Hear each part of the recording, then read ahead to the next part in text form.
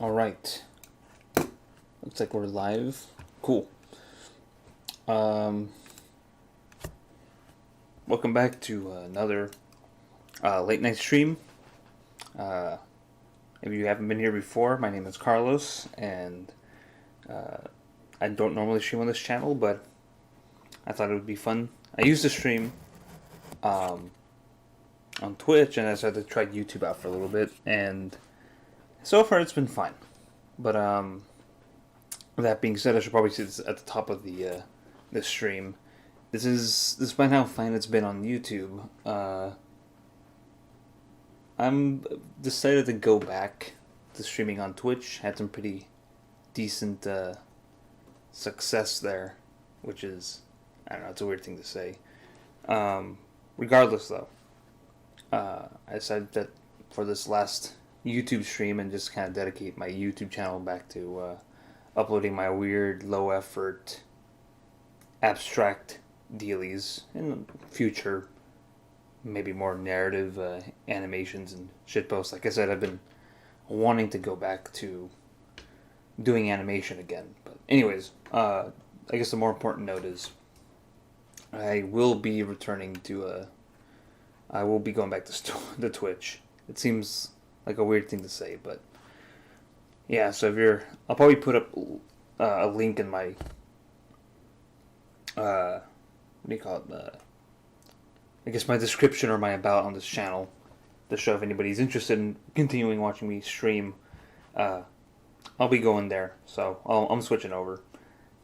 It's been okay from what I've done here with YouTube, but I kind of like the simplicity of streaming on Twitch through OBS more than I like the weird like extra layer of interface that you have to deal with YouTube. So it's more streamlined. Anyways, so what am I doing today? What am I streaming?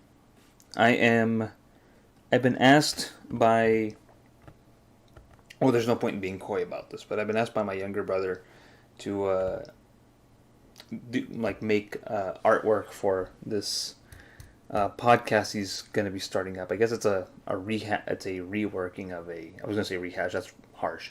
It's a reworking of a podcast he used to do on his channel, and he's asked me to do the artwork for it. I mean, I've done the artwork for other projects that he's made.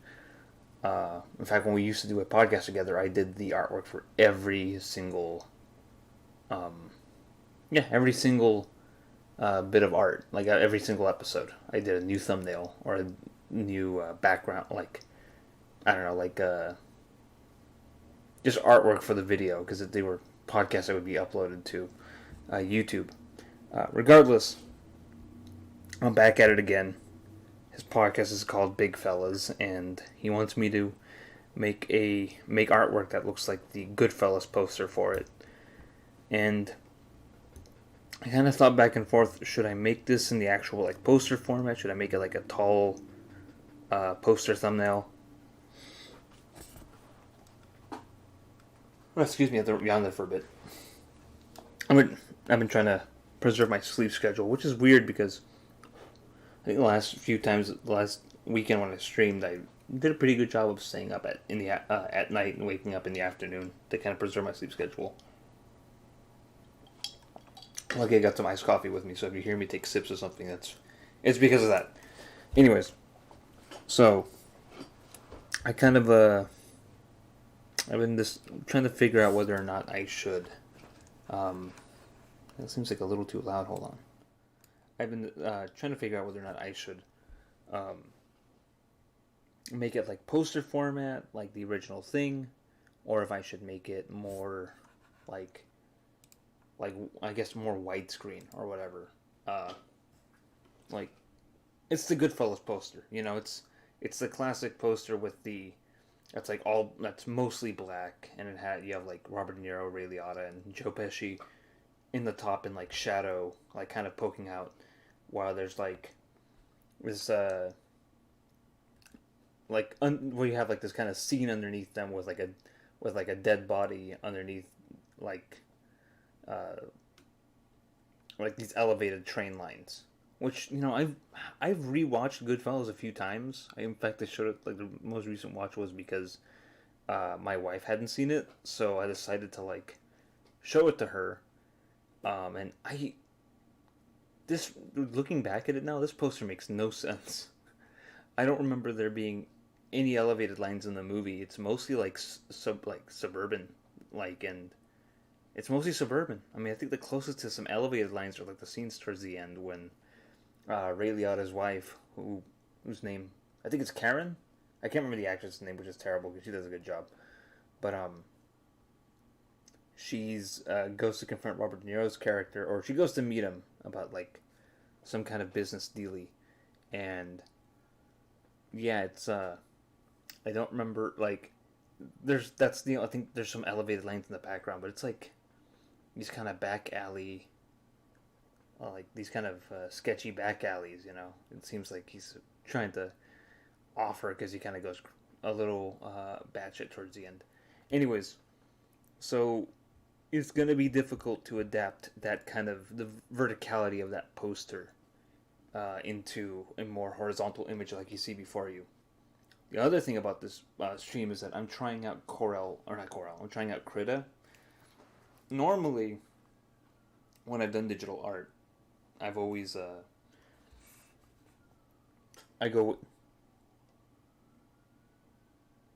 the police. There's some sirens out in the background. It's a Friday night in the small town, mostly made up of weirdos and secrets and lies. So there's always police activity. There's always a siren. Not a day goes by when I don't listen to like a weird siren in the middle of the night. And what I usually think is a good neighborhood, whatever that means. But anyways, where was I? So, oh yeah, trying out Krita. Normally, I'm someone who likes to work with GIMP.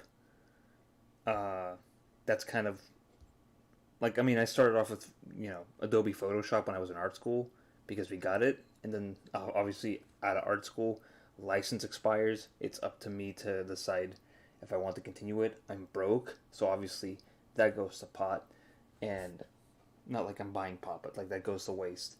So what do I hear about GIMP? That becomes my main thing for editing and digital artwork.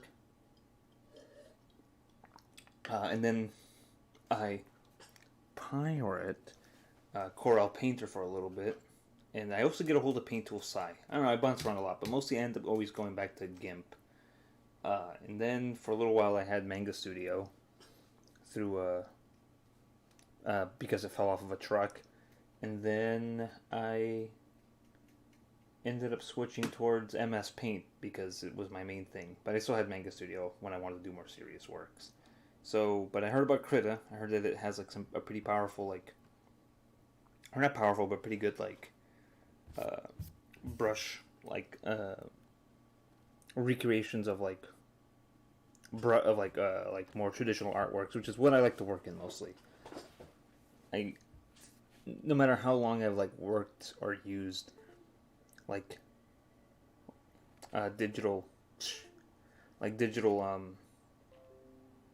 okay, if you're hearing that,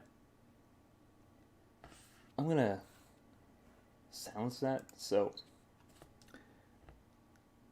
this stream drawing with this digital on like trying out Krita here, this is gonna be, as the kids say, very scuffed, because I have an old tablet, like I think from like 2008 or 9.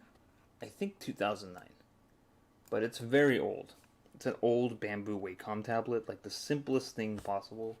The pressure sensitivity used to work. I think it might have even worked mostly when I used it with Manga Studio, but I was testing it out with Krita earlier, and it didn't want to work. So I gotta really refine this. I mean, I want to work on this, and I want to like get started on this so I can turn it in before the end of this weekend. But yeah, this is gonna be mega scuffed. So,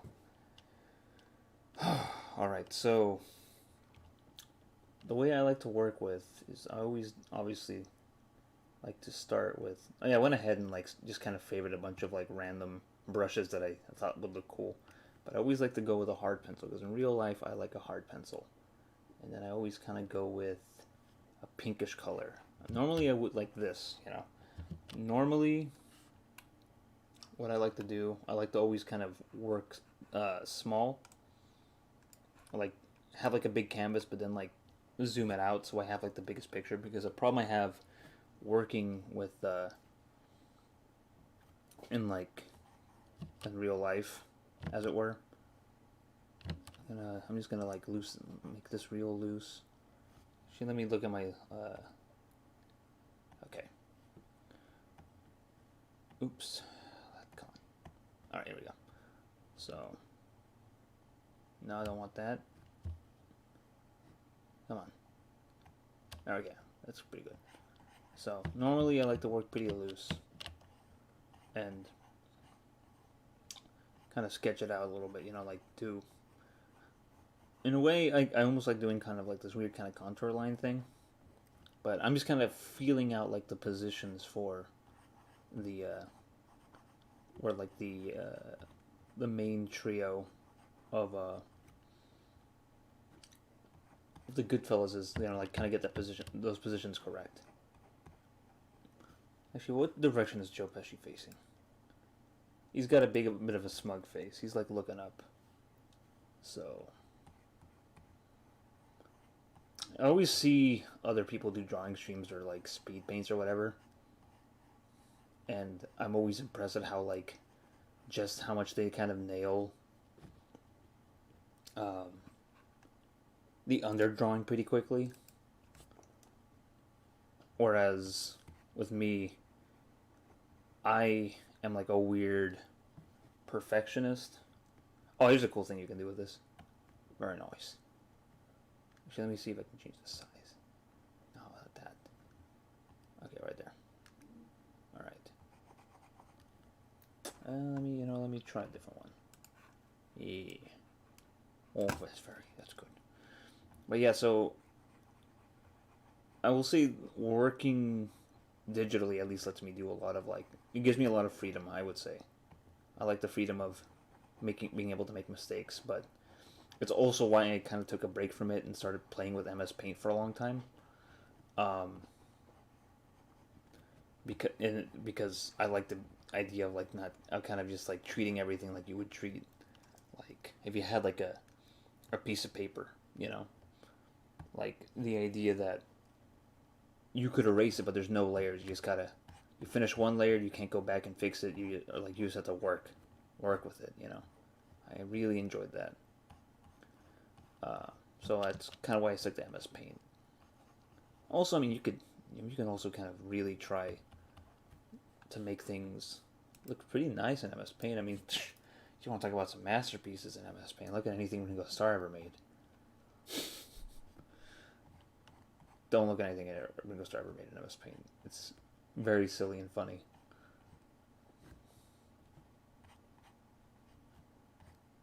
So, my brother definitely has. He sent me some reference photos for his two compatriots in this podcast. But he didn't send me one for himself, so I'm assuming he wants me to draw himself as I used to draw him in our podcast, which is he's a very large fella, which makes sense for a podcast called Big Fellas. So, and I have a weird thing of like making large people look, or at least for him. I mean, he's used to me kind of drawing him as a little large. That's not what I wanted. No? Okay. Anyways. Well, what the heck? Okay. Sorry if you hear any of this kind of the Wacom tablet getting scuffed up. It's in like the worst shape. I'm shocked that it still works. Honestly, it's a miracle. But alright, let's see. Let's go back to hard pencil again. I think the other thing too that kind of makes me steer away from these more layered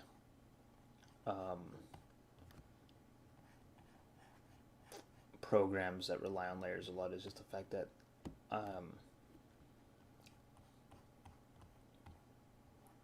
I feel like it makes me rely too much on like being too, I don't know, like not being too loose, but like I feel like I can really like I feel like I almost encourage myself to make a lot of mistakes. I don't want that actually.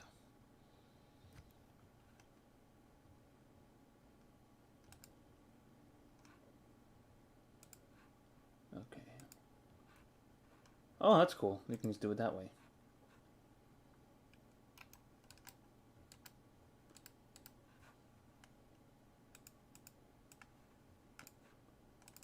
Okay. Somehow the actual eraser I want to use isn't showing up on this. Hold on, can I, let me get rid of this from this tag. Okay. And it doesn't show up. Interesting.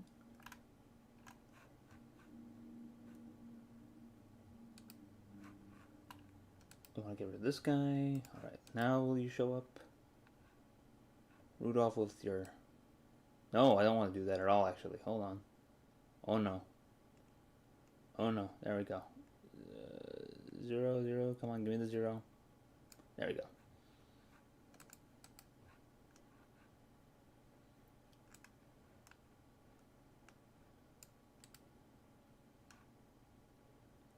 I want to see if I can edit this. Hold on.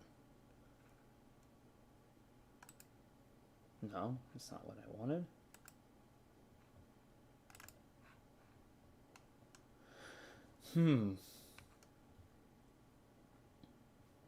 So they're making so clearly this is making a powerful enemy. Let's see. No. Okay, well, I'm just gonna keep going like this. So anyways, I'm just not... I mean, I like the freedom I get from it. Like, I like the ability to make mistakes, but now I feel like I'm more urged to make more mistakes. You know? So, I just kind of... He's looking pretty good. He's looking... Tav is looking pretty good. Right here in the middle. Alright. I mean, I love the freedom and, like, the ability to, like, just kind of let loose. But, like I said, I do feel like it almost hinders me a little bit. Okay, so...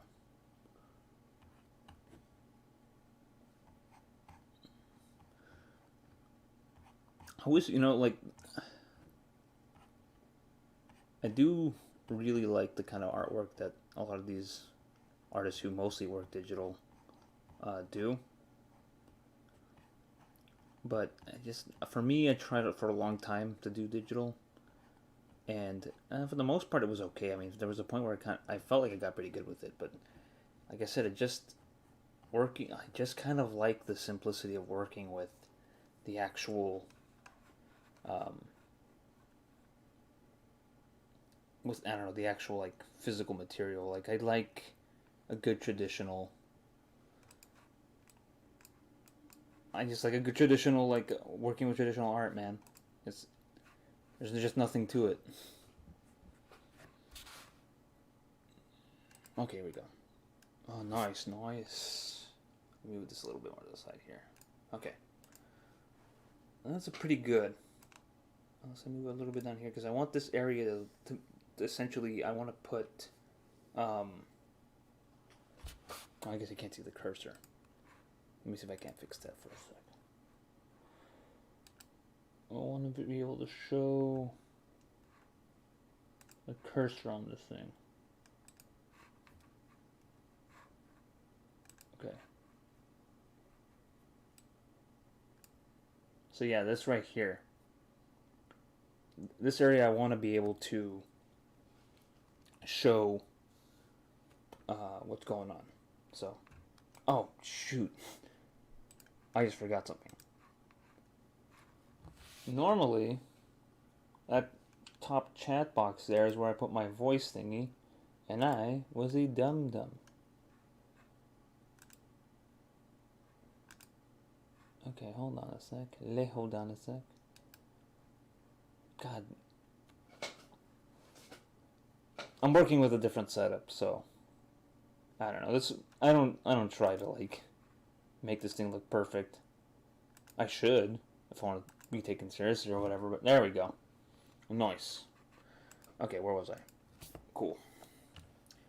Anyways, so I got this here, and I want to be able to like put maybe the names for Tav and his co-hosts, and I want to be able to put the logo here, and then actually I should be able to put this in layers. So I want to put the logo here, obviously, and then I want to be able to down here at the bottom do the dead guy in the little like underneath the elevator line thing. So I'll do an extra layer for that. All right, nice. So let's see. I'm really bad with perspective, so I'm just gonna wing it a little bit. It's really wild when I think about like how kind of the fact that I don't know. I don't feel like I'm super talented artistically, but I'm always shocked at how. Okay, computer, you're wildin'. Somehow my computer keeps thinking that I'm unplugging it, unplugging in and unplugging my, my like external hard drive. I don't know why it wants to do that. Anyways,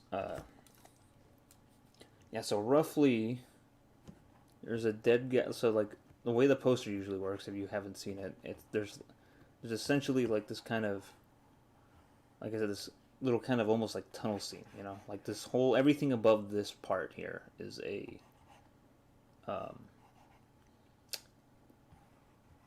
it's dark, it's black, it's total darkness, and down here you get these kind of columns, All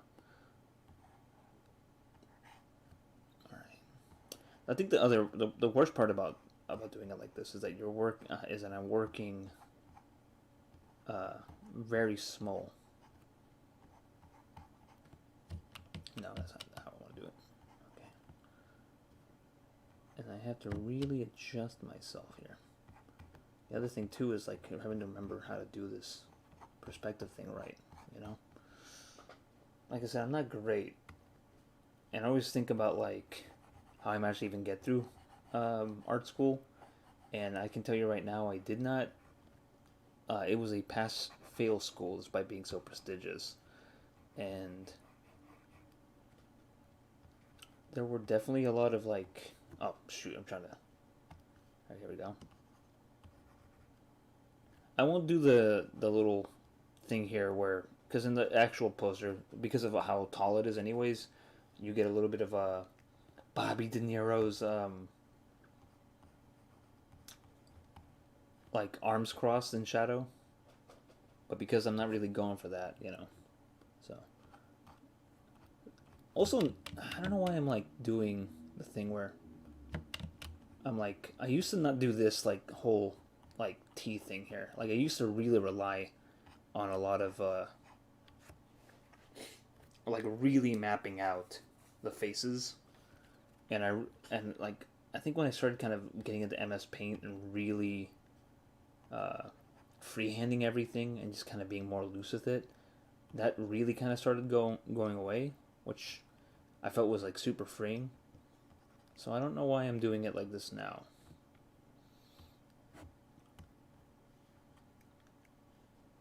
Anyways, so there's 4 co-hosts.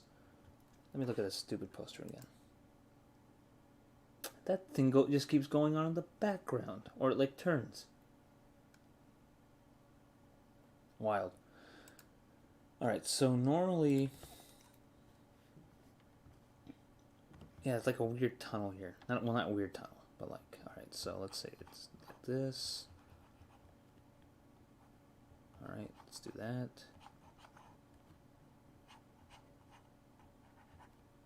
Okay, so it's gonna be a little weird. I mean, it's already mega scuffed.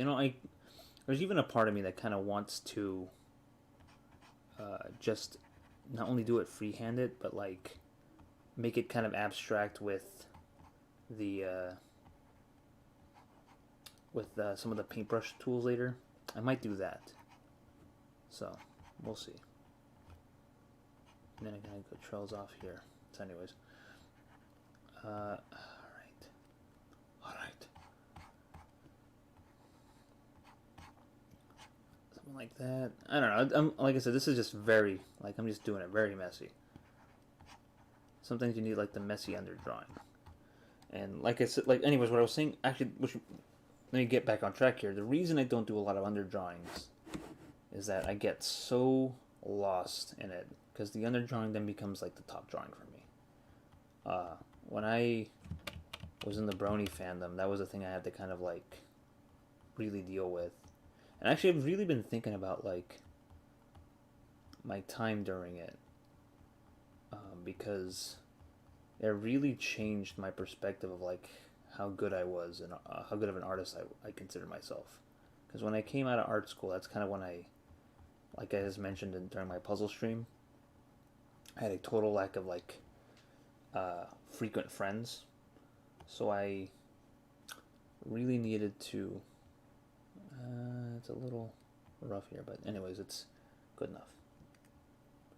So I just kind of, luckily, like I found this show and I latched onto it, and then I became part of this community, and it became like a very active part of like the real community. So.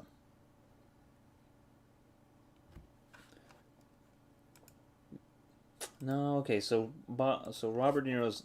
I'm making Tav look like he's looking away, but really he's looking down. He's looking directly at you. He's like judging you. There we go. I like that. Okay.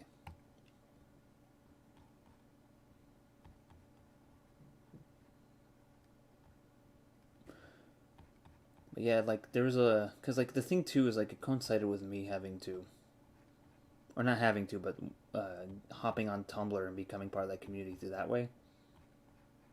And one thing that like I think really roughed me up was the fact that being exposed to a lot of like the kind of popular art cells, which I still identify. Like I go on Instagram, and when I look at like popular artists there, I can kind of always. I think Tav's. I think his scar is on this side. Let me look at some references. But anyways, while I look at that, I'm really like I can there's like a few art styles that I always point to as things that I first saw on Tumblr, because obviously like the fans who were fans on there adopted it and kind of like spread it. Like it takes one person to like look at a piece of sorry at a piece of art, get popular with it, and then kind of create this whole revolution. But the only way I can kind of describe this Tumblr style of art is it's usually on the spectrum of like these kind of like subdued but still kind of saturated like purpley art. Like it's kind of on the spectrum of like the color purple, and there's like these kind of thick outlines, and like it's always angular, and it's like in between. Okay, it's on his left side. It's in between like, what do you call it, like anime and like Butch Hartman. It's like this weird crossroads of that. So yeah, let me go back to paint layer 1. That's pretty good for now. So the dead body, they want it to be their co-host, and their co-host is this man who that's gonna be a separate layer. Is this lad I adore named Tarumo. The boy is a pig, like he's an actual farm animal, from what I understand. The lore pertaining to this lad, I mean, I tell you, I both adore him and pity him somehow.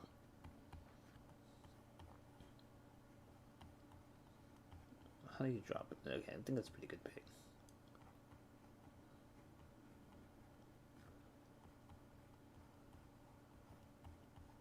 Pigs have like a weird shape. They kind of have like a weird bottle shape almost, you know?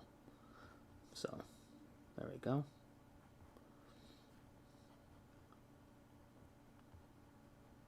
Yeah, that's a good pig. It's a fine pig. Let me move this little guy a little here. Maybe even... No, I don't want that. That was a mistake. Thought I could rotate him a little bit. That's good. That's a good pig. Good little outline of a pig. Okay, so I think we are pretty decent. You know, I want to... Somehow I can't bring myself to, like, fill out these, like, the underlayer for, like, that's the white. So, I don't know what it is about me. Alright, here. But let's try this out. If it doesn't work, I'll undo it. There we go. I used to use blue because it reminded me of like the blue pencils that I used to do when I used to do comics. Yeah, let's go with that. All right. And I mean, I don't know. I guess like I kind of started gravitating towards pink instead. Mostly, I don't know. Like it seems pretty easy. Like I don't know. I don't know what I'm trying to get at. Okay, come on, tablet, don't die on me here. All right, here we go. All right, nice. No, I don't want that. There you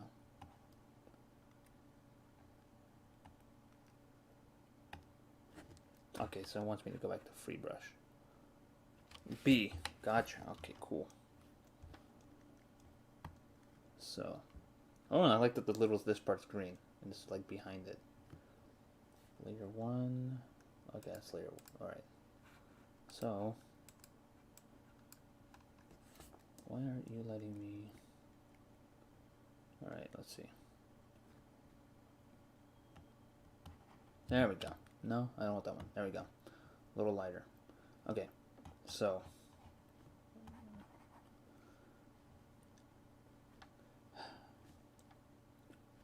I'll go focus on Sabor here. Okay. I know what he looks like because I've made artwork starring him before. So I always know what kind of like kind of anime boy his avatar usually is. So I always I can like sometimes I need a little bit of a reference, but mostly I can draw from memory. Okay. I'm not really...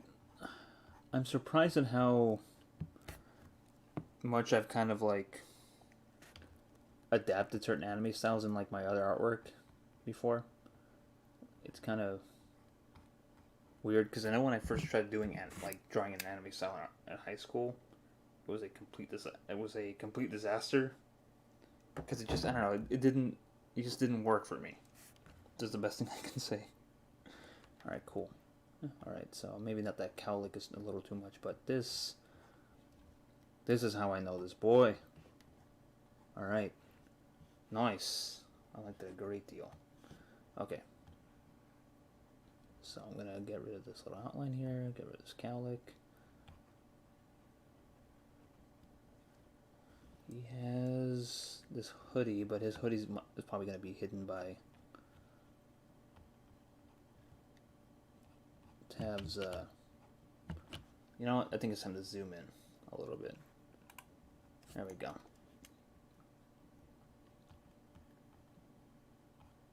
Okay.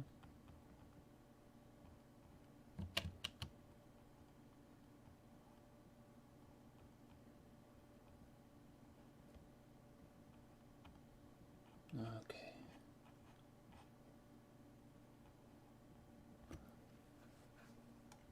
What's Ray Liotta? Okay, he's kind of looking. The thing is, they're all looking at. They're like their eyes are all on like on us. So.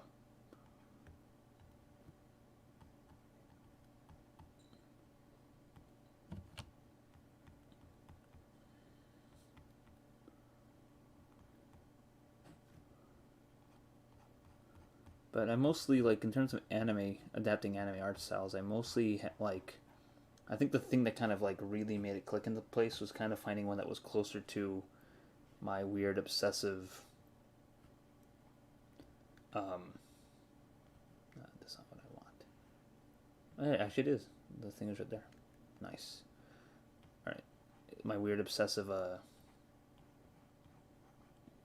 Not obsessive, but I don't know. Like I kind of like always just I went for a more like I guess what you would consider a more realistic style, uh, and okay, because it was easier for me to like not rely on like these kind of big, kind of eye like the big anime eyes. I guess it's always been like a hard sell for me. Although I do watch a like I think I watch a less anime now, but like for sure I used to watch a lot of it. So I'll have to like fix his hair in a sec here. His hair is not usually like that. All right.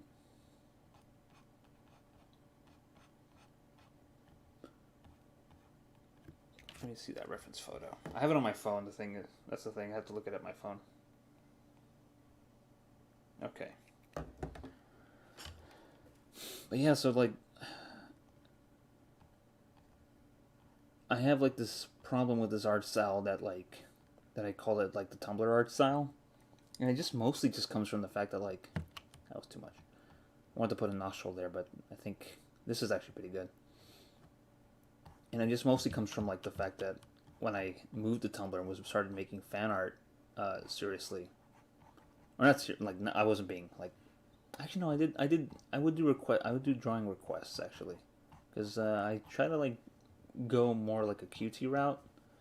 I kind of leaned into the cutesy side of like Tumblr art styles, I guess, and came out with this like very kind of cutesy, almost like storybook style because I was trying to be like somebody who was doing traditional art in the Brony fandom. So I was mostly sticking with watercolors. But then I think I started leaning into more digital stuff because buying paper every week was, or not every week, but every now and again, became like a pain, obviously.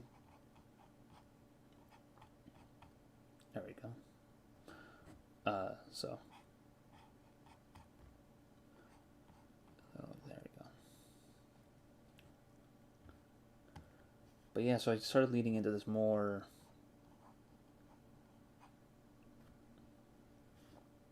cutesy style that eventually kind of became more influenced by. That's the thing, because like I always start off like I feel like I ruin my artwork. That's a decent year. I ruin my artwork by copying like popular internet art styles, but then I always feel like my art gets better when I copy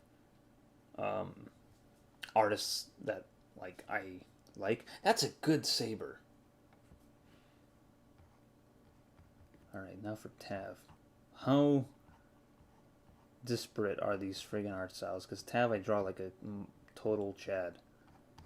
Chattanooga Choo Choo, that is. Got him. Okay. Whereas with Saber, I draw him like the anime lad avatar he has, which is his request anyway. So it's I'm just following orders, man. But with I always draw Tav this way, and it's mostly because like I have a hard time drawing larger characters in in an anime style. So okay,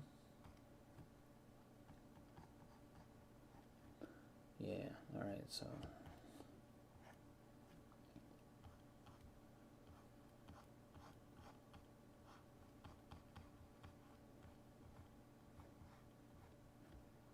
All right, all right. Yeah, this like I said, what I was saying about this like Tumblr thing. So yeah, it just there's this art style that like I always just associate with like Tumblr, unfortunately, and it's this and this is like angular, thick lined, like I said, between like Butch Hartman um and like almost like chibi anime characters. And there's just like a lot of this art style that like kind of came out of there that I liked at the time, but now I kind of, I don't know. I guess maybe it's because I had to like compete with it. I created a disdain for it, but whenever I see it, it makes me mad. It like drives me up a wall because I always see it. It's just like, I don't know. There's a sense of like amateur, I guess, that I look at it because it just seems like such an easy thing to start with and then adapt. I'm extremely bitter about it, is what I'm trying to say. And I really shouldn't be, because I don't know, like I'm not competing with the same audience anymore. In fact, I mean, Tumblr's mostly dead, but like I said, like if Instagram exists, Twitter exists, so like it's decent. Okay. Actually, I want to maybe adjust his eyeglasses a little bit. I wanted to make it. I mean, he's looking directly at us, but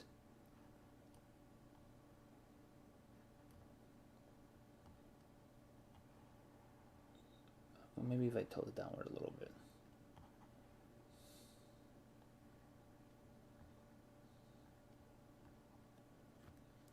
Okay.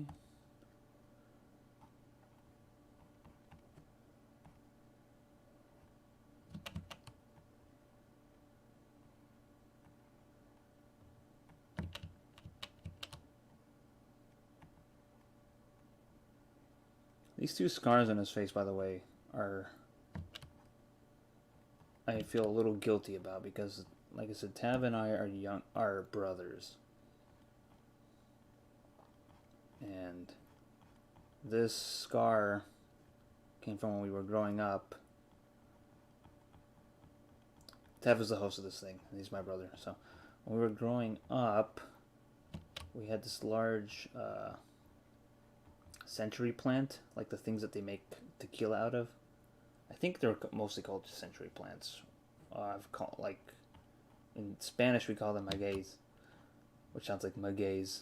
So, all right, come on. It's these friggin' modified Ray-Ban like eyeglasses that he owns that always trip me up. And I realize like how much I don't really pay attention to how people draw eyeglasses. They're essentially square, like these weird square things. But anyways, we were running around it in our childhood home, and he just straight up ran by it. I think I chased him too hard and ran by and like ripped open his like cheek that way. That mouth was perfect, and I ruined it. Okay.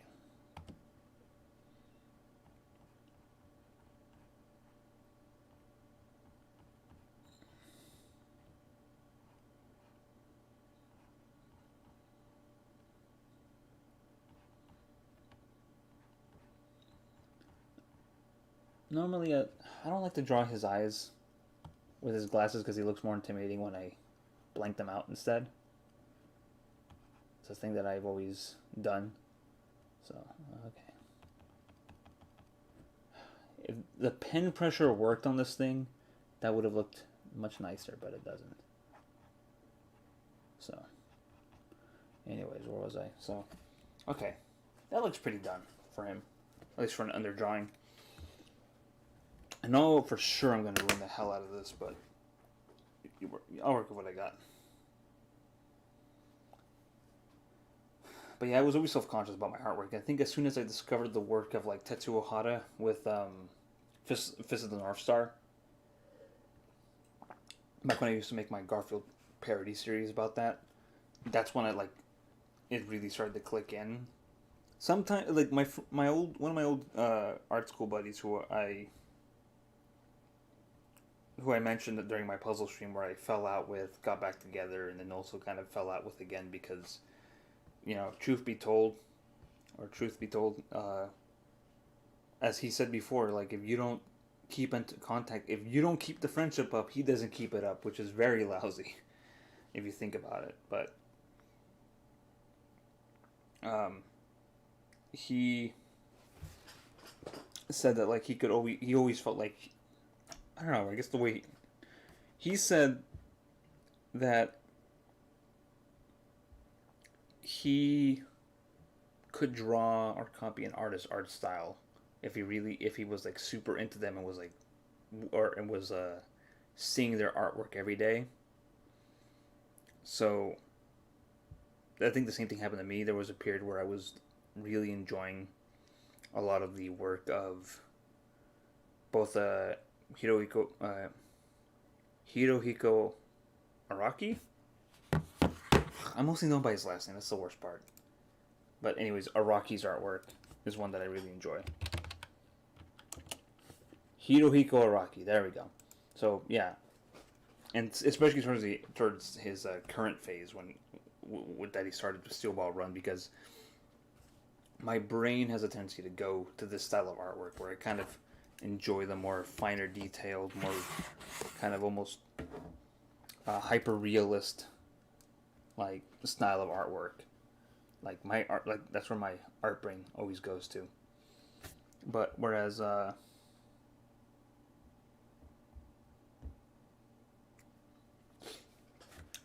like to kind of go with this more simplified chibi style is very difficult for me. Okay, I need to erase all this. I need to get all these guides out of the way.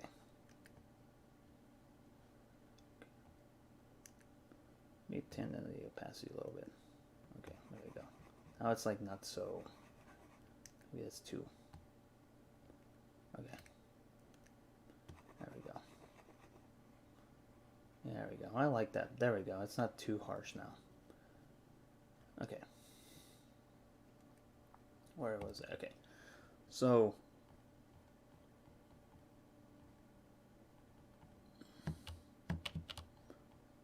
Yeah, so like I've always had like a hard time like doing more anime stylized because my brain just doesn't go there, you know.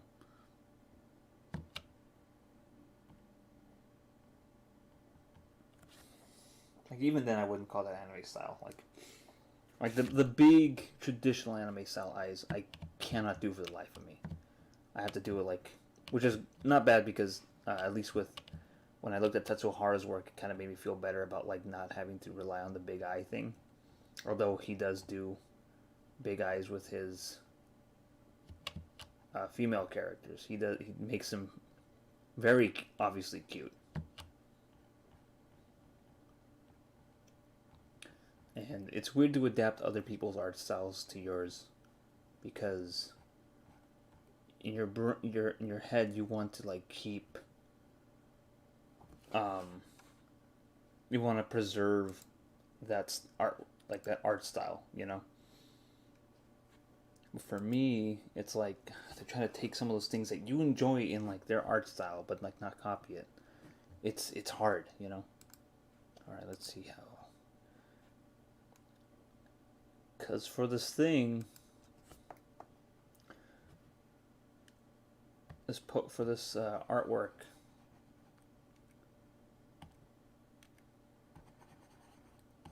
there we go. This art, Captain Kidd. Give me a sec, but lad.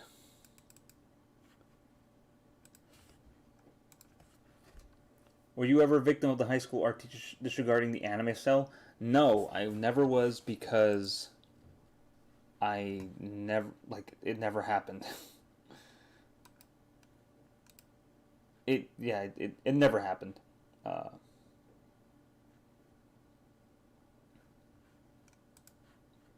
There was like, yeah, that's the best way I can say it. Like it never happened for me because uh, I never tried doing it. So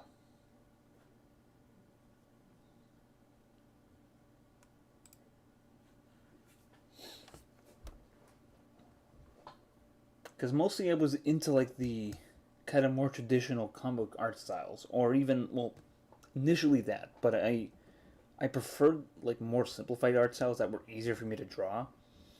Well, but like I kind of navigated. I started kind of navigating more towards like these kind of French and like Franco-Belgian style of art. So Like I really enjoy that stuff, so that's why it was never a thing. I mean, I'm sure like my some art teachers were bothered by it, but I don't know. Like I got out alright. My art teacher liked my stuff enough to like recommend me to write my recommendation letter to one of my art schools. I had two different art teachers essentially recommend me or write my letters of recommendation. So I had one like I had one just in case, like I had one for each different school. So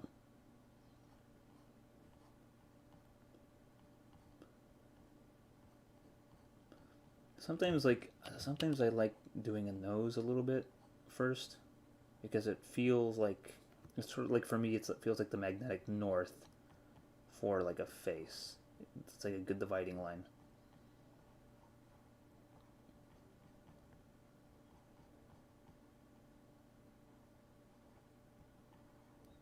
You already use big anime eyes. Alright, here we go.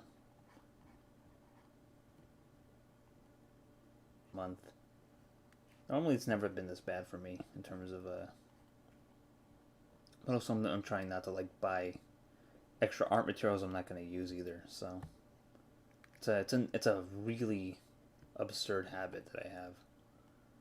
Like it's something that I really had to like. It's trying to I really started to work on. So not to like buy stuff I'm not going to use. You know.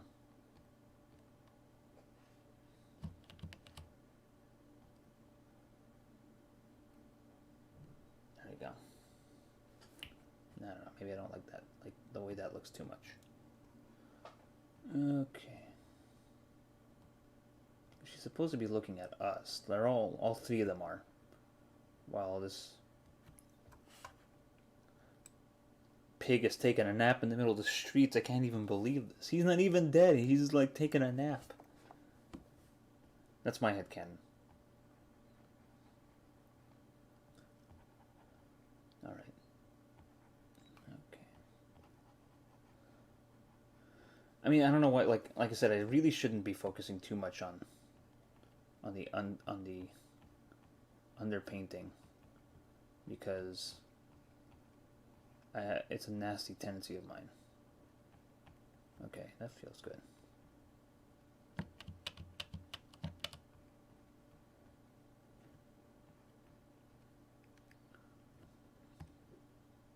Even better yet, maybe move her eyes a bit more than this way. Just kind of really. Oh boy, that's not a great look.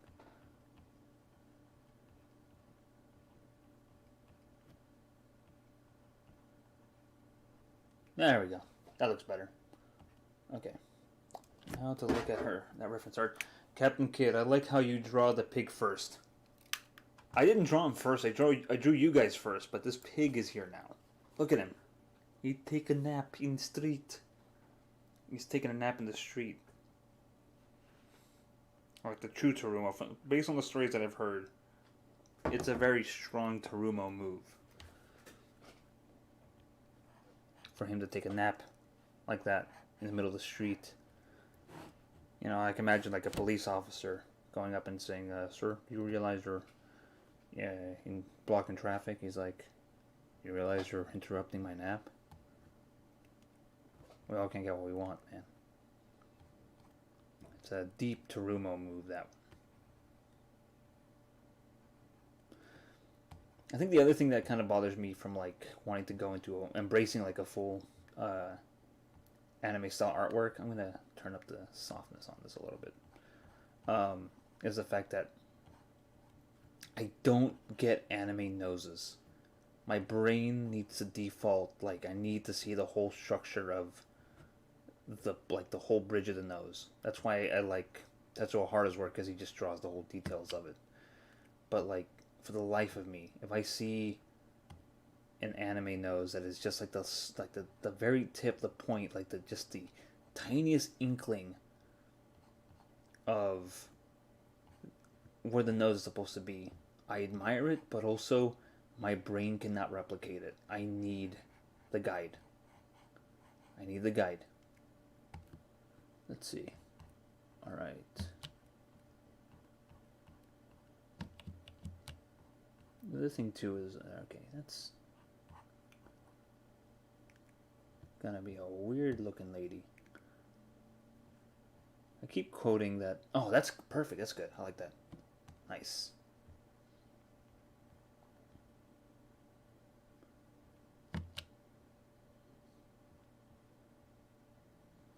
Okay, now for the hair. Yeah, so luckily I feel like I'm getting a better place about it. Oh, so she's got these baby bangs. That's cool. I can deal with that. Very nice. Also, the thing too is like there's an art style I can do that because it was like it's muscle memory at this point. For me, and that was when I was in high school. I went. It was Sonic phase. I just said it. Like I think we all do. Like we think, especially like in the 2000s when right before Sonic 06, we had this weird idea. Only 90s kids remember where Sonic was the coolest dude who ever lived. He was Bill Clinton and Michael Jackson rolled into one. Before all the weird stuff. Running joke is that anime noses are often just a dot or a smudge. Exactly. Thank you. That's exactly my problem.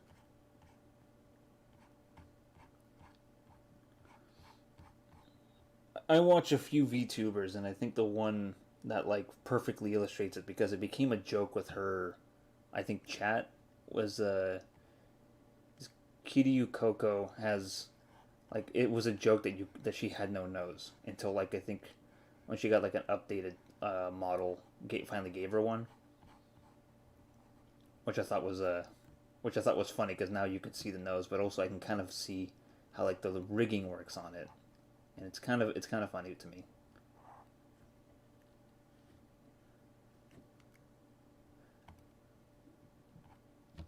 Okay, all right, that's not bad.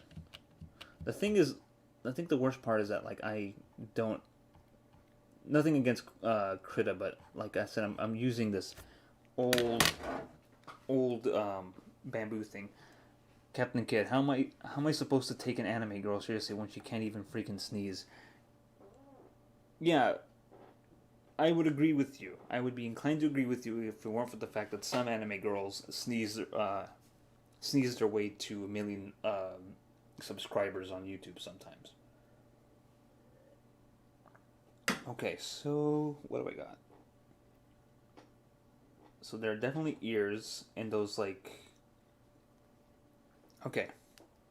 The thing is that she's got a very cool, flowy hair, the way Yuri's reference thing is. So, the other thing I have a hard time with too is expanding beyond like where the skull is, because like I have a weird thing of kind of making the skulls uh, too long, like too narrow. And that's my bad, honestly. Let's see. All right.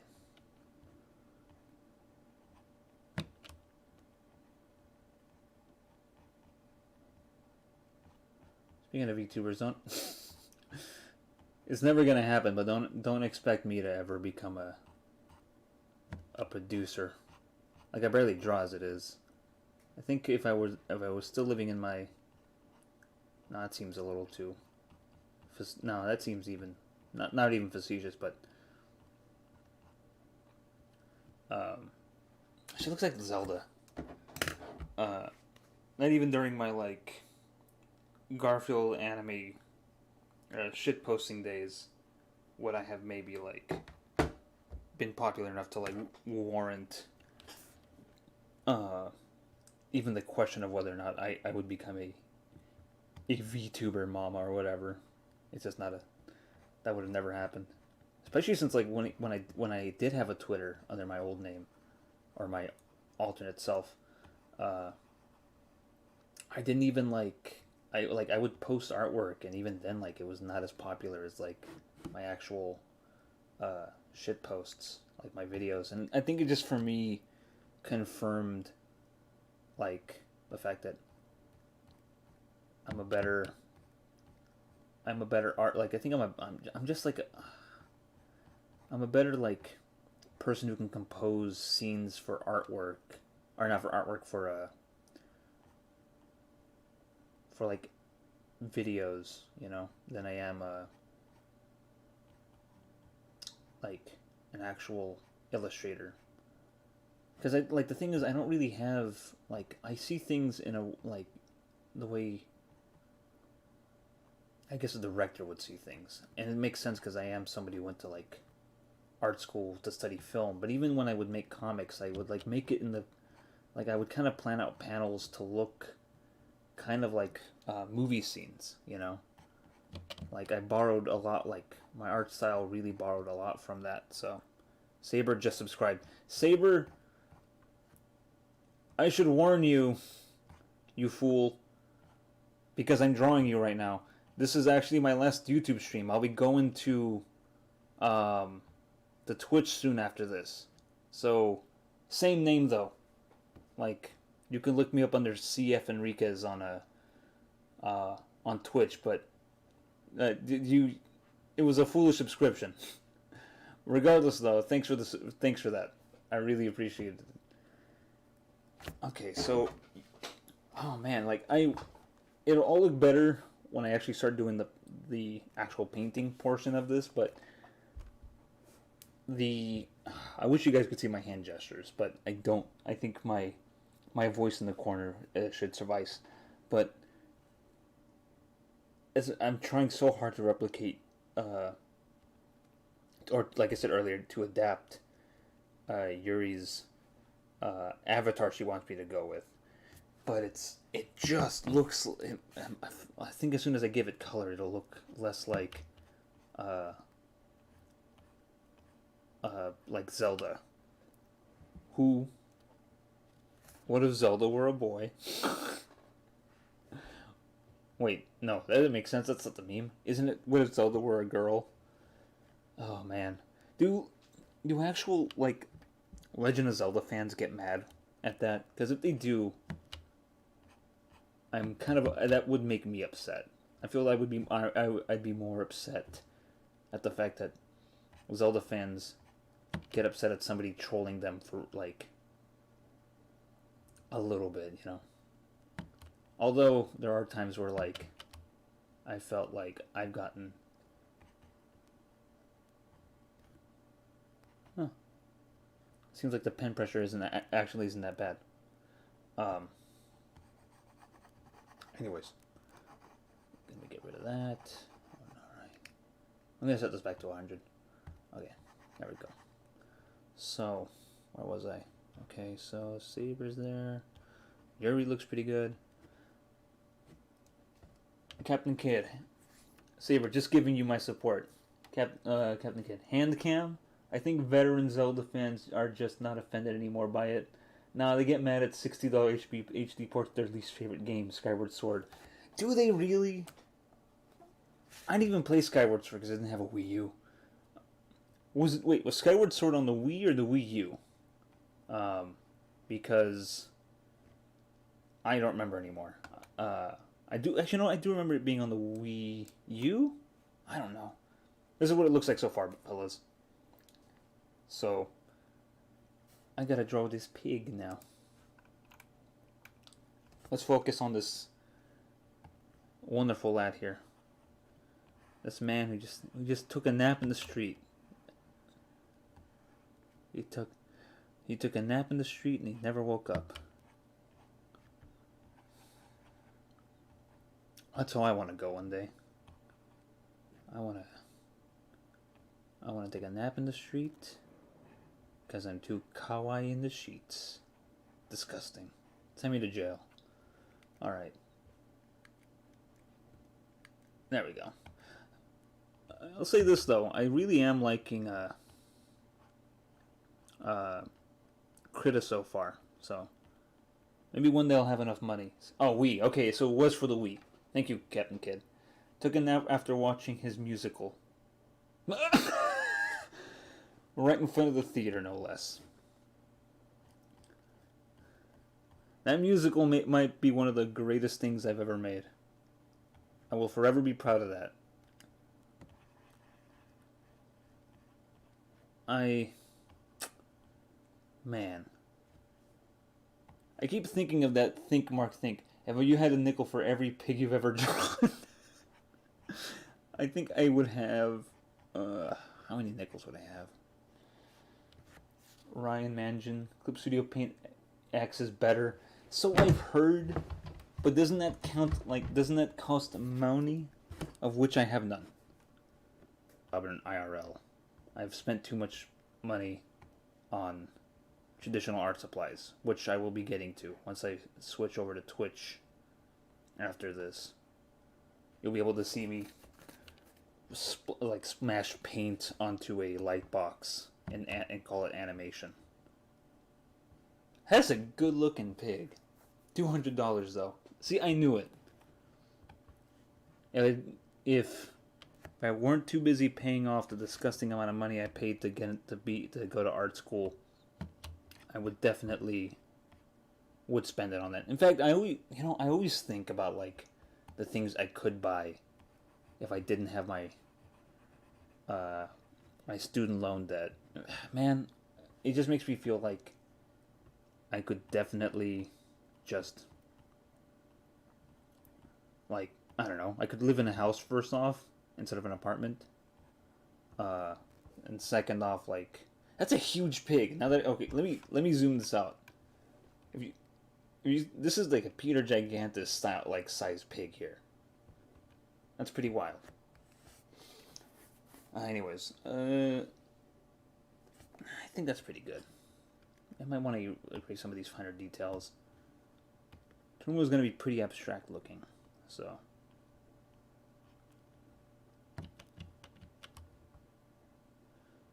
Anyone who's coming in to see this while it's still on YouTube, it's not going to go anywhere. I'm not going to delete this archive, but yeah, I am moving to Twitch because I liked it better there in retrospect. I thought I would try YouTube for a bit to see how it would look, but I felt like more people tuned into my streams on Twitch, and I'm ready to go back. You know, I think it's good. I think it's I'm surprised at how often people would tune in, like just total strangers would just walk into this, like when they could instead be watching somebody sitting in a hot tub, talking about like, or roasting their chat, and instead they're coming to see me play Tekken 2 very badly. So that looks better. That's a way better thing. I drew that extra. Sometimes you just don't need to draw the extra. Like the extra shoulder there. Nah, that's good. I like that. There we go. That's a good pig. Tell that spider who dies at the end of Charlotte's Web to like make a really good spider web that says that's a good pig. Captain Kid, do you think you'll ever make a career out of drawing the funny food guy and his cronies?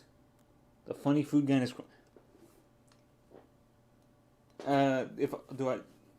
If I'll make a career out of that, if the funny food man, if Meal Boy ever actually starts to gain more traction as a channel, is there a good down shooter cam I would recommend? You would recommend for traditional animation? Depends on what you want to do. Because I have a down shooter that I bought off of eBay that's like from the 1970s. It's a solid piece of metal. Well, first off, let me answer. I'll answer Captain Kid real quick. If Meal Boy ever actually takes off, or if Big Fella's still my freak. Genuine hard questions. Hold on a sec. If Meal Boy takes off, if Big Fella's becomes a success, I'll consider maybe dedicating a lot of time. I mean, I'll do it anyways. I'm friends with Tav, so you know I'll support him when I can. I want to, and if he wants to throw me bones as an artist, I'll do it. But so I guess I could become like a dedicated artist for Meal Boy and Big Fellas. And then Danjin, for your question about down shooters, I do own a down shooter. In fact, I used it for my puzzle stream I did over Memorial Weekend. And essentially, it's like a big solid piece of like plywood board with like this mega solid piece of adjustable, like this adjustable pole that can handle up to like maybe 10-pound cameras, which is great because I have an old 60 millimeter camera that I'm planning to use and go back to animate with. But in terms of downshooting camera, if you're doing traditional, it depends on the film format you're using. 8 millimeter is super cheap, especially if you know where to find it. Manjin. Okay, fine. I think I said Manjin. It's weird to pronounce your last name as Mangan. But anyways, Manjin, if you're using 8 millimeter film, then it's not hard to get a hold of like a camera that at least has like a single frame animation. But then you have to figure out like how to adapt single frame stuff when you're shooting like that. But also, this thing can accommodate digital cameras because they don't really change screw types. So, in terms of like working digitally, though, you can't go wrong with DSLR camera because of how high quality it is. I myself don't really use one, but like some of the ones that like bigger animation studios have used, like, are kind of prosumer. So, by the way, my favorite Dragon Ball Z, Majin Buu, my favorite Dragon Ball Z character. He's the best one, right after Pui Pui. Anyways, so DSLR cameras are pretty good, but if you're starting out, a lot of animation websites, especially if you're using like something like Stop Motion Pro or even like free ones like Monkey Jam or whatever, they would recommend that you would even just use like an HD webcam and hook it up and directly just take pictures with it. So that's a good way. That's a good starter camera to use. Is just to get like just get any old HD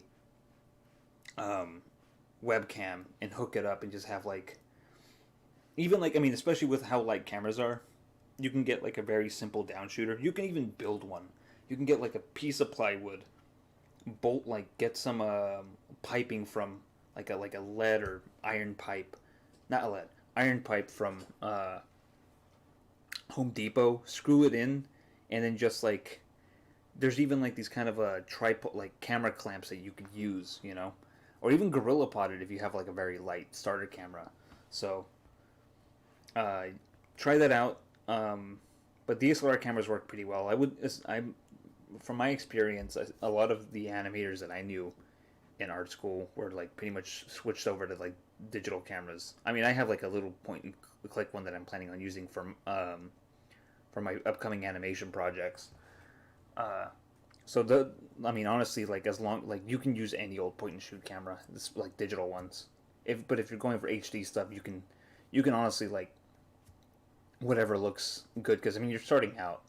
I mean, if you're planning on getting a bit more slicker and pro looking, obviously I would look at a DSLR camera. But I mean, for starting out, like a decent webcam, or even one like a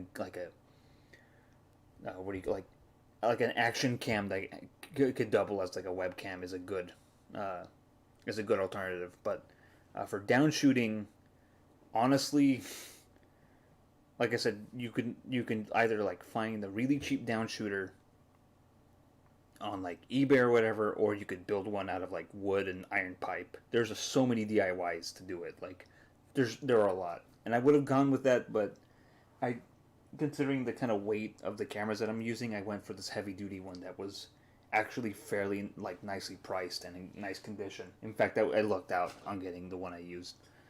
And then Saber art questions. I want to develop art style that crosses between Bruce Timm and Gendy Tartakovsky, like Samurai Jack, 2003 Clone Wars. How do you go about that? That's an excellent question, and that's what I was actually talking about earlier in terms of art styles and like being grumpy about the art styles that like adapting. Like I said earlier, one of my buddies from art school pretty much said that he could replicate. He feels like he could like replicate uh, art styles by just spending time consuming it. You know, so that's actually a very good move to do. It's just like consume the art style, like just straight up copy what you like about it, like just or and straight up just copy like just like copy it, just like stay like kind of stay in like the mindset of trying to copy that, and then start adding things from the other art style that you like. You know, like drawn one way, drawn the other way, and just start slowly kind of combining it. It'll come naturally. You know, like this. Like I've seen a lot of videos that say like, hey, don't try to like set an art style first. You know, to kind of because it's good advice, but also it's good advice to try to like copy what you like and then build off of it. You'll look, I mean, obviously you'll look like a copycat at the beginning, and everybody's gonna say like, "Oh, why are you ripping off of this person's art style?" But eventually, your own like preferences for what you like about artwork will stick around. And then I'll check out yeah, okay. So yeah, just check that out. Like for example, like speaking about art styles, like right here, let me switch back to this layer.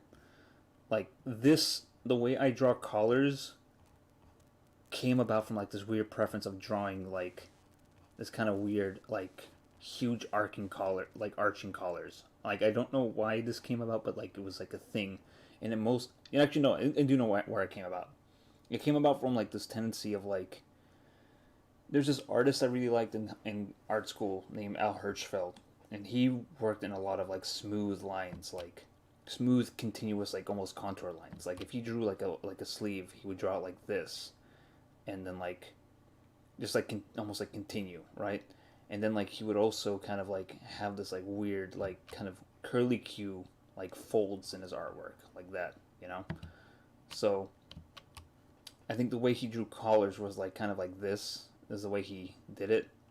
So, and that's kind of like what I adopted. And then also I just like big collars. Like I like these kind of big naval collars sometimes, like the ones in Captain Kidd's logo there, or his little profile pic. But I don't know. It's just for a matter of like, for me, it's just a matter of like choosing what kind of feels more natural to draw. Like eventually you'll build up like what you just like drawing, you know. So I think this underpainting layer looks pretty good. So I think what we're gonna do now, oh, the pig layer. I think I'm gonna add another layer and just, what's this one? Okay, I'm gonna move that up here. And I think I'm just gonna start going for it. I'm just gonna go for painting. Like I said, this is my first time using Krita, so I'm gonna really wing it here. Okay. So let's see. So the poster's blue. Like the main thing is like this, that part is like a blue, like simplified background that's like underneath this overpass. I'll rewatch a tons of DCAU and Clone Wars and then draw characters or scenes I like from them. That's the best way to do it, honestly. Like, I mean, like people always say draw what you like, but honestly, like it took me a long time to kind of come to Jeebus on that, because it's true. Like, you should honestly just draw what you like. There's no way around it. Like, it's hard to, but it's also kind of very hard to get over that self-consciousness of drawing what you like at first. So let me get this. All right. So yeah, there we go. Ooh, nice. I like that. That's a good chunky gritty brush. Oh, man. Oh, mama. Yeah, okay. Yeah, let's do that. Okay, yeah, okay. I'm just going to do this for a little bit. I'm just going to really feel it out here. Oh, baby, look at that grit. Oh. Getting a little hot and bothered by how nice and grit the thing on this is. Let me make this a little smaller. Captain Subway employees be like pig layer. I'm thinking, when making your cold cut combo. Give me cold cut combo on wheat bread. Captain Kid, when are you gonna get a job at when are you gonna get that job at at Chubway, or Bubby, as the people who, for certain anime degenerates who watch anime girls do live streams will say. It's Bubby. God, my wife and I have been saying that now a lot. I often feel that I feel bad about like exposing my wife to the degenerate anime things that I enjoy, because I feel like I'm ruining her. I don't know, but she's pretty strong-willed, so I feel like I'm never gonna fully ruin my wife that way. Ooh, I forgot I can do this.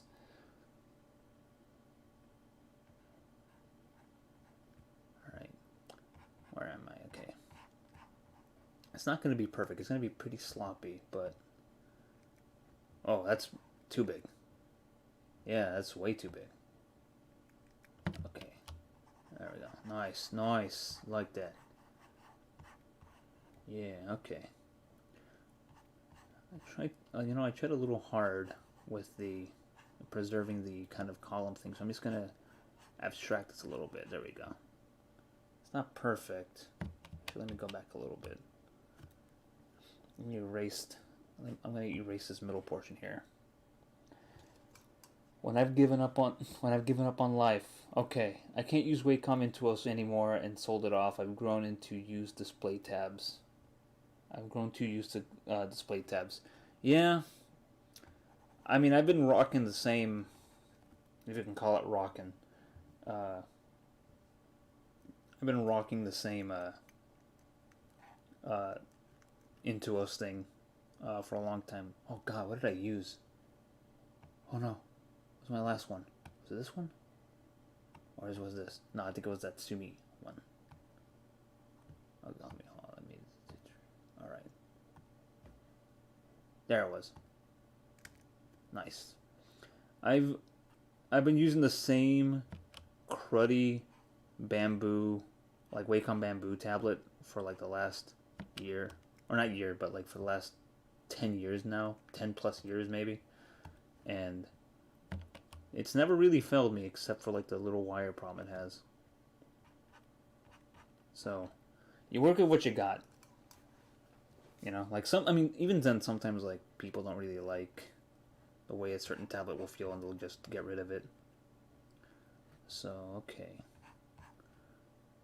nice. So I'm not too worried about this portion. I just kind of want to like feel it out. Like I said, I'm gonna abstract this. I need to go back and fill this in a little bit more, because what I'm gonna do, I'm gonna get a black. I'm gonna switch over to black. Right? And bamboo is primitive. Yeah, I know. I'm a caveman. I'm literally cavemaning this picture before you. This used to have sensitivity, and now it doesn't. Okay. I have to look at the base. Actually, this kind of very crunchy brush looks like it actually fits the texture of that background pretty well. Yeah, look at that.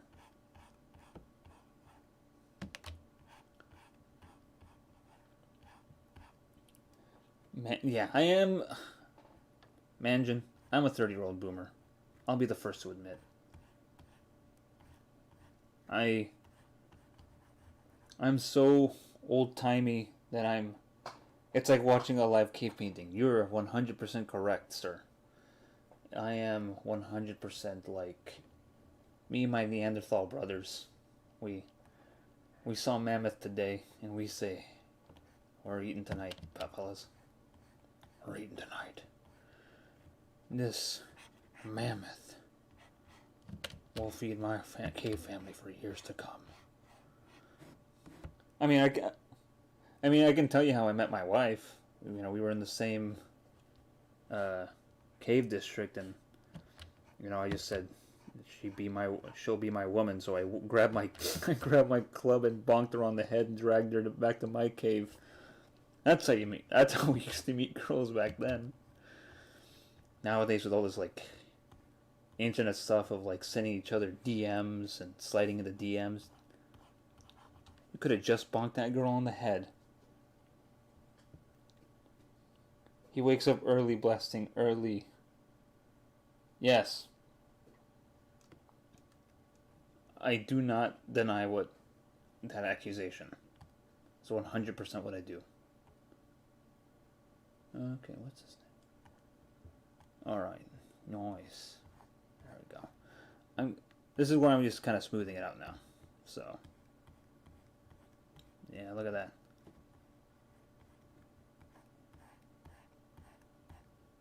That's a very nice looking painting there. Eventually, I'm just gonna destroy the light. No, over to Rumo. Where's the? Okay, not that one. I'm erasing Tarumo slowly. There we go.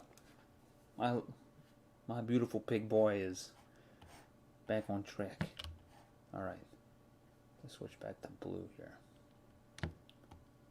Alright, nice. Doesn't like blue. Doesn't like yellow. Yeah, okay, no, too far there. 2000s music is now to mow the lawn. If I had a lawn, I would do it, Tav. Kid. Whatever. We all know your identity there, Captain Kid. I'm blowing up your spot. I said it.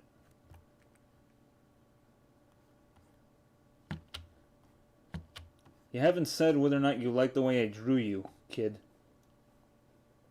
I want dibs for making next cover. Yeah. Yeah, you should get next dibs. Alright. Nice. Okay.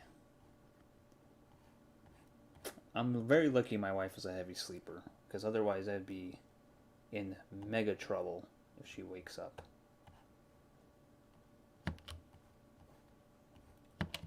No, I don't want that. Okay, just smoothing this out. It's tough. The hard part is smoothing this out, I think. Okay. He is quite a handsome porcine and quite big. Taking a nap in the middle of the street. Sir, do you realize there's traffic coming by? I don't care anymore. What are you guys doing in my bedroom? Alright, so let's... yeah, okay, so... Like I said, the worst part is that because the pressure is busted, I essentially have to change the size of this a lot. Okay. And then I'm gonna go back to that.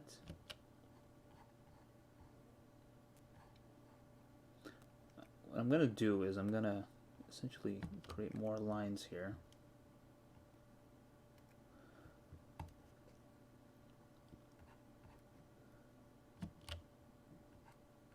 There we go. No, I don't want that. No.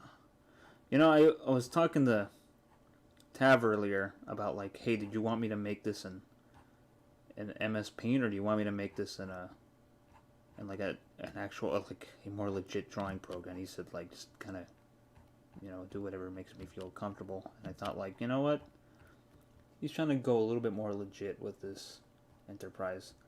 I should also try to go a little bit more legit as well. So I chose to. They're not man. It's not even, but I'm not. I kind of don't care. Let's see. Old family wife is asleep. Post state.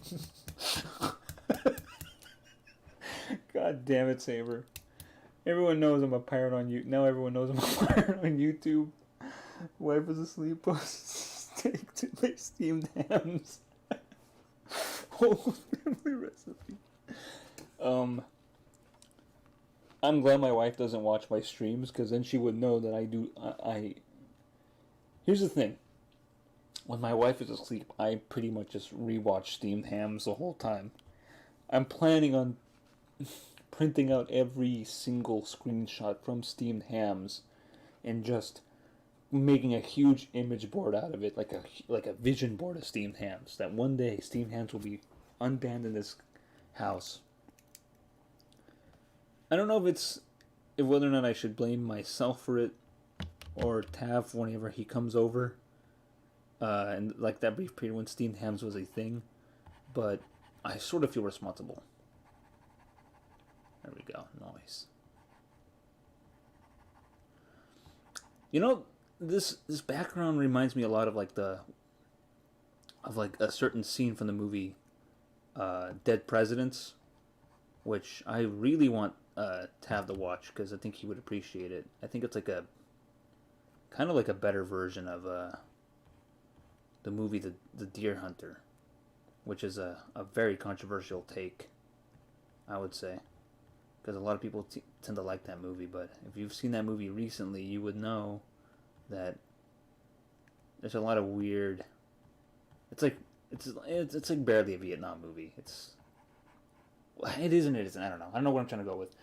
So legit that you put me in a suit, by the way. You made me look very sharp, and I'm a fan. You're not in a suit. You're wearing like your usual, like, I like to draw you in a color. I mean, you want me to, I could do a suit right now. Look. Look, listen.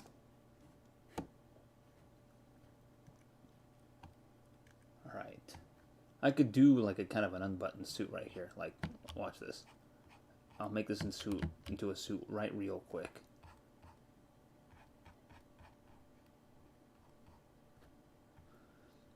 God, now you look like more like a mafioso. I never know whether I should put you in like a polo shirt or um if I should put you in like a polo shirt like Tony Soprano, or if I should like make you look very classy. Like I don't know if I should make you like classy mafia guy or casual mafia guy. You know? Let me switch this over.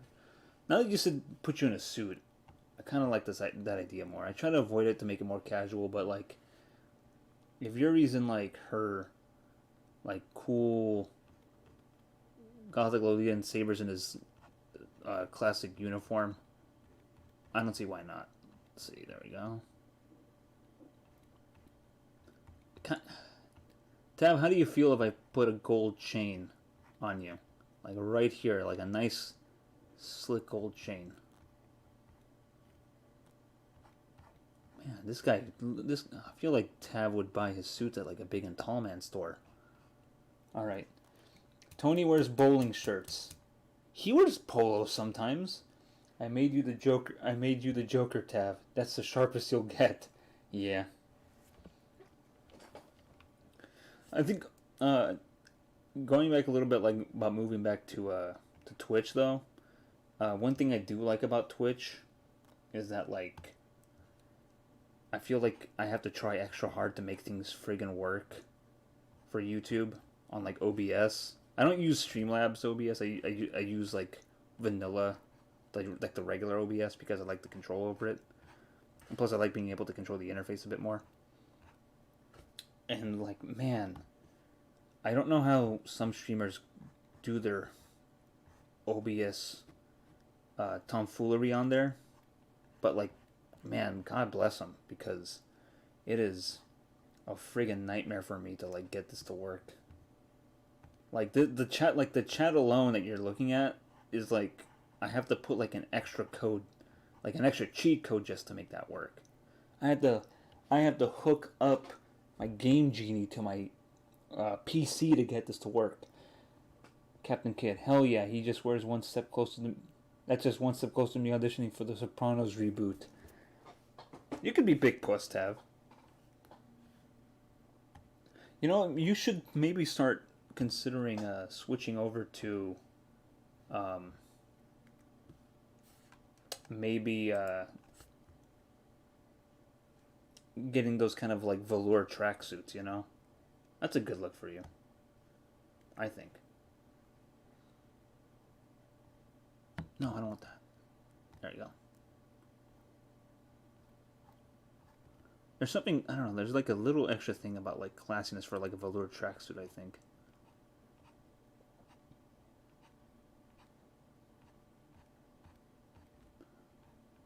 Alright, there we go.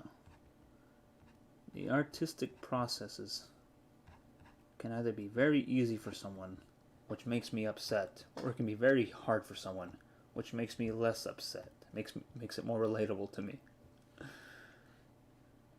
I don't know. I really should like be less focused on like how simple it is for somebody to make it look like that, because like I said, when you go to an art school and you go to people with where it's like your watercolor teacher nicknames draws like God because of how like the amount of natural talent they have in them.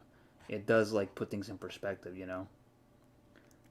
I will say this though, like going to art school definitely teaches you how to be more humble. I think before it builds up your ego into thinking that you're a Mega Man, you know, a Rockman X, if you will.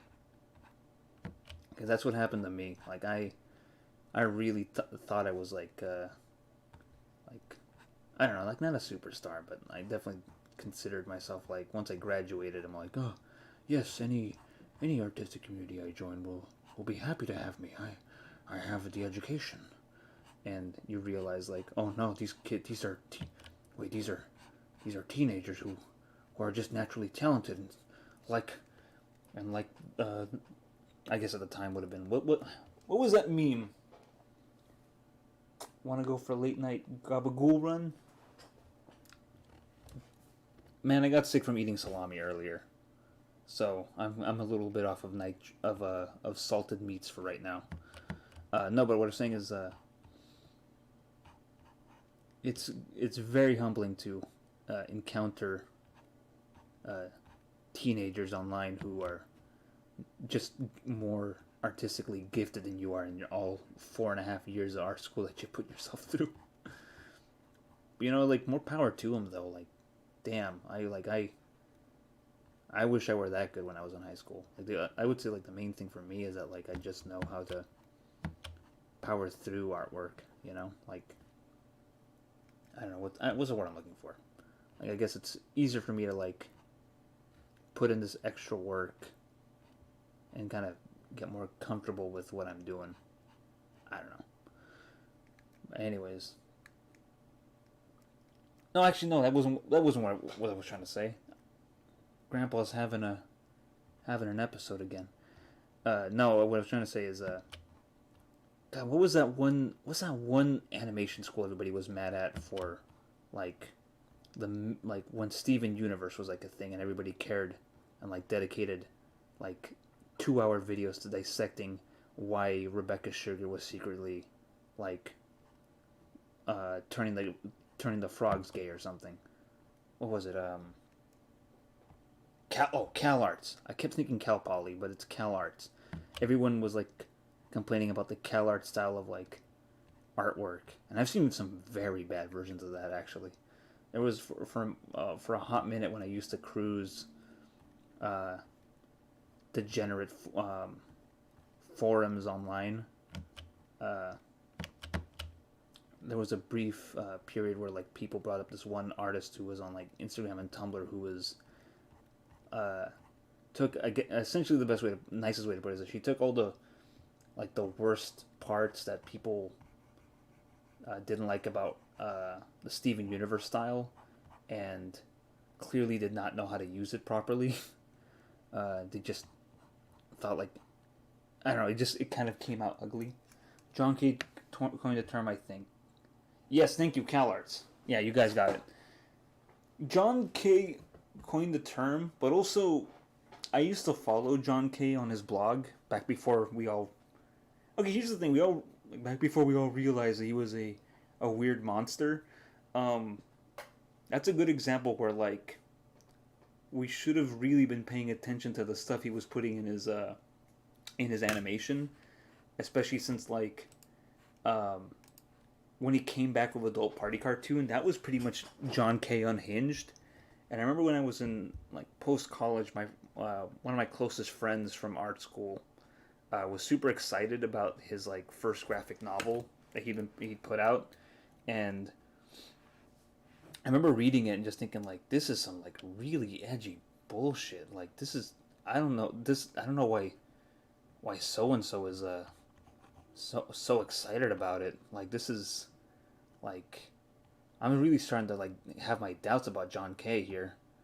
And when like the stuff came out, I was like, I felt a little. I'll admit, I felt a little bit of a Schadenfreude because it just I saw and I thought like I knew it. Like no guy who puts that much kind of weird, like perverted content like that, especially around like schoolgirls, uh, can be like 100% clean. You know, like there's, I mean, not to say that like other artists who've done that like haven't done it, but like I don't know.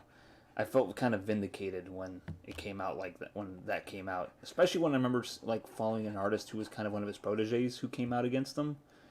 I remember seeing like an interview or like a little like kind of intro to like his to like a DVD for Adult Party Cartoon, and like the way he like interacted and kind of like held her like kind of held her up a little bit. Or not held her up. What did I do?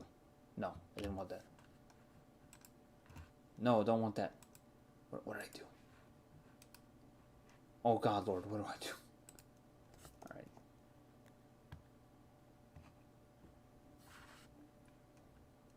All right. Hold on a sec. Okay. So yeah, it just like I said, I feel bad because it's like I don't want him to like have I don't want him to like or I don't want people that like him to be ruined because but also at the same time I think some of the best aspects of his artwork or his or Bryn Stimpy kind of come after he's gone, so I don't know. It's a weird and strange time. Okay, so it wasn't that part. Oh, okay. I thought maybe so. This layer here is part of that. So I think once I kind of get rid of that one, it'll be fine. Okay, so put Terumo up there. Let me look at the poster again because I feel like I'm thinking about whether or not I should put the extra. No, I think I should just so it looks right. So far, it just looks like a kind of this weird tunnel. So I'm gonna attempt. But first, let me take a drink of water over here.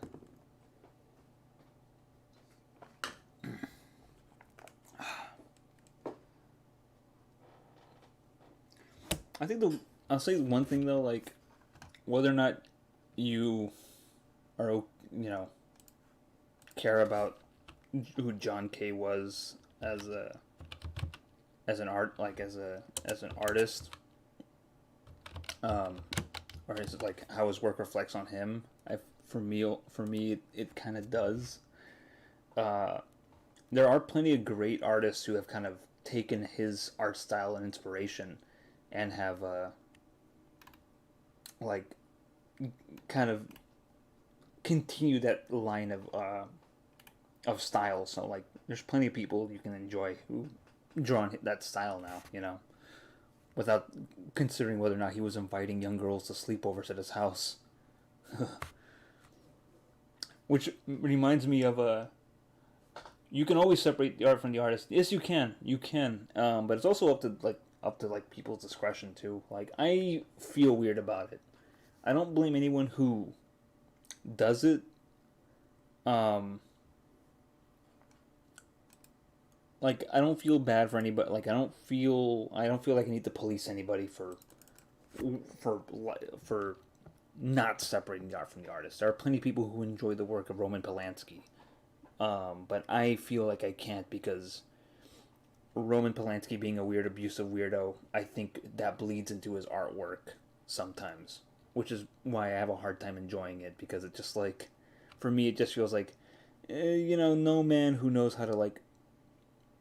I feel like like for a guy who knows how to like really abuse and torture people on screen, it feels weird that he would also he's kind of this weird pervert, So that's the way I feel about it. But you know, it's up to everybody's discretion. There's like no wrong or right answer.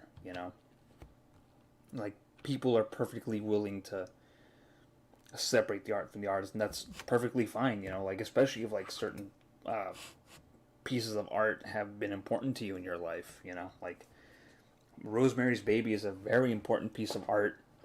Good point. Sometimes it kind of meshes in that way. It does, but like I was saying, like Rosemary's art is a very important piece of like film for a lot of people. Like I don't want to be the guy who wants to be like, oh, you can't enjoy it anymore because you know of what Roman Polanski did and has gotten away with doing. you know,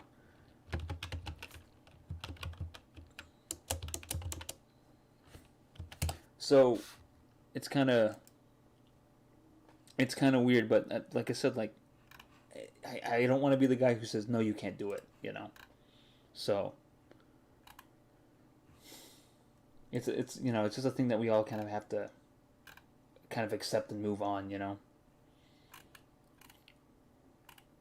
I mean, like for example, there's a movie that is kind of been considered like the big box office bomb that destroyed the artistic movement of the 1970s with the movie Heaven's Gate by Michael Cimino.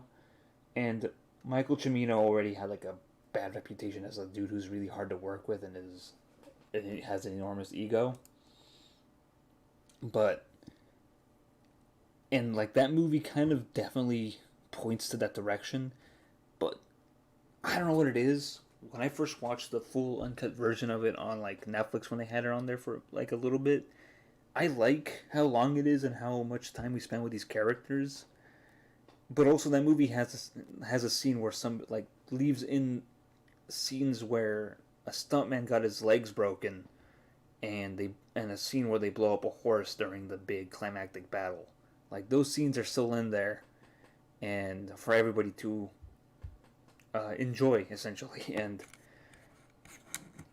for the life of me, like it's not even that important of a movie in my life, but I really like that movie. And despite the fact that there's a scene where a horse gets blown up, I still want to watch it. I can't, you know, I can't cancel it in my heart. You know, heck, I can't even like purge a majority of the work of Woody Allen from my heart because like Annie Hall is like a movie that my wife and I really enjoy. You know, like it's a very important movie that's part of our relationship. You know, I can't replace it. You know, so it's tough. You know. Let's see. Butch Hartman's online monkey shines has really affected how I look at his old works, like Fairly Odd Parents. I, we've talked about you and I have talked about this offline, Tav, and this is why I'm not on Twitter, but also like it seems like it's weird that Butch Hartman has like developed such an ego as like I am the God King of your childhood. You know, you didn't see Steven Hillenburg act that way. Also, Manjin, I should create an alt and trace over his artwork, him on every post I make. I I think the best thing to come out of the whole like uh, the animation criticism community versus or even the artistic community versus Butch Hartman is the fact that I love people who troll him. I think it's the best thing in the world. Uh, I would love to continue seeing this trolling because I think the only downside is um you is that it could break bad in terms of there we go, soft proofing is off. That's what I wanted to do. The only way it could possibly break bad is if Butch gets really butthurt about it, which I'm sure he has. Like I'm sure he's already gotten super mad about like you guys don't understand. I without me you don't have your childhood. You don't have all those weird diaper things that I love to draw. I don't know. This artwork is wild, man. Like this, like the poster for Goodfellas is very interesting.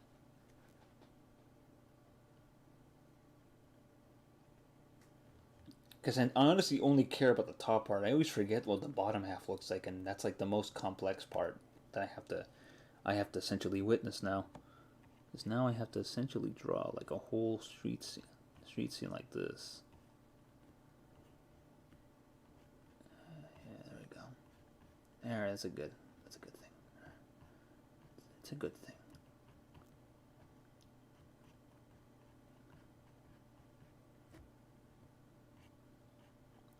Yeah, there are times where I always think about like talking about like problematic artists. Oh, here we go. I don't know why, but whenever I think of a group of people trolling one entity person, I like to imagine them asking that thing if they have a copy of Battletoads. Hey, should we? I think has anybody commissioned Butch Hartman if he could draw a Battletoad for them? I would really appreciate if Butch drew me a Battletoad.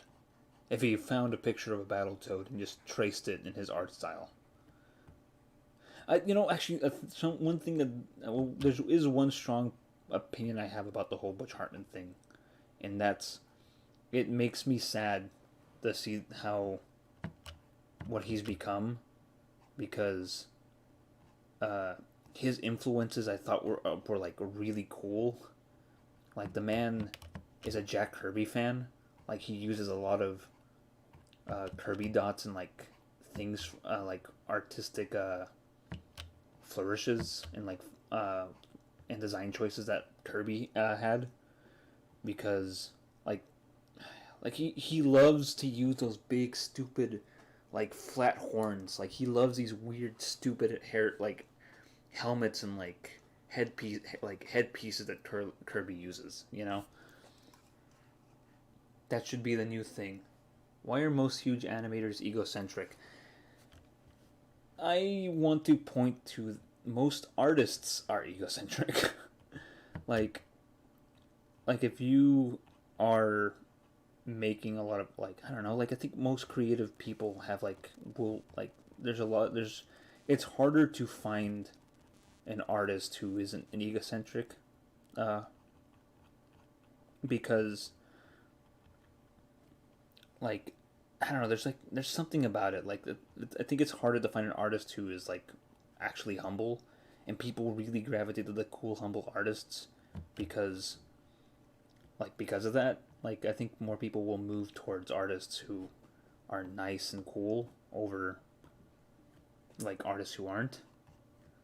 Like I think mostly because like I don't know, people like jackasses, I think. And also I think certain artists just like there's a tendency to move towards like as soon as you get like one hit, it's like I've talked about this with Tav offline, and it's just like what is it about artists or like creators, like the minute they get like one tiny bit of success, like they just suddenly like take advantages that their like newfound audiences have, like why do we keep seeing the same story play out? Like what is one like creator suddenly like the minute he gets like a few thousand followers suddenly just take advantage of that? Like why do they just like do that? And I think it's just like I don't know, it might be like an insecurity thing, or it just could be like a thing of like they've never experienced power like this and it just goes to their head too quickly. It's why I always kind of I jokingly have told Tav this, but like I would 100 times prefer to be a smaller artist with like maybe 10 followers or like yeah, like 10 followers than like ever be big, because it feels like it's too much pressure, I think. Like let's see, Tav dress up as Crocker and try to meet up with him IRL, screech Fairly Odd Parents, or drive him nuts. The popularity mindset is poison. People have downfalls because of it. Crocker? The only Crocker I like is Betty Crocker. She makes the fine cakes. Mr. Crocker could be a good baker, and we don't know it. Like I'm sure there's like a fan fiction out there where uh, he like where here's a fan fiction. Timmy's parents die in a horrible car accident, and Mr. Crocker has to become his new guardian. He worms his way into becoming Timmy's guardian uh, so he can get closer to his Fairly Odd parents, and then he realizes he actually likes the boy, and wants to raise him as his own child. Uh, how's that for an idea? I don't know what I'm doing back here, man. Like I think trying to draw these like storefronts and like apartment fronts is maybe like a bad idea.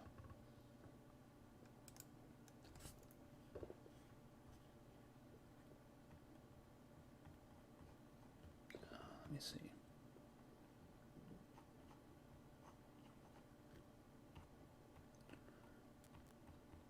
Yeah, there's a.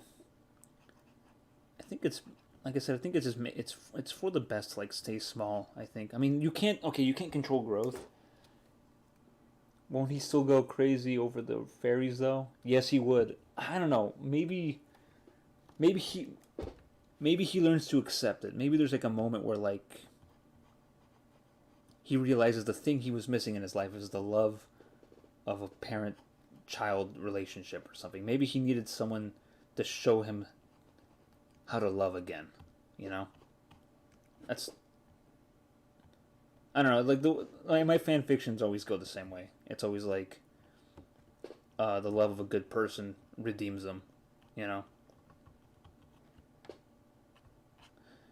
and it's mostly because I've never been loved properly in my life. I keep watching that scene from from Fresh Prince of Bel Air, and every time Will Smith says, "How come you don't want me, man?" I always, I always lose it. It's just like, especially when Uncle Phil like just goes in for that like bear hug and holds him as tight as possible, and you can hear the crew in the background crying for real. I like that scene.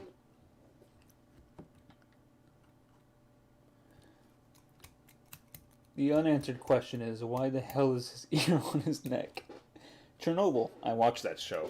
It's very good, but very inaccurate. And it was written by a guy who wrote a bunch of comedies first. So that's a weird thing to think about.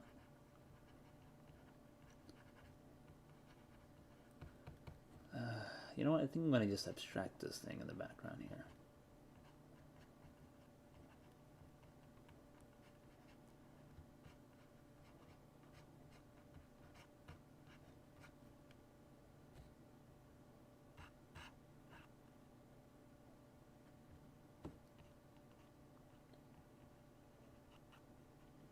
Yeah, okay.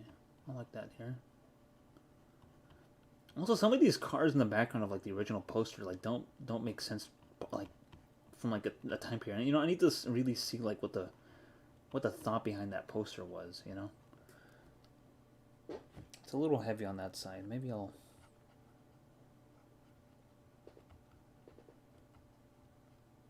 do that there. Okay. That looks good. I actually like that now. I'm not gonna mess with it anymore. If I do, I'm just gonna get stuck. When I finish working on the house I'm building, I'm gonna have a small studio area, and part of the plan is to create a funny food man and podcast scenes with Lego. Perfect. I would watch. I would love to see that. Whenever I hear the love, my brain autocorrects to the love of a hero lyric. Nickelback. His song is heard in Spider-Man.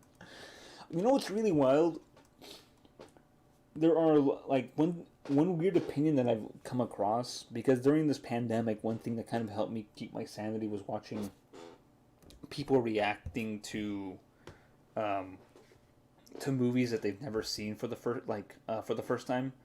And one of them is whenever people watch the Tobey Maguire Spider-Mans, and how like a lot of people are not a fan of like the intentional comic booky and cheesiness of it, which is Sam Raimi's brand, who's the director of the movie. If you've ever seen any Evil Deads or Darkmans, Sam Raimi loves his cheese. He just piles it on. But seeing how a lot of people dislike that cheesiness of it, I can kind of understand it. This layer is done. This is a done layer, and I'm proud of it.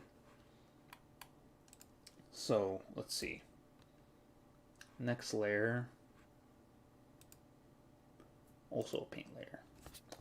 So now here comes the hard part. ULADs. So, how do I want to go about this? Part of me wants to stick with the Sumi E. Let me try this rough brush. First, before I go into that,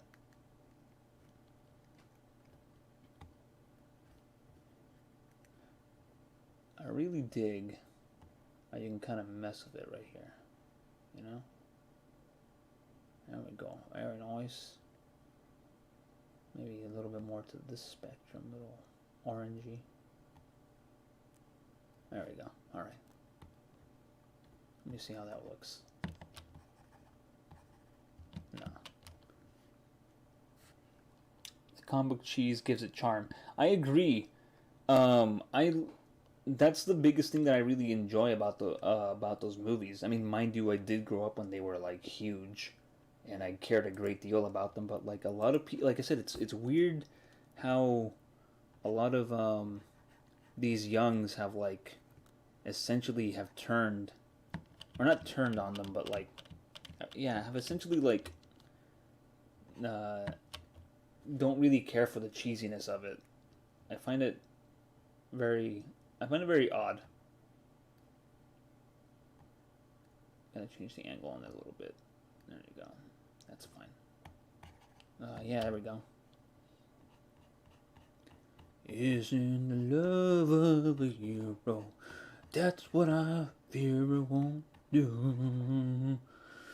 And they say that a hero could save us.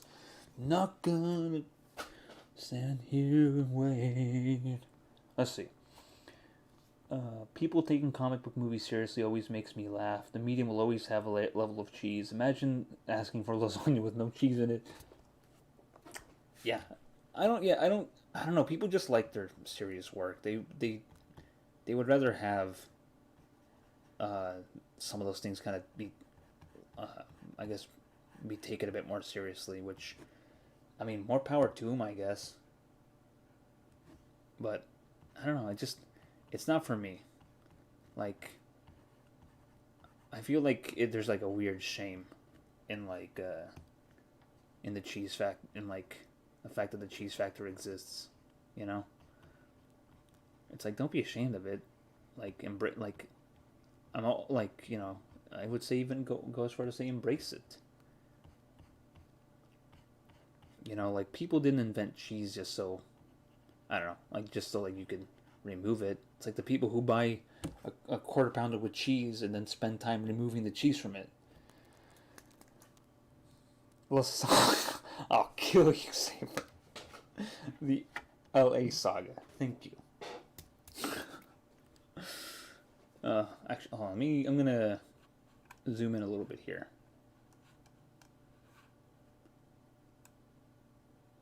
I don't know how many art streams you guys consume, but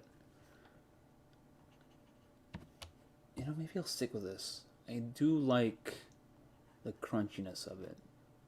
I think a little bit more than like this. I think because this is, yeah. You know what? Let me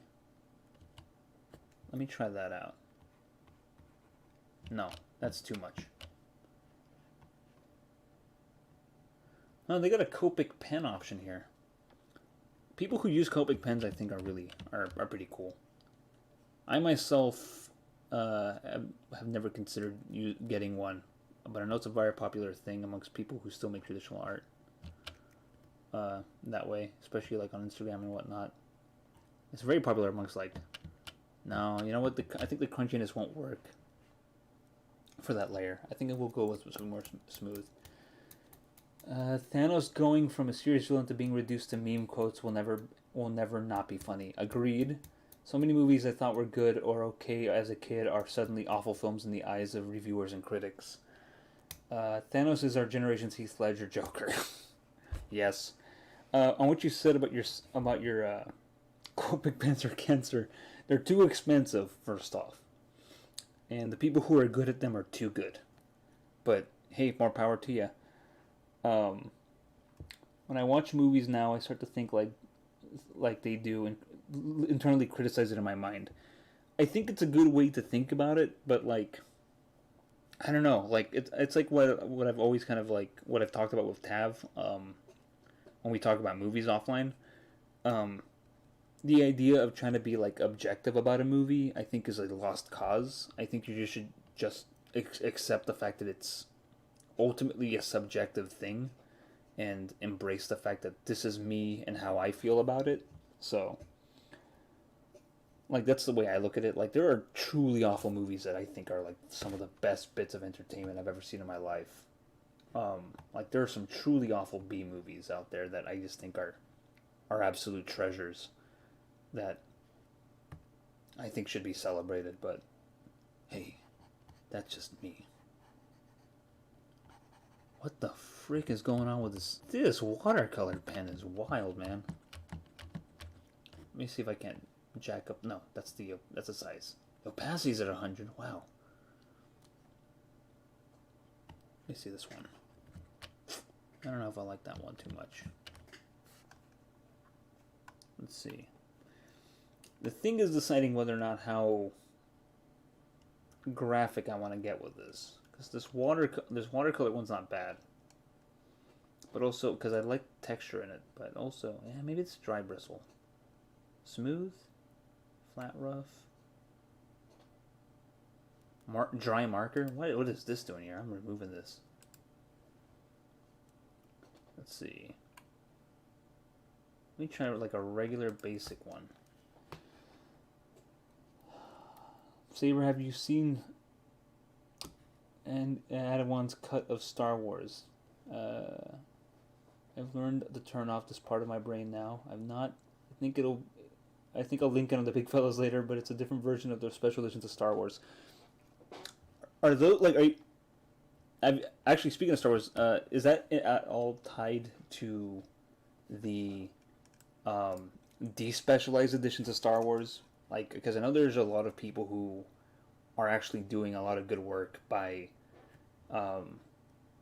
taking the original 35 millimeter film elements and I don't like that, and like remastering them and scanning them on their own at home, which I think is like a true like blessing that I think a lot of people don't understand. Like even with things that are problematic, the fact that they're even considering to preserve them is a very good idea, in my opinion. I'm gonna try out some of these brushes for a little bit to see which one I like best. It's okay. That could be good. That's not bad either. Like today I heard recently. Is the best version of the specialized. I have to look that guy up then. But I guess a good example is I've recently come across, or not came across, but I was one of the movie podcasts I listened to. They were talking, like one of the guys in the group was talking about how there's an entire group of people who have, as much as Disney wants to erase it from their history, there's some dudes out there who are actually finding 35 millimeter elements of Song of the South and actually remastering it. And despite, its problematic elements, it is an important movie in terms of like its place of, like in terms of technology, So, it's like yeah, it's racist, but also like, let's be real here. Like it's part of history and we can't deny it.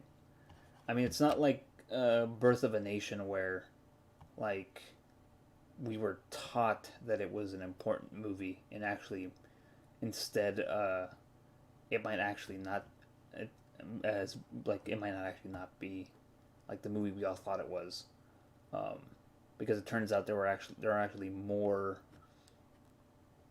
There were other films that accomplished that same thing at the time. The only difference is that the Birth of a Nation was a blockbuster. That's the only reason it gets the credit it gets. But I think it's slowly being untaught from schools, as far as I know. Like I know in my school we didn't watch it. When I was taking my editing class, we did not watch Birth of a Nation.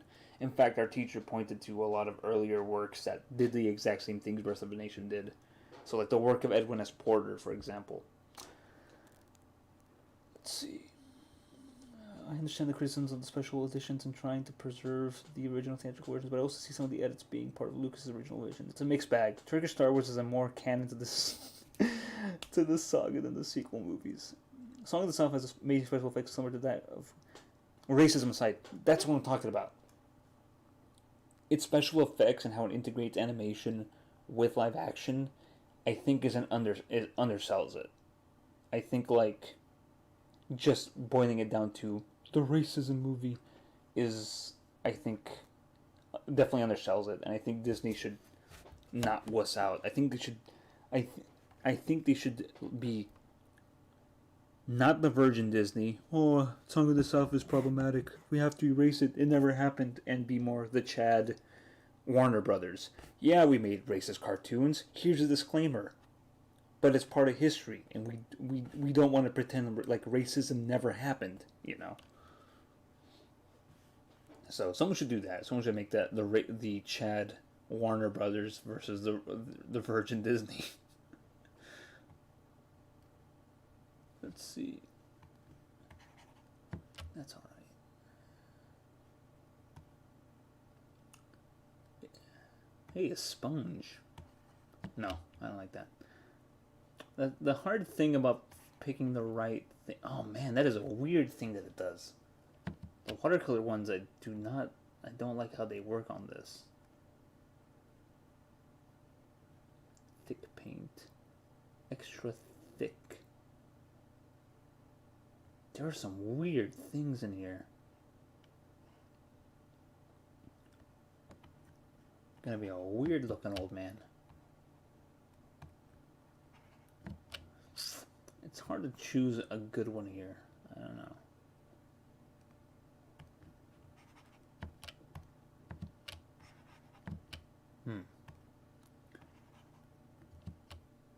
I might just have to jack up the opacity on this. No. Actually, there's some presets here.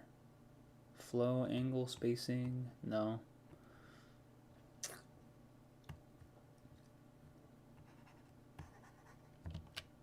Let me jack up the size, see how that looks. It's too clean. Let's see. They put a disclaimer over depictions of Arabian culture. Interesting. It was Aladdin for being made in the 1940s. It's pretty amazing. I rather Disney re-release Song of the South than seeing another Blu-ray copy of Return to Oz. That's a weird and scary movie. You shut up about Return to Oz, man. I watched it as a child, and that desert scene has left me shaken forever. But I would watch that movie 100 times again.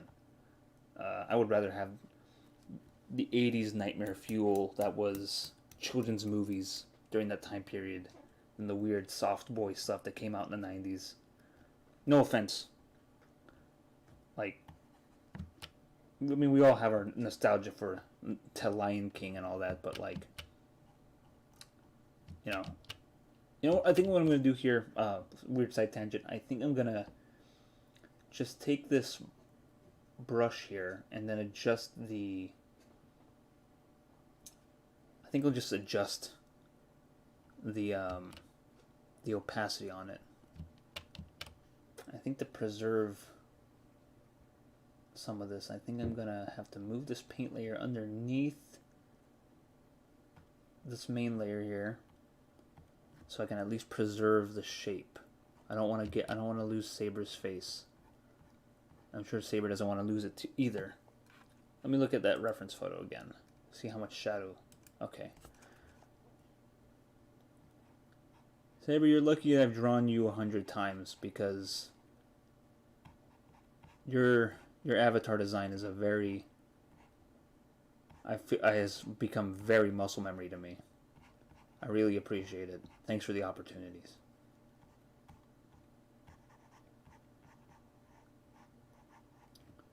Tav, you on the other hand, I'm very glad I've never had to draw your anime girl mascot as your stand-in, because I would have a lot of trouble. I really appreciate that I can draw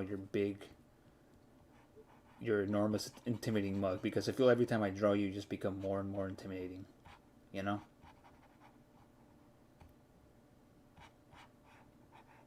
And your big, thick ass face. Let's see. Return to Oz gave me nightmares as a kid, and with good reason. I think it would be cool if you did watch-alongs when you move to Twitch. I want to do watch-alongs, man. I think I'll do watch-alongs when I... Even if it's just you guys, I'll do watch-alongs. How much shadow does Bobby De Niro's face? Okay, it's more... I'm on the right track, so it's more this here.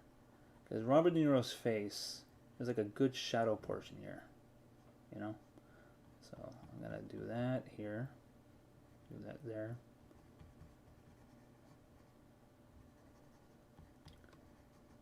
Yeah, that's because I've seen a few streamers do watch-alongs. Hell, I mean, some of the VTubers I watched, they did a collaboration where they watched watched that awful Cats movie that. If you want to talk about bad movies that I think you have to like watch with like a group, that's a movie. I mean, it's such a weird and confusing movie that didn't need to be made the way it was. Honestly, it would have been actually very tolerable if it were just made if it were just like, how can I say this? They went with the original design of the characters, as in like the spandex suits and the fur boots and all that, I think it would have been more tolerable if they went with like non CGI, but they went too hard. That filmmaker's a weirdo, anyways. Midnight Watch of Return to Oz. Yes, I will. That's the only time to watch it. What did I do?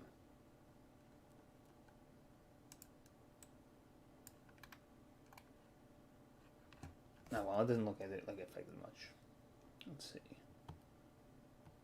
Okay, let's see. Ah, that's what it is. Okay, cool. I don't want to do snapshot stuff. Alright, so... And then Joe Pesci's face. Alright, so it looks like the main thing is this part here. Okay, let me make that smaller. So...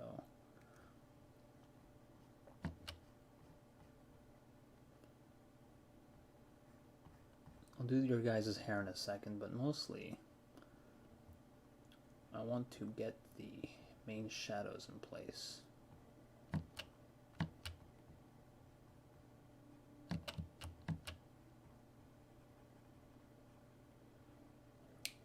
There we go.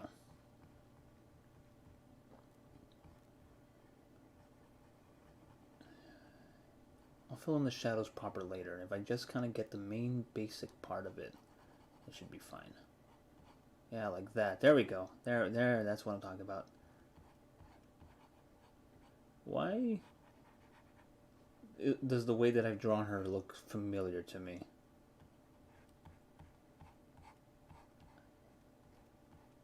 This is not...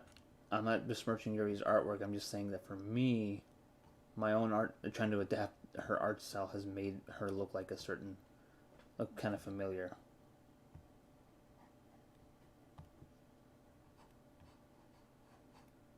Okay, yeah, there we go. Let's do a little bit of erasing here. Yeah, look at that. Nice.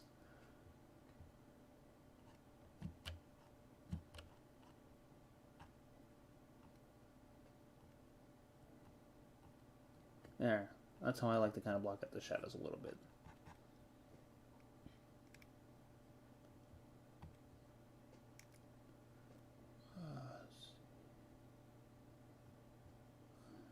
Okay, where'd you go? Alright, there we go.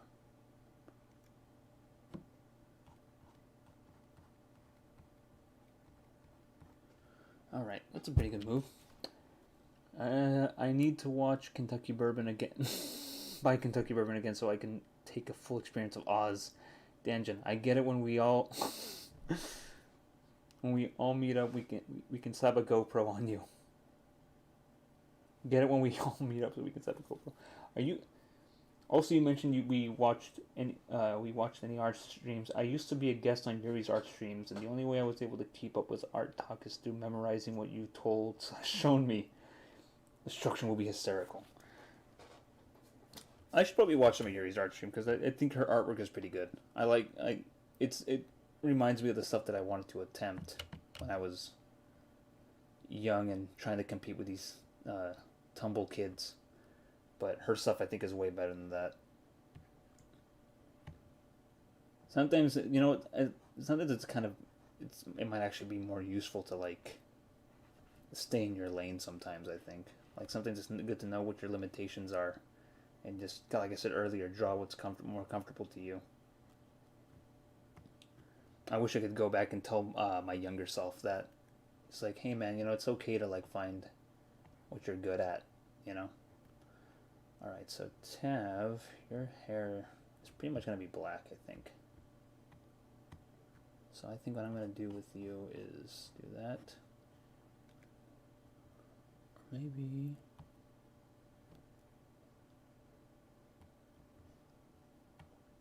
All right. Actually, you know what? I need to. Let me go with white. I think what I'm gonna do is I'm gonna like to kind of further help block out the colors. I'm gonna do some slight shadows, I think. There we go. Maybe there. I'm gonna do some slight shadows. I should actually also just do like your white shirt while I'm out of here. Okay. Let me go back to a flat brush. I like the flat brush. The reason I like to go with a flat brush is it covers a lot of ground, and it kind of like helps me stay like weirdly focused on like what I'm doing.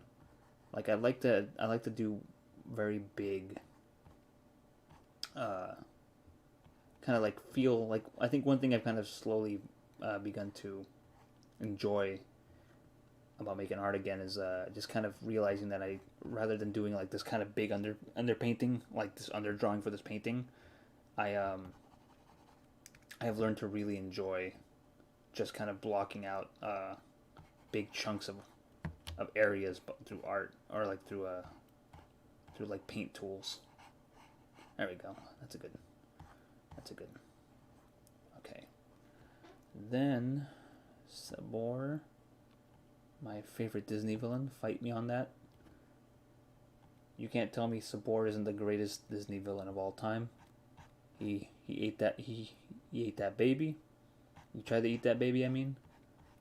And the fact that you've named yourself after him, Saber, makes me very proud. Rest in peace, that goddamn leopard genius.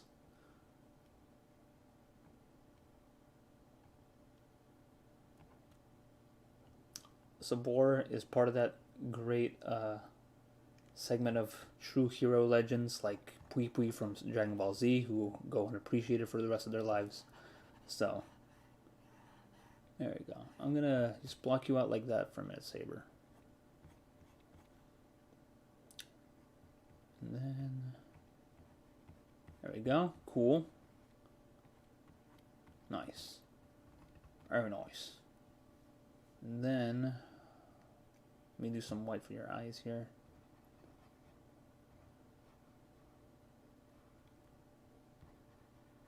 I do like the shiny reflective lenses. Let's see.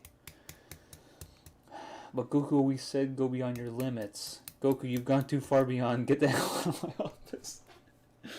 Goku did say that, but also Goku needed to go beyond his limits in order to fight space Hitlers. So your argument is invalid. Krill wanted to skin puppies for a coat. What's more evil than that? Yes. Yes, she did. And she has a whole movie where she gets to murder puppies for 2 hours and a half. That's what Krill is about, right? Like that new movie with Emma Stone, Wilden. Like, the whole movie is just her doing puppy murders, right? Please tell me that's not what the movie's not about. I will be sorely disappointed if if it turns out the movie has almost no dog killing in it. Because otherwise, why the hell are we here? Like, why did I get up at 3? Why did I get up later? Why did I leave my house if I'm not going to see a bunch of, like, dogs getting... No. That's terrible. I take it back. I have a special dog in my life who I would be very sad if I... Who would be very sad if I found out that he was going to get turned into a Emma Stone's coat. But, considering how old he is, he might actually be happy.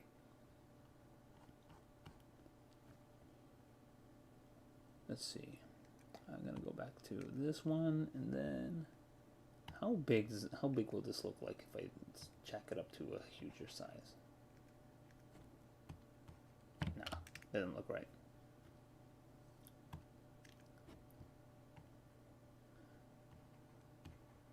The worst part about some of this is the fact that, well, let's see. Alright, I gotta sleep because I gotta open my store tomorrow, and who else can protect the fine wares in my discount department? Plot ties, just Emma Stone killing puppies, not even acting. Nice! Taxidermy is always an option. You know what? I agree. I hope one day my beloved dog boy passes into sleep. I wouldn't want him to suffer. I want him to be happy in death, even if it means not being alive anymore. I wonder if that's the right color for her. That's maybe a little darker pink. Here's the thing. The smart thing for me to do is to, there we go, is to actually pull up the picture and like take and like actually like sample the color for it, but I don't want to do that. Oh, there we go. Nice. The only problem is that it's almost the same color as the thing. So let's see. Later, Tav. Good night, girl. I'll see you tomorrow. Alright. Good night, Tav. Make sure you stop those thugs from taking over your store. I know you'll do a good job. Give them the bum's rush for us. Twice. Throw them out, and then as soon as they're out, go drag them back in. Throw them out a second time. Let them know what true being truly kicked out feels like. I think for Yuri's face here, I am going to, like, her hair I'm going to like leave a little bit in shadow. The other thing too though is that she's got like this collar. If I don't create like a shadow on it, well, actually it's supposed to be gray anyways. If I don't outline it, then it's going to look weird. Okay. There we go.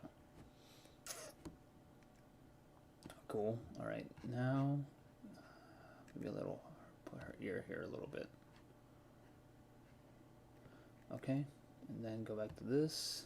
This is pretty, I actually really do enjoy having like this kind of quick access to stuff on Krita. And it's free. Not that I'm not that I'm being sponsored by them. Okay, I think I've blocked out most of this, so I think what I'm going to do now is start focusing on Tav's hair a little bit.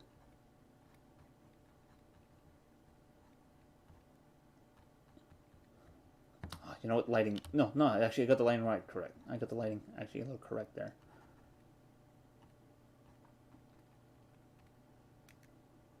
There we go. Okay. Okay, that's good. Wish me luck. Get ready to be thrown out and dragged back in just to be tossed again. Yeah, it's exactly what I said. Alright. So, we're going to go a little... Actually, you know what? Before I do that, I'm going to go back to the white thing, because I need to outline your and Yuri's eyes. Because otherwise, you guys are going to be a bunch of weird looking anime characters.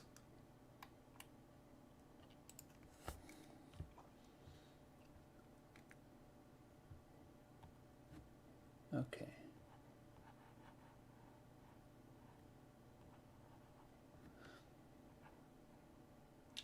Saber, I'm glad you sent me that. I'm glad to have sent me your, like your preference for, um, how you want it to be perceived, because otherwise, I might have gone with your old eye color, which was the kind of cool. What do you call it? The kind of cool, your cool eye color that you had in like your other artwork. But I'm glad you went with. I'm glad you finally got that clear still, and now your eyes are back to being white again. So okay, we're gonna see what this looks like without the top part. Ugh.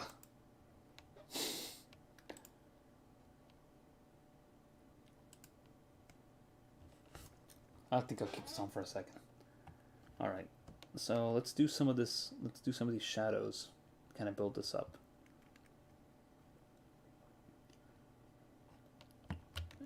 Maybe jack up the opacity here. I'll go back to the Sumi one because I really, I think for some of these shadows, I think I'm going to do that. No, maybe it needs to go a little darker than that. Or not darker, but definitely more like this thing. Yeah, maybe that. Yeah, okay, there we go.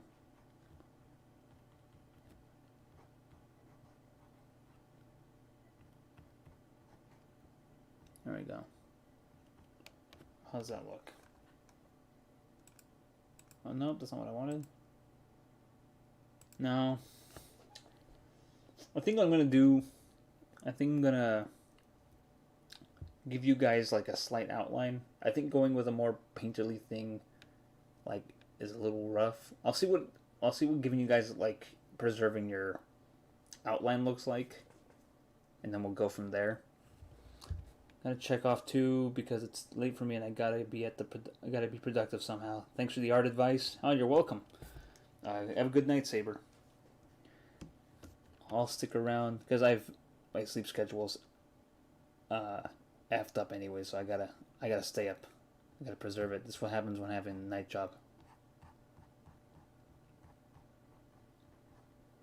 Hey, there we go.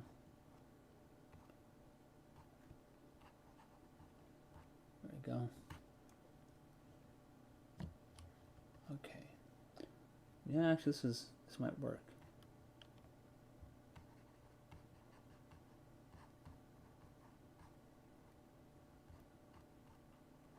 Yeah, okay, I like that. There you go.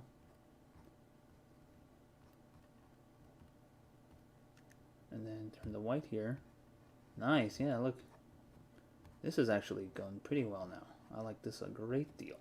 Let's see what this looks like a little bit without the guides. A little rough, but we'll get there.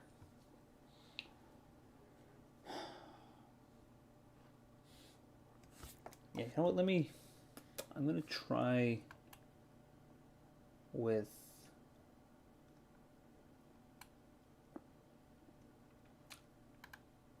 keeping that outline actually.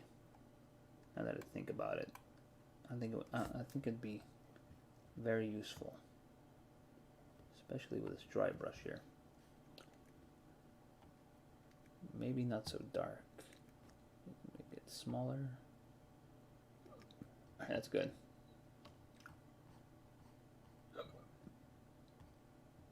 Let me see how'd that look. No.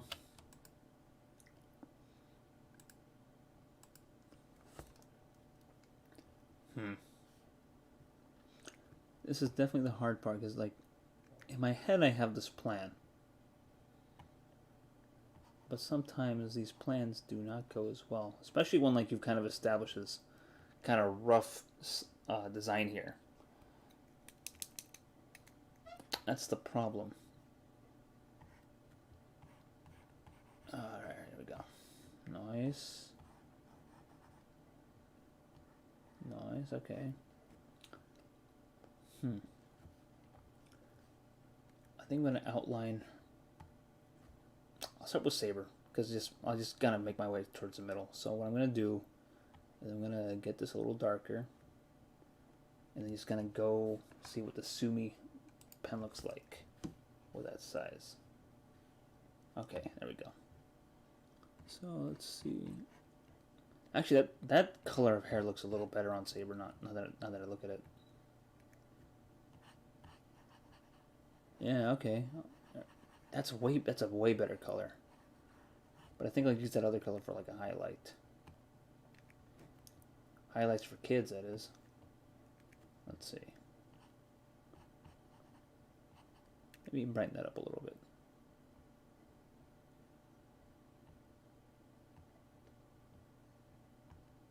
Yeah, okay. Maybe not that. Okay. Alright, let's try that.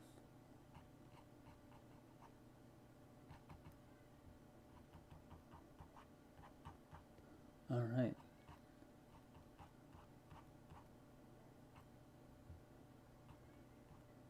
Yeah, okay. I think the thing too is that like I think I did such a good job with like this initial drawing that it's kind of hard to like not see it without it. So I think what I'm gonna try to do instead, I think I'm gonna do some cleanup. See if I can't clean this up for it. Just go from there. No, that's not what I want. There, that's the wrong layer. All right.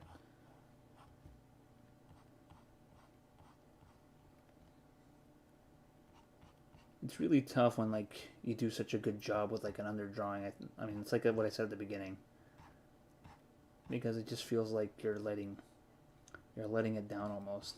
You know, you work this hard. Like I said, I get lost in this stuff. It's why I kind of always feel a little bad about it, and why I kind of have tried to graduate more towards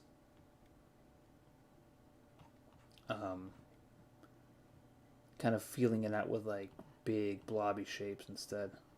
Because I feel like I do too much. I feel like I get stuck too much doing this.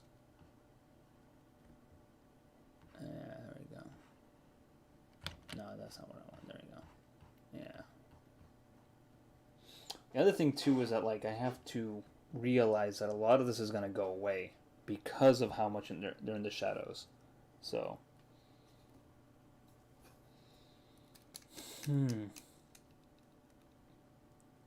Wait, I just noticed, Manjin, that you said you were gonna rob Tav's store. Yeah, I do wish you luck now. That's a battle I'd like to see. Because Tav is a large. Literally, I've drawn Tav pretty accurately here, minus his fashion sense. So. Yeah, alright, let's see where this went. Let's see where this is going.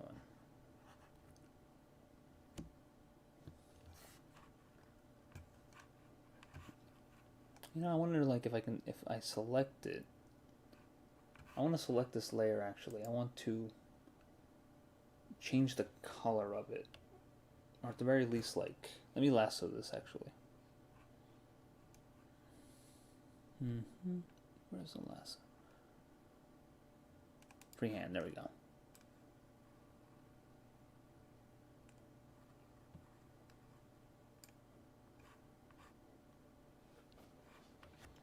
I'm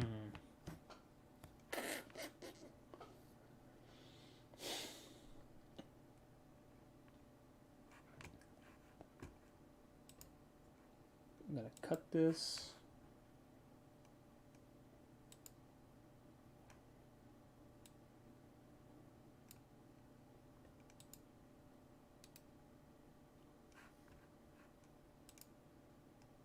I'm gonna paste. There we go. So now I can do that. Okay. And then paint layer. That's one. What is this extra paint layer here? Well, actually, this means that I can get rid of this one now. So I can. So now that all the pink crap is gone. Okay, that's good. That's nothing. That's a weird paint layer to have. Okay. So I want to select all this so I can change the color.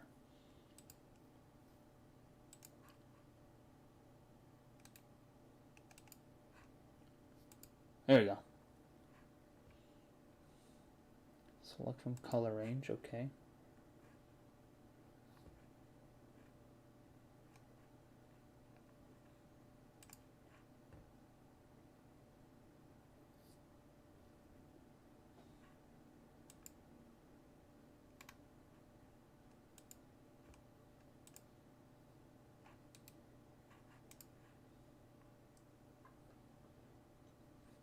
No.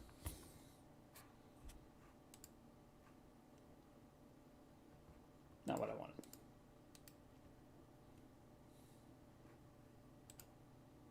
Deselect, there we go. I wonder, I'm gonna do some quick Googling to see how, because like I said, this is the new thing for me. So, let's see. Let's see.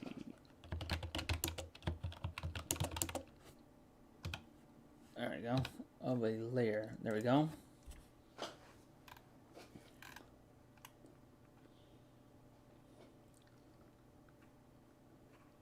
So you gotta change the color of the layer.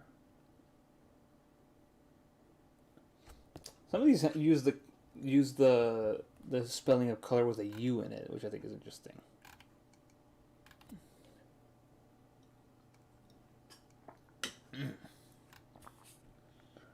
Let's see. Okay, let me mess around with these layers. So layer right here.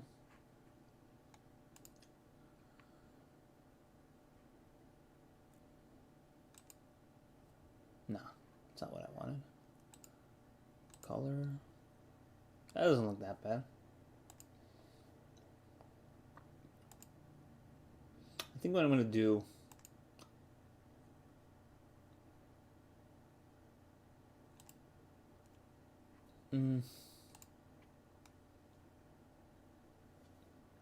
This is tough, man. Because I've kind of become a little proud of this line art. But I also kind of want to not do the line art, so.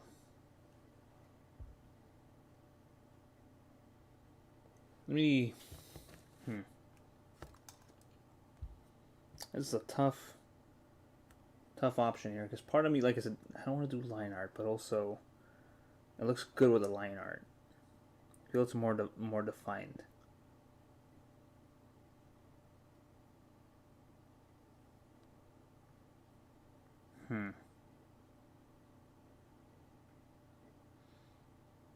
Well, especially since like the line art itself is like there's like no way around the fact that like the line art is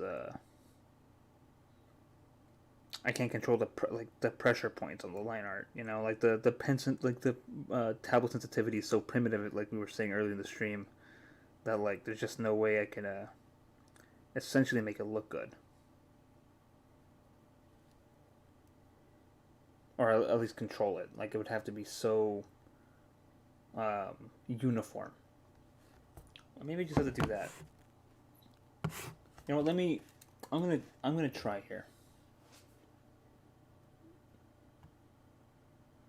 There's no reason we shouldn't try. What is this one? Yeah, okay, we can erase that one. Alright, let's see.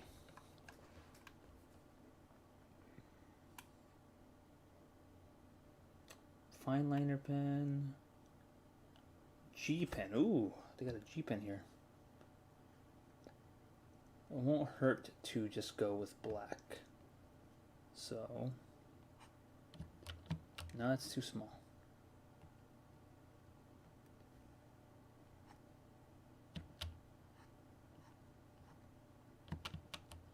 that's the thing.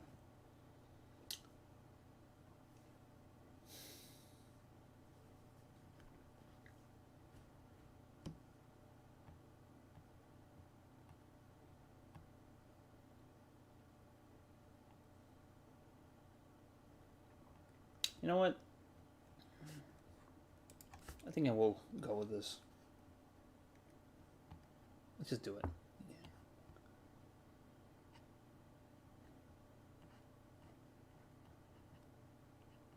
There we go.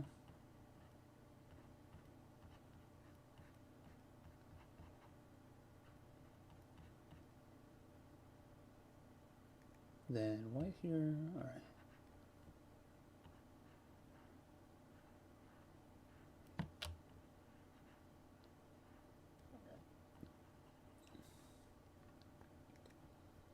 Hmm.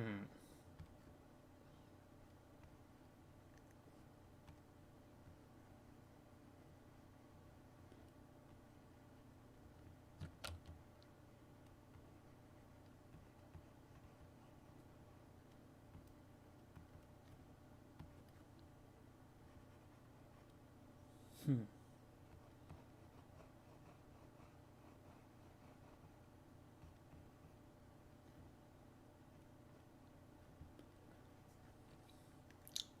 Let's do some. Let's do a little bit of sabering over here. Yeah.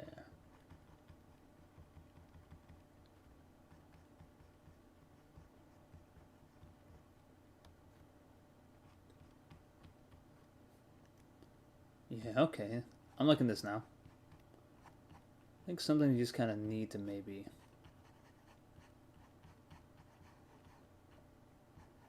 just go along with it.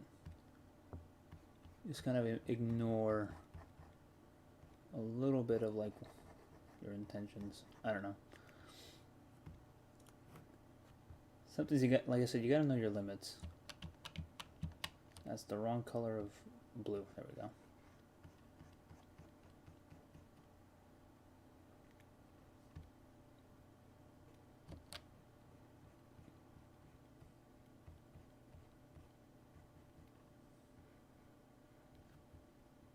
Yeah. Yeah, okay, there. Yeah, oh my god, there we go. This is what I'm talking about. Like I really enjoy. All right, there we go. These people are going to look like blobs for a little bit, but I am, once you kind of hit your stride, I feel like that's where it really comes in. Wrong color. Yeah. Okay. Yeah.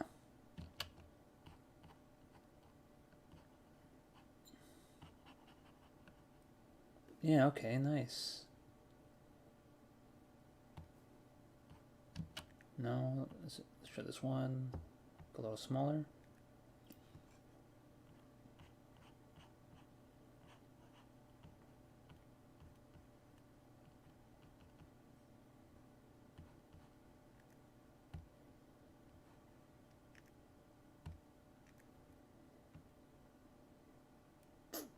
Yeah, okay.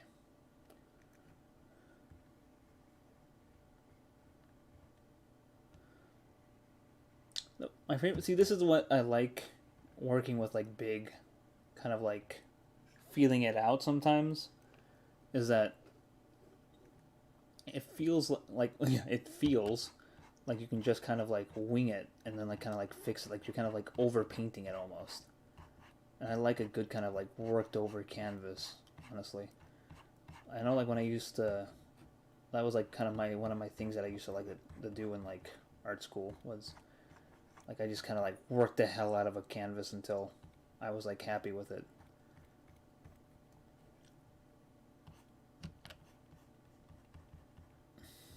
Yeah, look at that. Proud.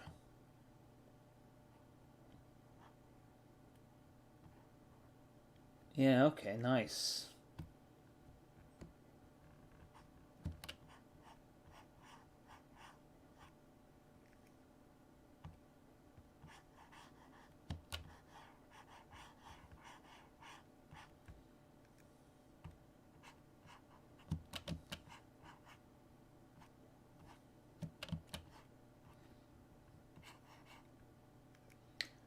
thing too about this poster is that like it's so kind of like abstract, too. Like like everybody's in like so much shadow. I think I can kind of get away with like having like a darker tone. I think like this is pretty good. If I can go a little larger with the blacks, the shadows here. Yeah, like that. Yeah, see?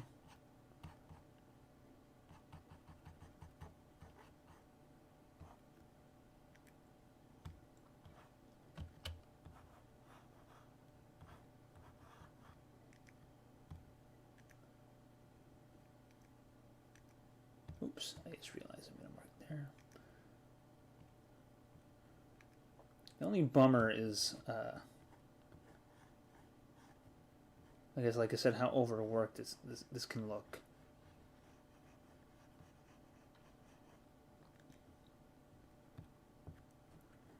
Yeah. Okay, nice. There we go.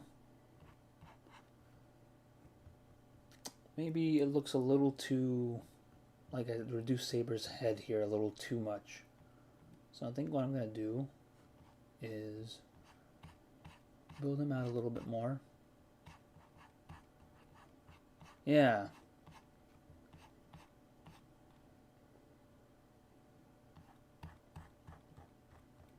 I think I should also play with the opacity a little bit too.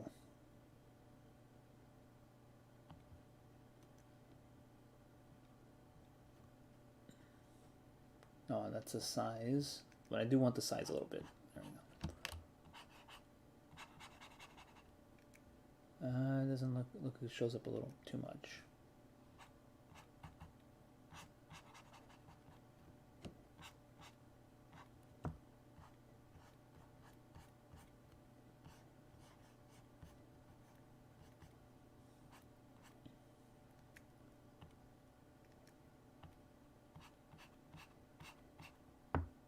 Yeah. Alright, there we go.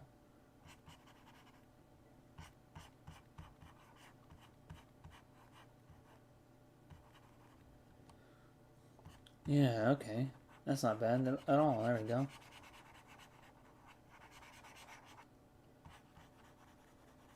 Yeah.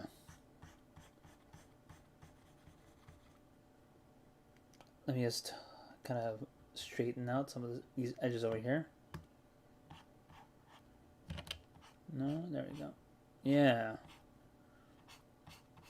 Sometimes you gotta make do with the fact that you can't really have like the sharpest kind of tapering for. Oh, I forgot. Yuri has like those little two cowlicks coming out of her head. I'll get to that. When I get to her. Oh yeah, I'm still in the same place. Okay, good. Do I want to go a little smaller? Actually, I can just go small here.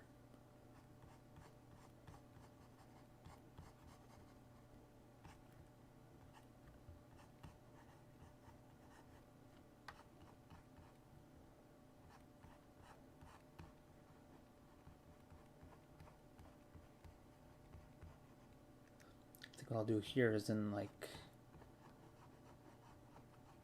Yeah, there we go.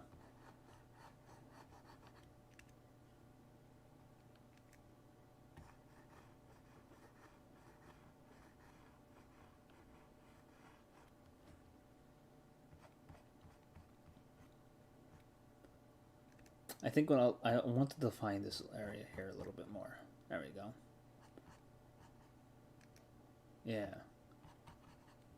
Yeah. There we go. Nice.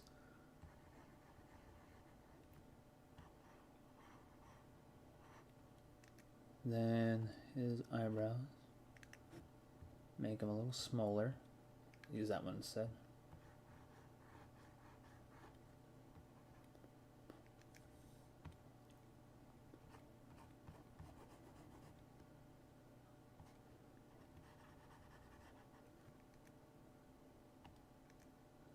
I keep forgetting to use this thing up here.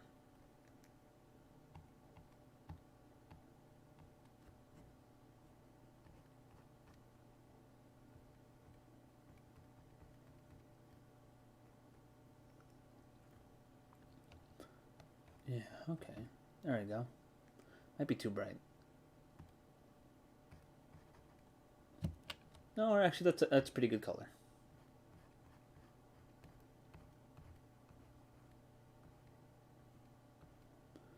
Okay. Yeah. There we go. Then maybe this color for...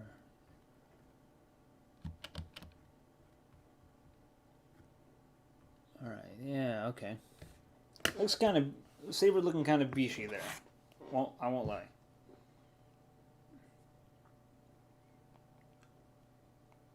Alright, his eyes are light blue. Cool. Alright.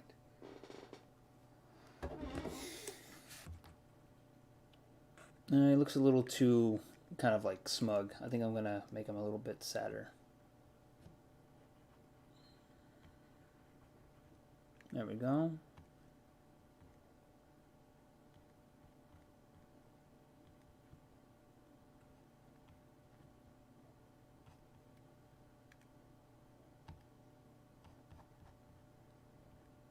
Yeah, nice. See, sometimes like what I like about working in this style is that eventually it feels like I am slowly like carving or sculpting a paint like a thing, you know? Like that's what I like about it.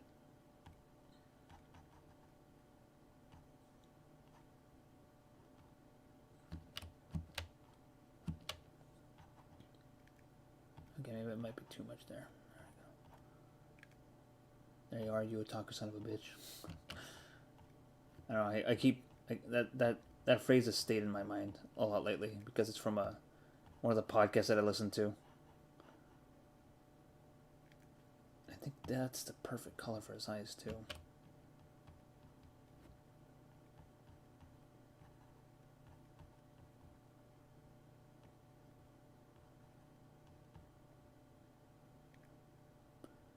Yeah.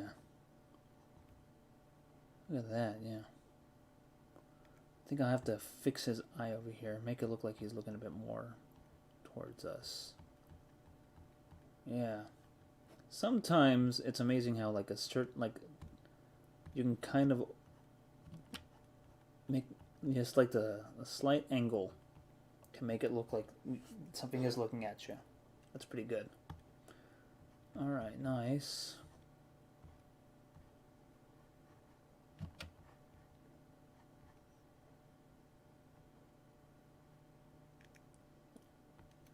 I do want to extend his hair a little bit here. I think I'd like that. There you go. Then extend like that, like that. Nice, very nice. Use this thing up here.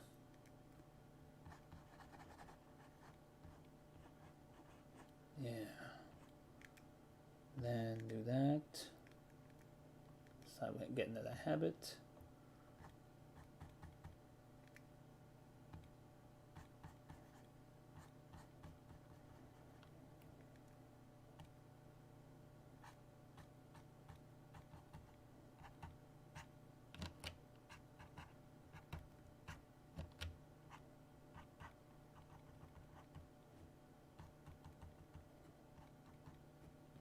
Yeah, man, that's a beefy looking mofo there. I like that. I like those drugs. I'm kidding. Alright, let's see. Okay.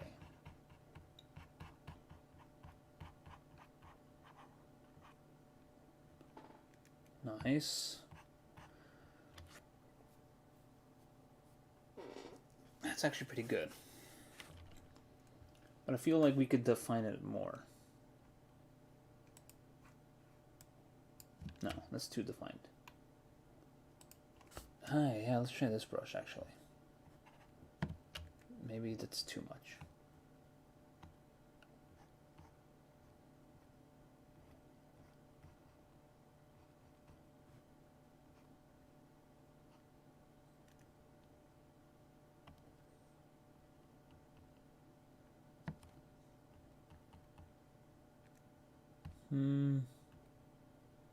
Don't know if I like that, but I do like this kind of soft, gritty edge that I've gotten from it. Sometimes I feel like maybe like these chalk outline looks. So grainy chalk, chalk details, textured creases. Try brushing. Eroded bristle brush. CME. A rough pen. Cal pen. Oh, soft chalk is a good idea. There's also, let's try soft chalk. That's very huge. What color am I in? Right here. Okay. Might be too defined.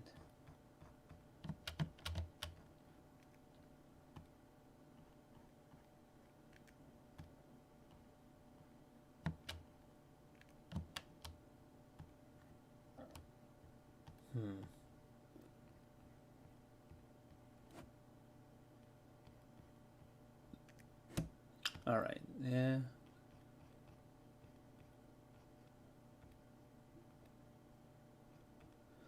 Yeah, I like the soft edges of the other one instead. Let's see.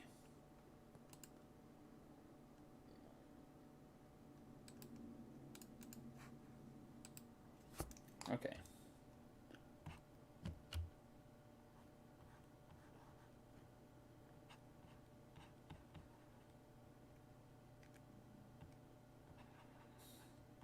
You just heard my wife stir in the other room. Well, it's better than being married to a gamer, I guess. She could be hearing me yell at the top of my lungs at some 10-year-old on Apex or whatever. Not that I play those games. I've never even played Apex. I couldn't tell you what it was like. But if you were my friend's mom in like the late 2000s, she would tell you what it was like to have to be in the same house as a bunch of rowdy teenagers playing Halo 2 in the afternoon right after school. That was an experience I do not wish on anybody to have lived through. Because we were horrible, to say the least. I mean, we had to pretty much like invent new swear words just to yell at each other at some point. I mean, it was fun times, but I don't know. Like, I legitimately feel bad for the people who had to like endure our obnoxiousness.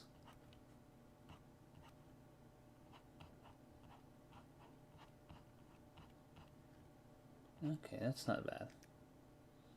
That's looking a little okay.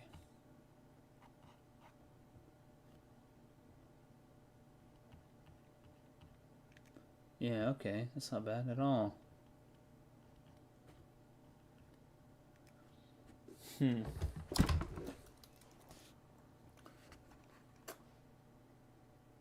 That's charcoal pencil long, medium, large, thin.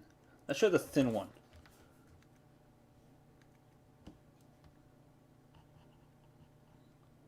Maybe not the thin one.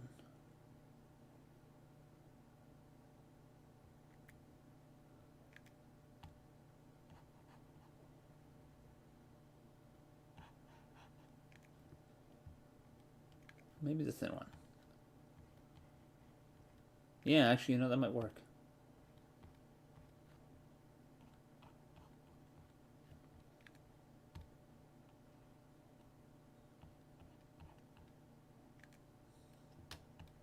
Yeah, okay.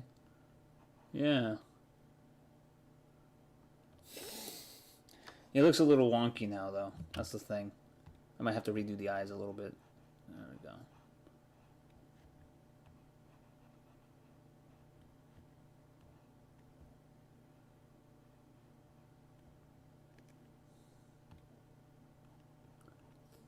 Three decades of being in the mafia.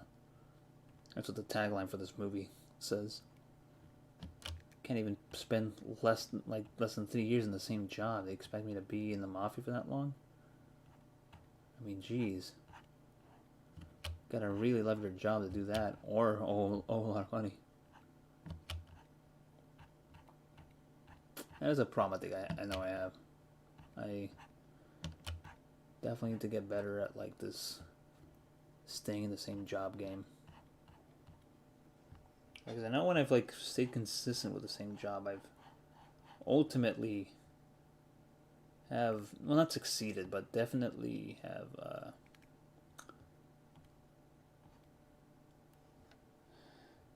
I felt more secure for sure. Honestly, like if I didn't leave my like the last job, the my original job that I had when I first moved back to California from like Chicago, or from Illinois rather, um, I feel like that's not bad. Honestly, like I kind of like this kind of rough brush thing. Might switch with this chalk. Let me see how this looks. That's not bad, actually. That is not bad. Let me just shake it down a peg.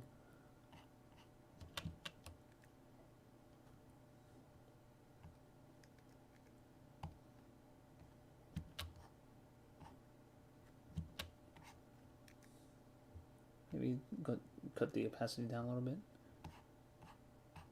Yeah, okay. Yeah, look at that. No. Opacity's not the same. Yeah, it's not the same.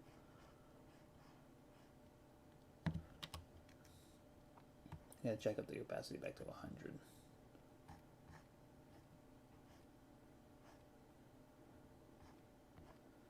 I guess I do like the little subtleties here, but no, what I was saying is about this job. I feel like I definitely like would not be like living with my wife if I stayed at the if I had like jumped around, but also like I feel like because I was living with my kind of lousy parents, I was able to, I don't know, I guess like have like a more of an incentive to wanting to move out. Oh, let's try soft charcoal. Oop, no, let's go black here. Oh yeah, there we go. That's what I'm talking about. Hostess. No.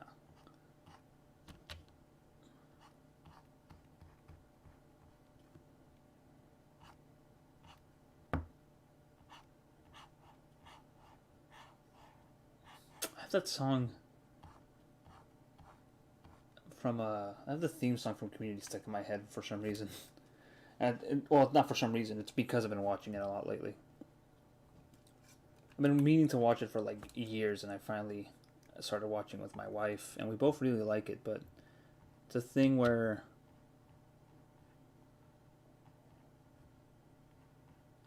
I think the thing that like kind of bothers me about it, or like it doesn't bother me, but like it's weird knowing all the behind the scenes stuff beforehand, because it just kind of makes me think about like the way the sausage is made all the time. Yeah, there we go. See that? I should have been doing this.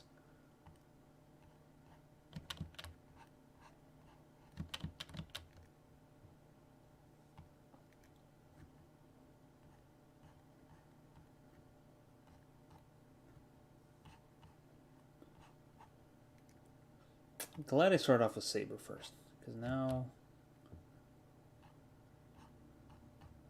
I feel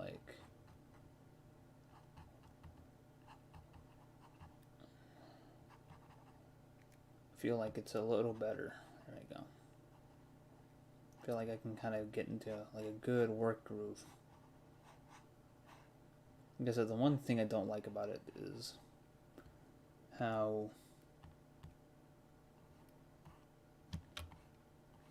the only thing though is that like now it looks too soft.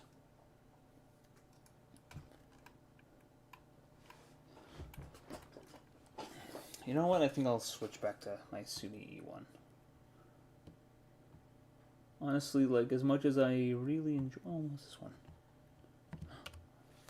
Maybe that could be the answer.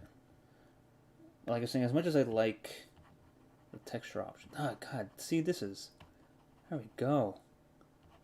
Yeah, look at... Yeah. Where have you been my whole life? Where have you been this, like, last hour? Yeah.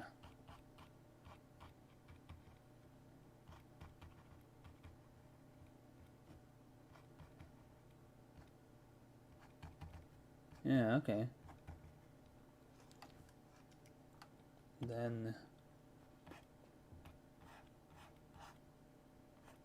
you just have to kind of shave it off when you can't really... It looks like a friggin' Saint Seiya character now. But I'm okay with that. Look at that. Yeah, he kind of looks a little bit like Phoenix Icky from Saint Seiya. Look at that picture, my reference art.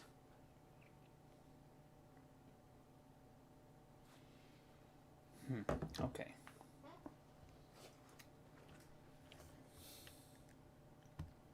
Let me shave some of this off with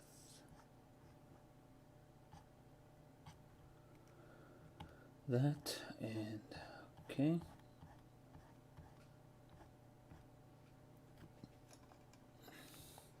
You know, I'm gonna fix the side hairs here.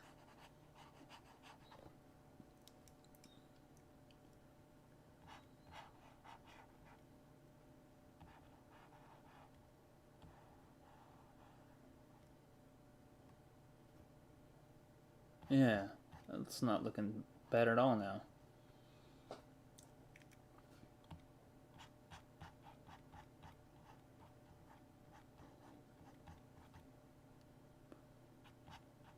Yeah, okay.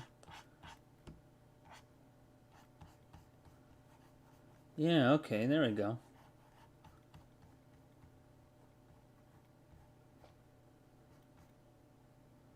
Hey, there's a Saber I know. Now he's looking more like his character. Like his avatar, rather.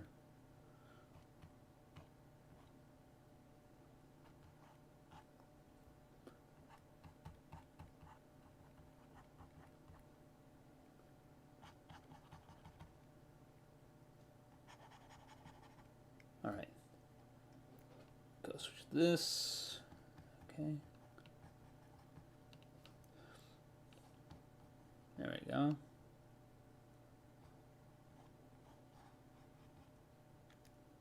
Thank God the boys went to sleep, because then they wouldn't have to see me, like, essentially, like, overwork poor Saber here.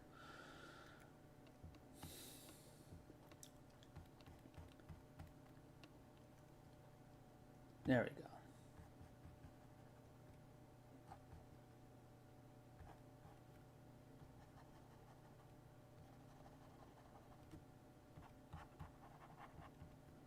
Yeah, okay.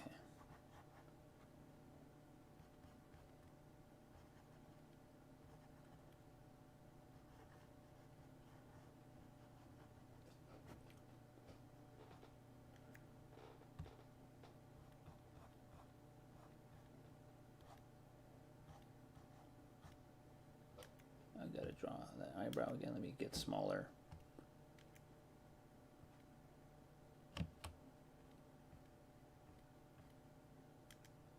Draw that eyeshadow here. Kind of looking a little beachy.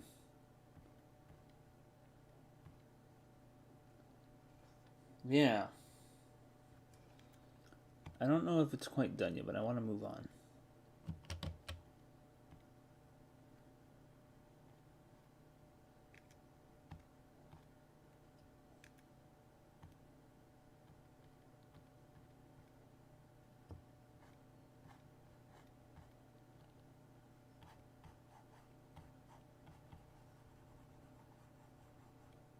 Alright, there we go.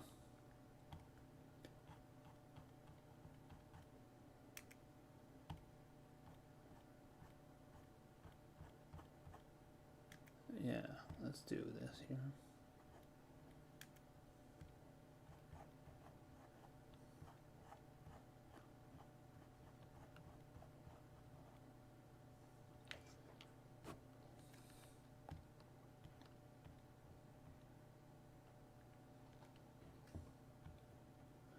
Okay, then I'm gonna just reshape the eye here a little bit.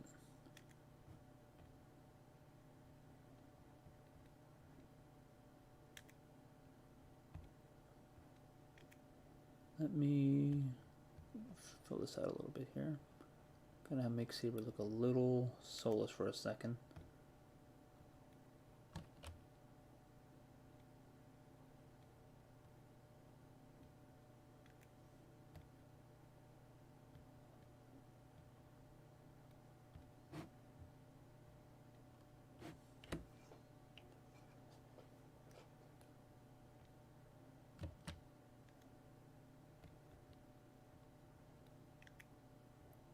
You know, maybe not do the pupil.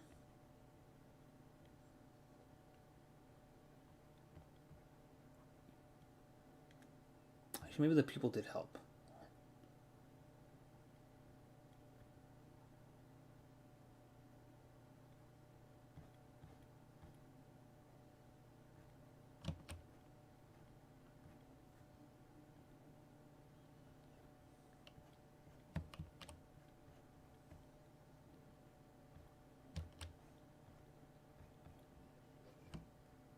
No, you know, I'm gonna do. I think I'll do that for this color.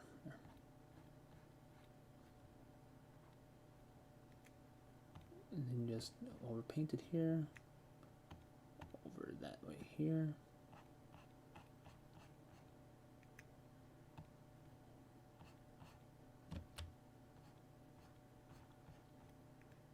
Yeah, there we go.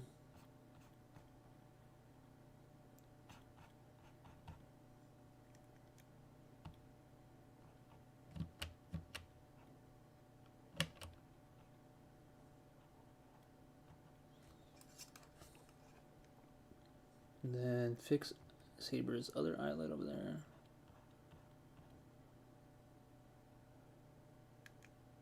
Honestly, I could probably just like cheat here.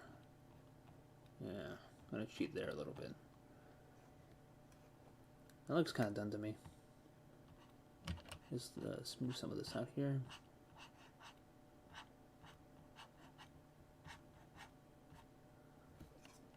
You know what? Bingo bongo, I think that's Saber. Sometimes it's good to kind of take a step back and like look at what you've done.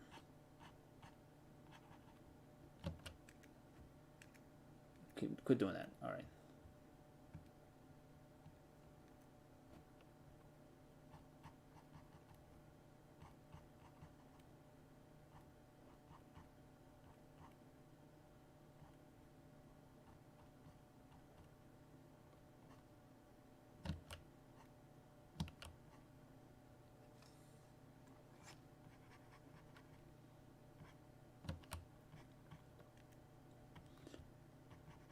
The thing is that like I never know when it's exactly done or not.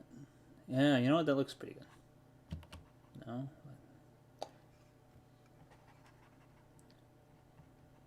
It's like an abstract. You never know if it's done or not. There we go. I'm just gonna leave it like that for now. There's also a part of me that kind of wants to do this though.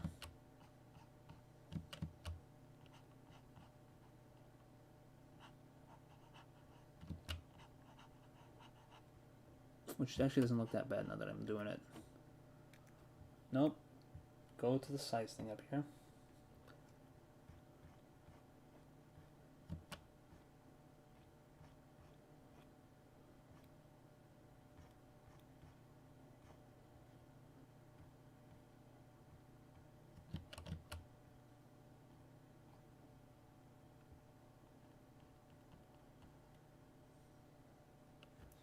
Hey, he's looking much better now. There we go.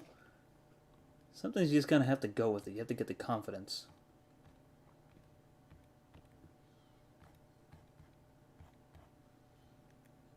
And then for this, I want to go a little lighter.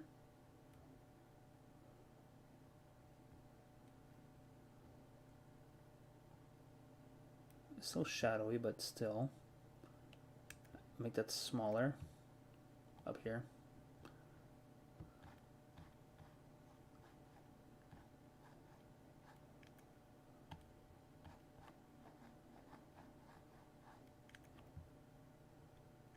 did it again. Oh well.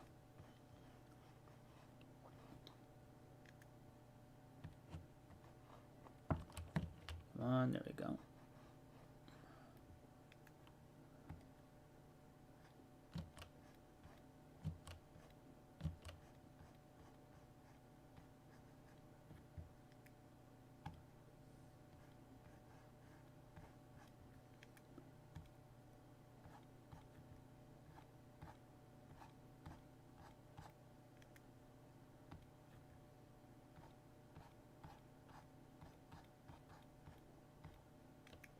Because then I could do this, actually. Now I can actually do the ear a little bit. And then...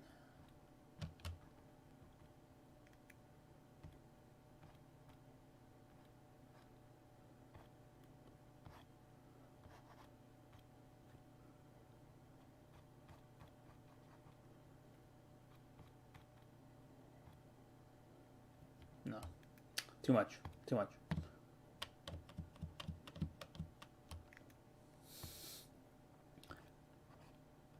You know, for some reason... Oh, wrong shade of blue. For some reason, I just remember this one deeply cursed video of somebody going, "Look, a dandelion. Must be the first one of the season." And they just, like, dive in and, like, eat it. And I thought, like, why? But also, you can eat dandelions. Dandelions are, in fact, a food that,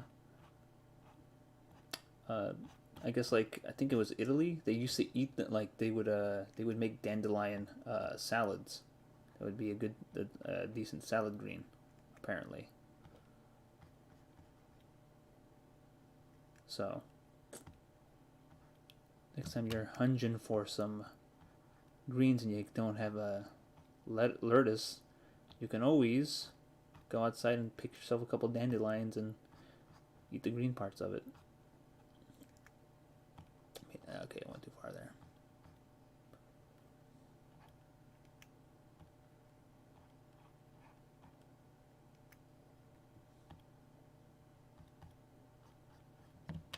No, okay, there we go. Okay.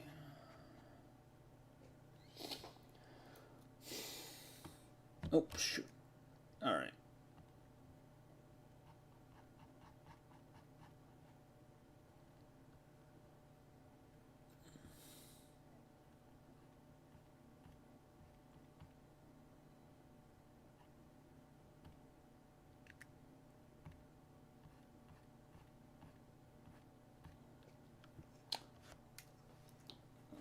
I'm going to call it on that one.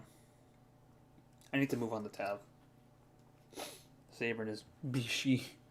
Bishi, look, maybe like the neck a little bit. That's a thing. And you never know when to feel done. Clean this up a little bit there. Especially with the highlights, that's a thing that I've always struggled with. The optometrist office. Trying to figure out stupid Puppet Family cartoons. Highlights for kids were my bane, but also, God, do I wish I had highlights for kids, like directed to my home.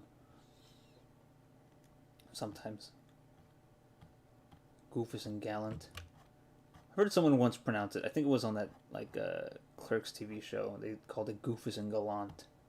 I'm like, how? Well, like, how do you even get that from that?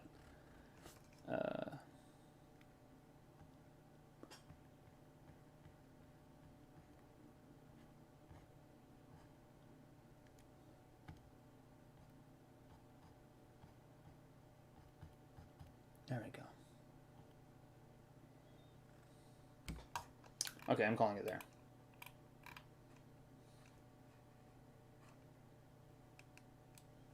Now for Tav. He's going to be easy because I can just do, like, stupid harsh lighting on him. No offense, Tav, when you watch the replay of this. But, you're going to be stupidly easy to do. Gonna be a weird looking old man. Okay, yeah.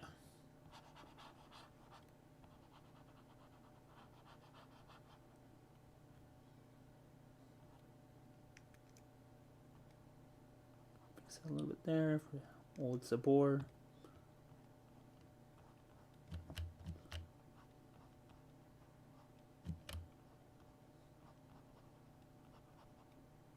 Okay, nice.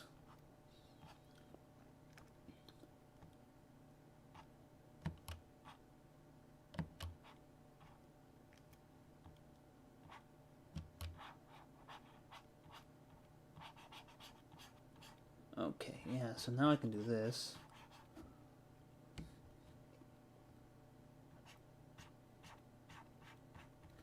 Yeah, okay, I'm just gonna define all this here.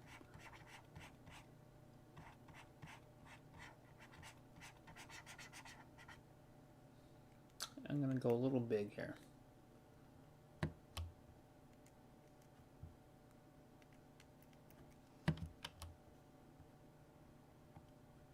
Yeah, there we go. Oh, poor Yuri, you have to look at her be all scuffed.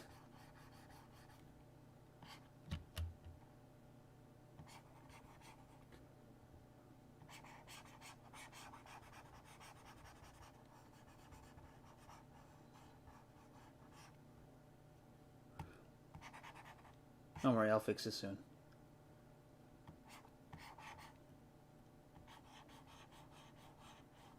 There we go.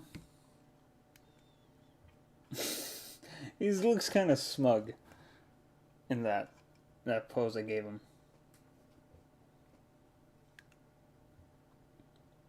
Alright, let's try the face first. Okay, so...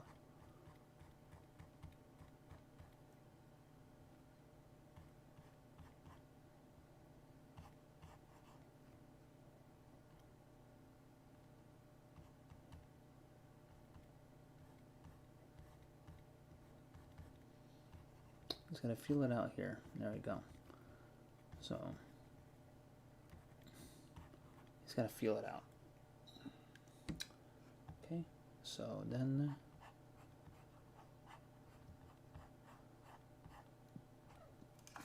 what am I using? The triple pencil? I'm gonna save that. No!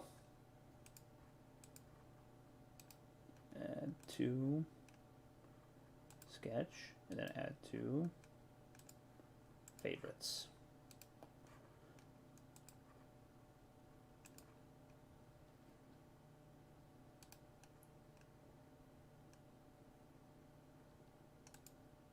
And let's see.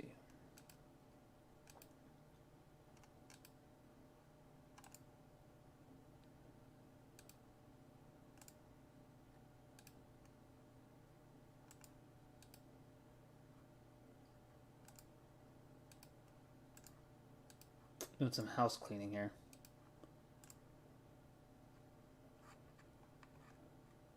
There we go. That's what I like to see. So now let's go with this.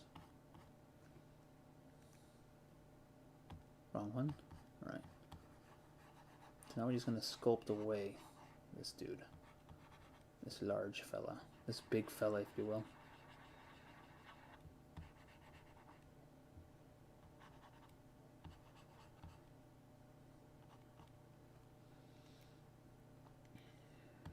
Let's define him a little bit. Okay.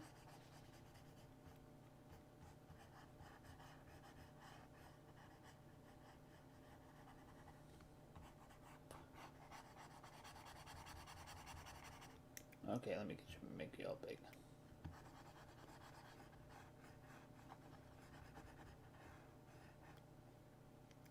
Okay.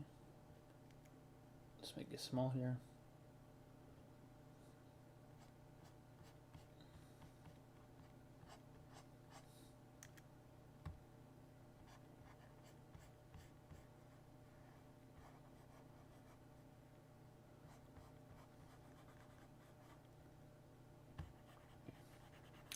Alright, yeah.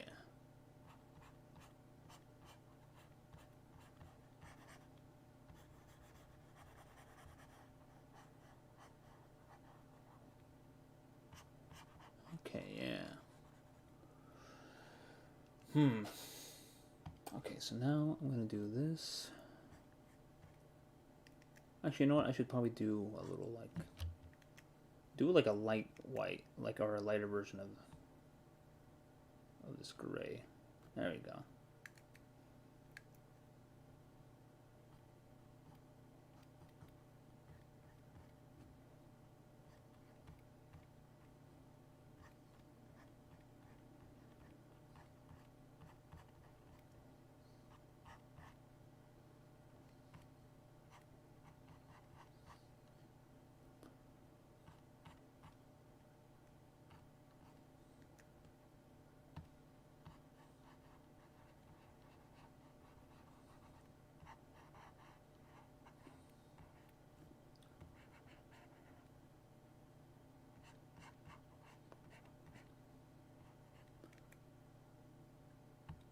All right, there.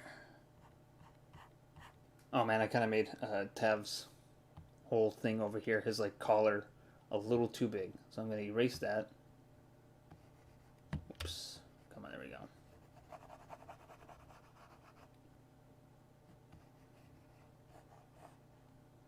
Yeah, okay. The thing is, like, now it's just all about refining, too. So, okay, there we go.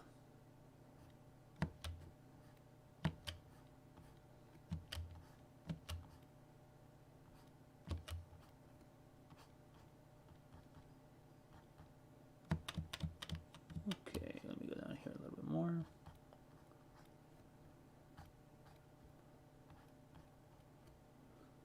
Okay, go down here.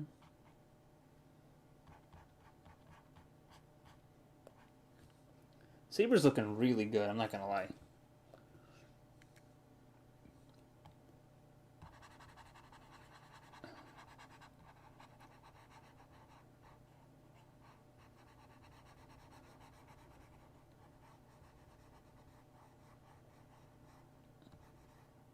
There we go. I need to just define this a little more. Actually, now I think Yuri's looking a little bit like Fluttershy. You know what? I'll be right back. I'm going to get a glass of water. Can I have a glass of water, please? Okay. So I'll be right back.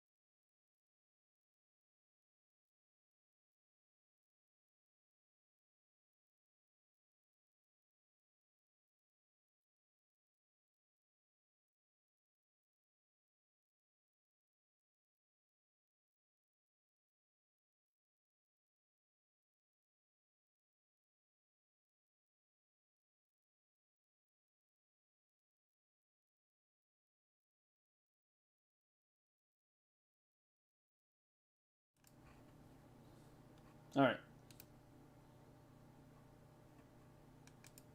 So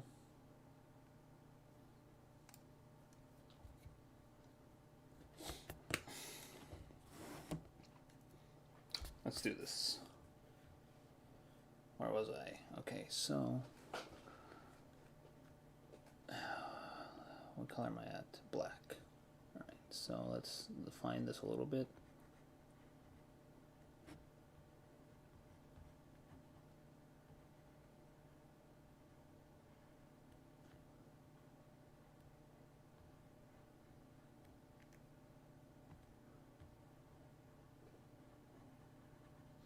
You know, earlier with when I was chatting with the lads early in the stream, Manjin joked about how I was a boomer and I listened to boomer music, and he's not wrong.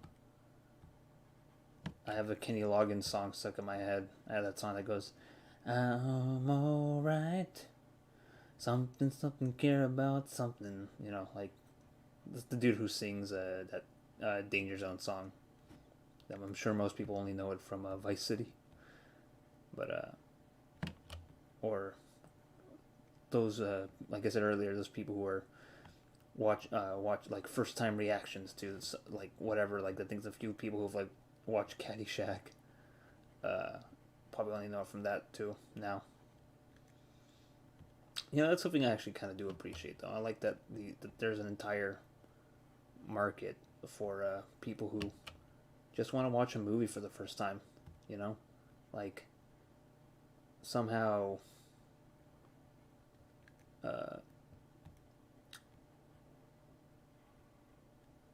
somehow they missed they missed the opportunity to like see the Shawshank Redemption. Like maybe they don't have TV. Maybe they've never like had AMC and have like seen it uh, for the hundredth time.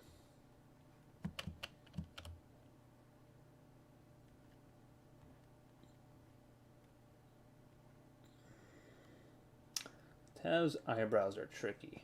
They're kind of thin. Let's see.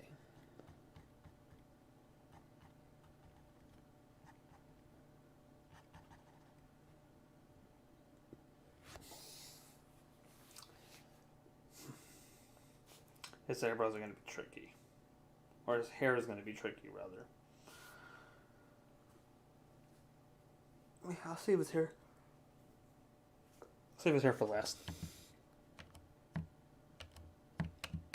I'll leave it like that for now. And then instead, go for, okay.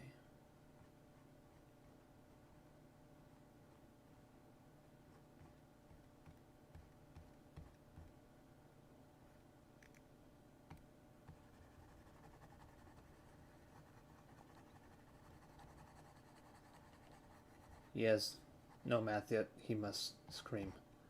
There we go. Get that, make it a little bigger.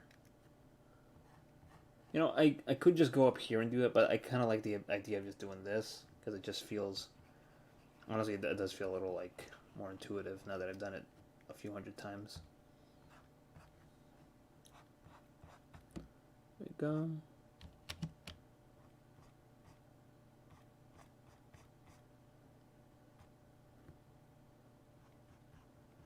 You know, I've never actually watched Caddyshack all the way through. Like I know like bits and pieces of it, but I'm not really a Caddyshacksman. Like I don't know, like there's just like a few things that like I've kind of like what Saber said in the or in the comments, like about how you grows up with things and eventually you find out they don't hold up or someone doesn't believe that they hold up. But it's honestly just like the thing of like you, like I said, you bring yourself, but also like whatever movie you saw when you were like 12 is like the best. I mean, it's the old saying like whatever movie you saw when you were like 12 is the best movie ever made to you, and the idea of like not believing that I think is crazy because I think it's definitely true. Because like your brain, like I don't know, like your brain is so easily imprintable at that point. So I think it'd be crazy not to think that. Let's see. There we go.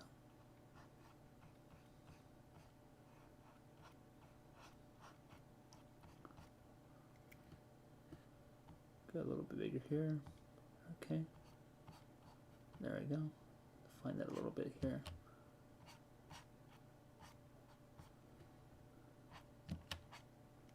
Yeah, okay, let's do this now.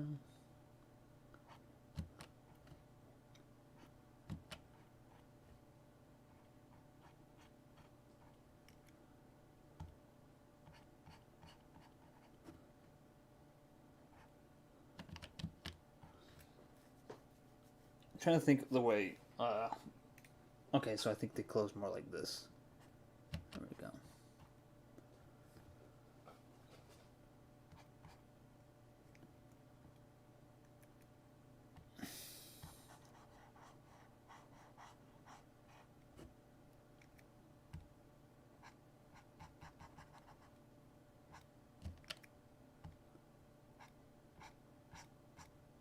Yeah.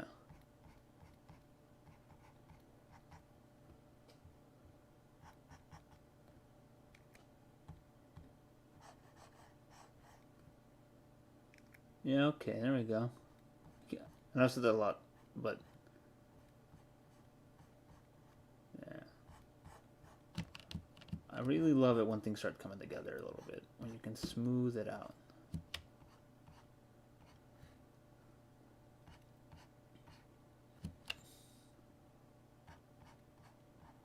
Guy's starting to look like a harem protagonist with those eyes. Those eyeless harem protagonists, I swear. Alright, here we go.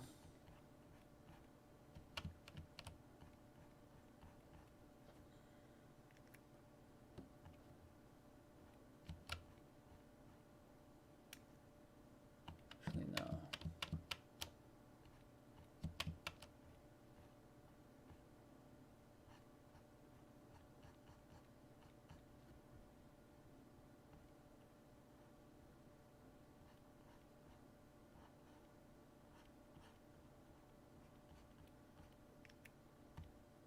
There we go. Nice.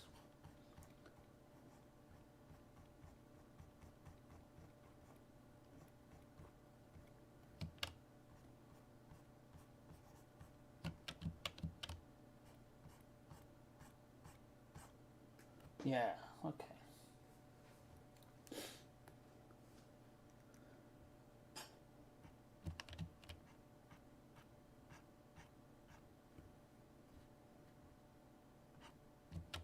Yeah.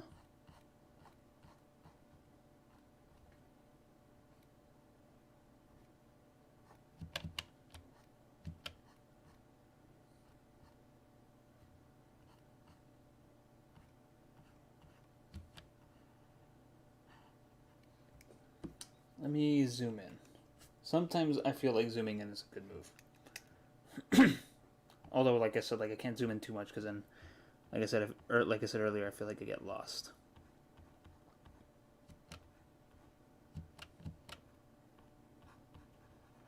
Nice. There we go.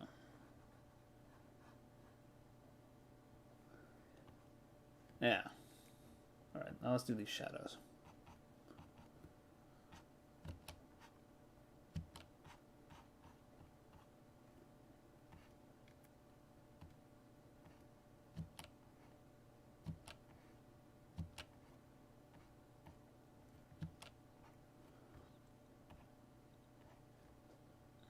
With the way I'm working now, I feel like once I get to Yuri, everything will just fall into place.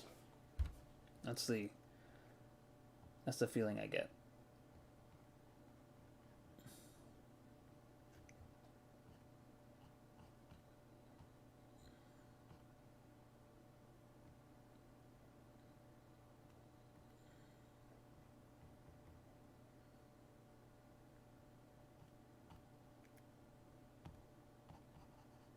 There we go. Nice.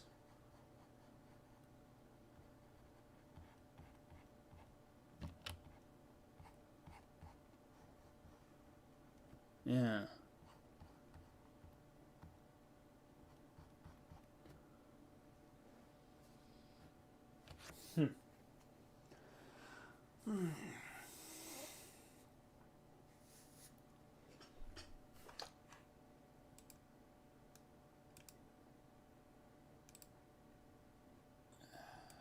I need to look at the reference. I mean, at this point, like it doesn't look that much like the poses they have in the poster, anyways. So, which I'm okay with.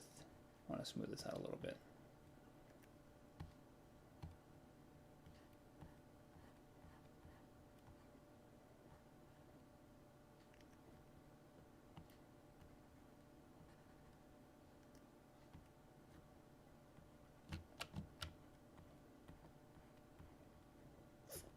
Yeah.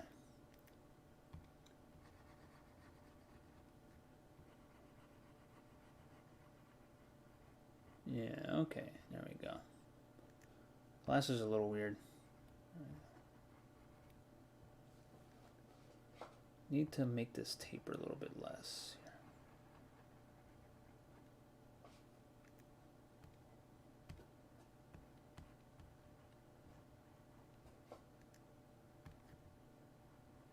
making the. I think I'm making the two. I'm making these glasses too thick. I mean they're based off of Ray-Bans, but they're not that bad. Okay. There we go.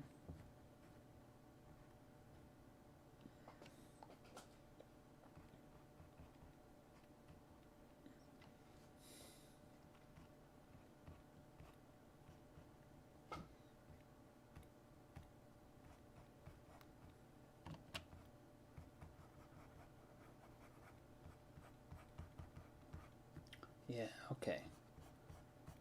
Let me zoom out for a second. Because I looked back and saw how like shadowy Robert De Niro was in that poster. The man looks pretty intimidating. I mean, he looks intimidating in real life, but there we go.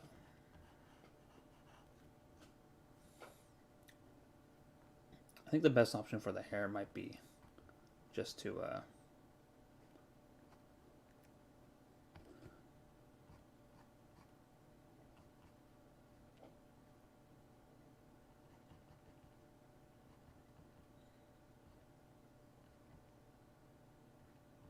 sorry, I lost my train of thought. But I think the best option for the hair might be to go look at the outline, and then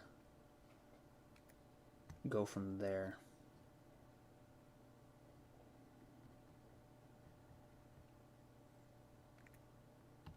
So there you go. All right, cool.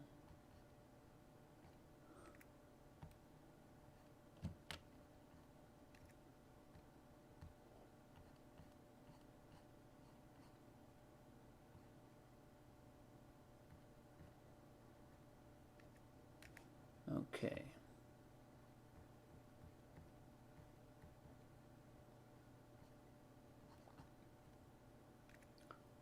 All right.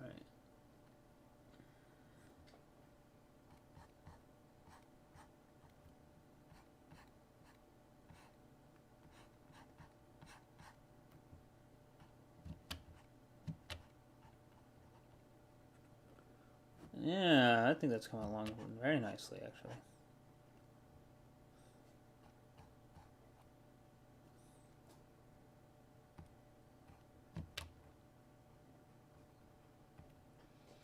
I think what I'm going to do is I'm going to, well, first off, I need to connect these.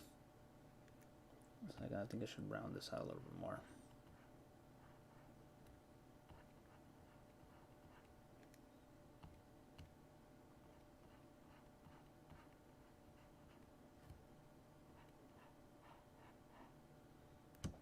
Okay. That eye is not, that lens is not perfect, but I think I'll have to let it slide. I think what I also want to do is like highlight a little bit on that glasses. Or on those glasses, rather. So.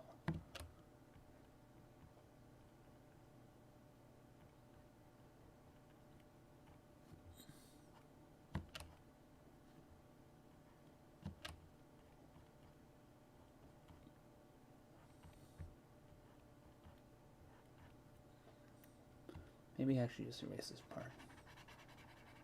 Let that out there. Okay.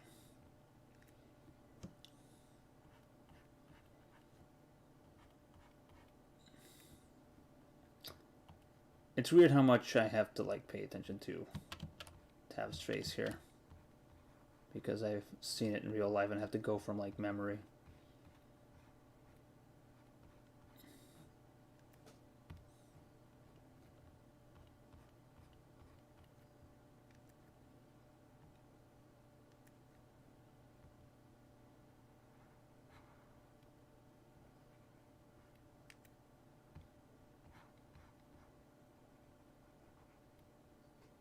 Okay.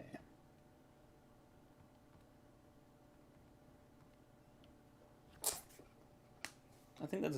I feel like that's maybe the best I'm gonna do with this.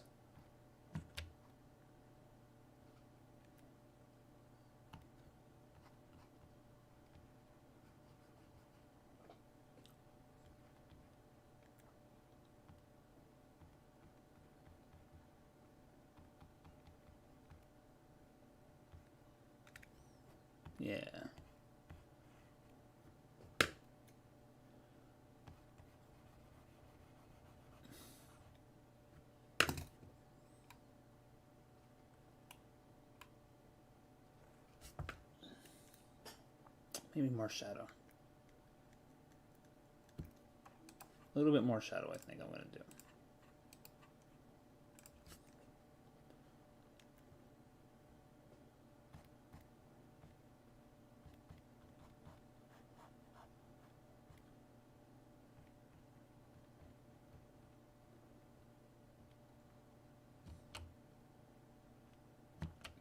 Yeah. There we go. Alright, so I think what I'm going to do now is I'm going to go and... Wrong layer.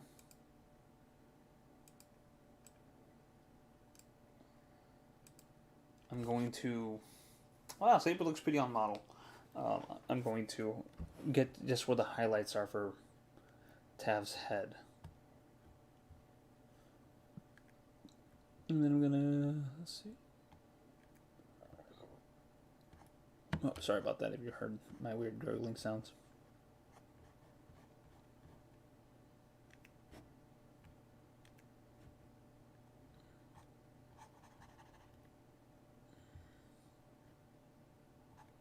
Okay, that should be good.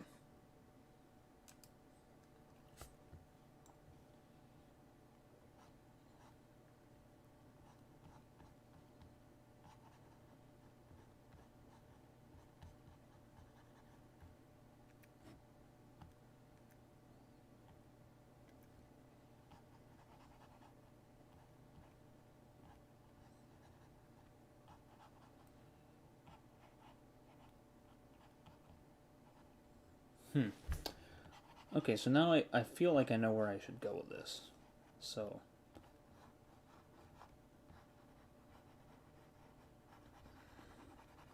Let me start over here a little bit, and then redefine it again.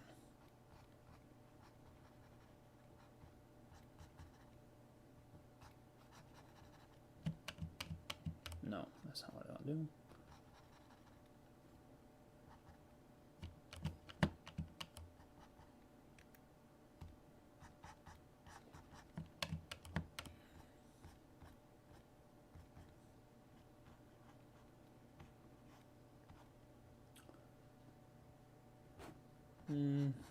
There we go. That looks good. I like that. There we go.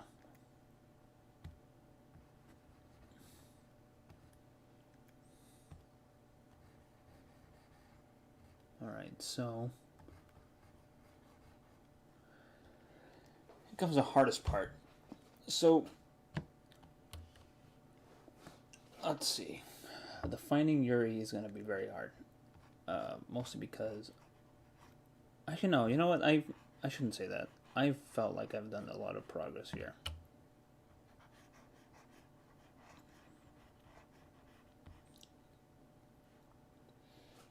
And let's see.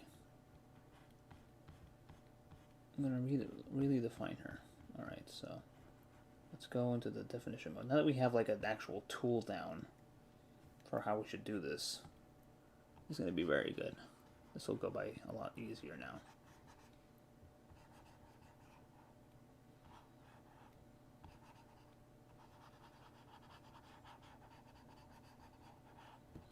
Alright, let's see.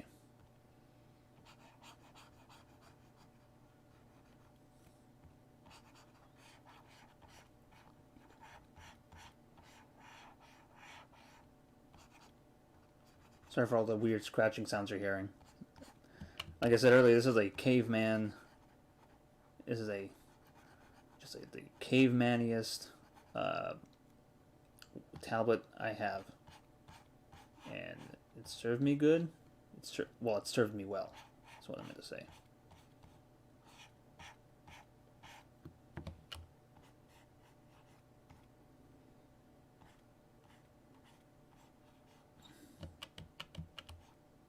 Let's see, and then, oops, shoot, no, I don't want that. I do want this.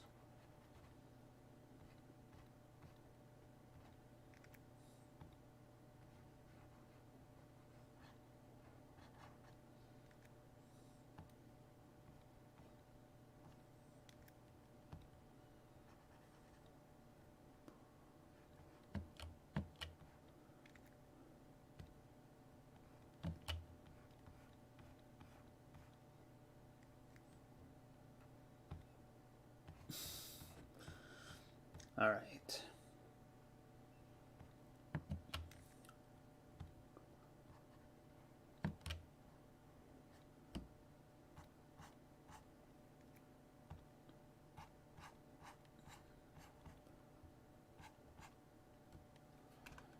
Okay. Oh.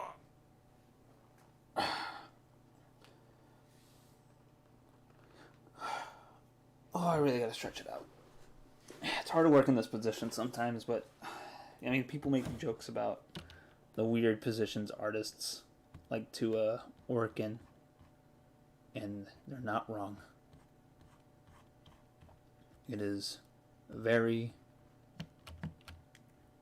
I'm shocked that all of us don't have scoliosis, but I think, especially with like this new era of, you know what? It's time to also get this a little darker.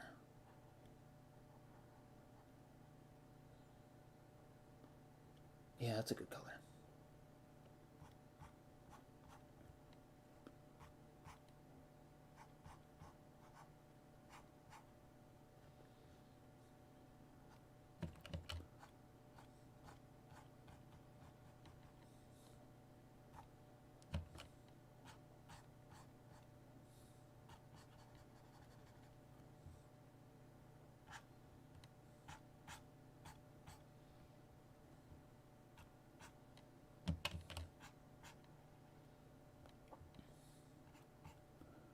Help me define a little bit this way.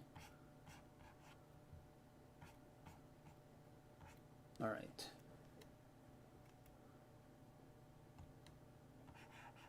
Nope, wrong color. All right.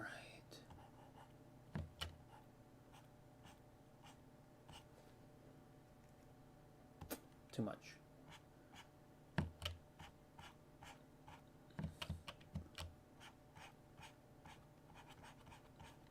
Yeah, okay. Not bad. Not bad. Okay.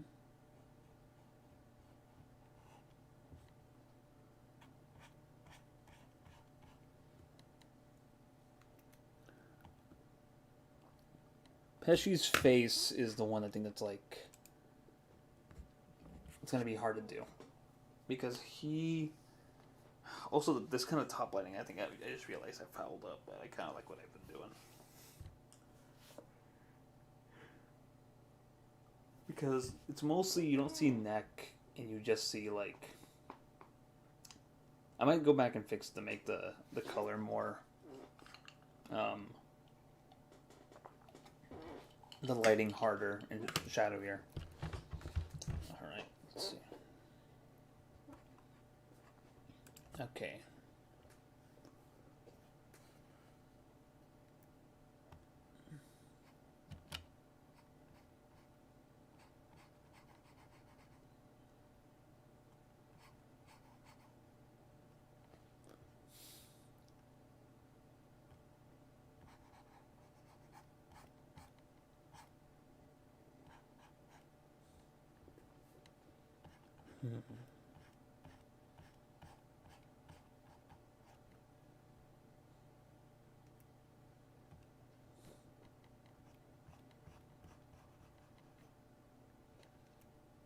Let's see. Boy.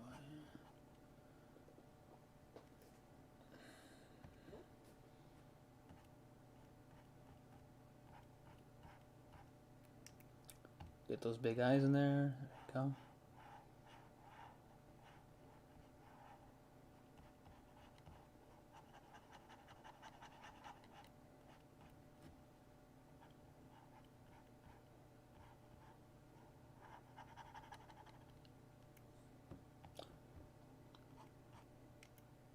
Yeah.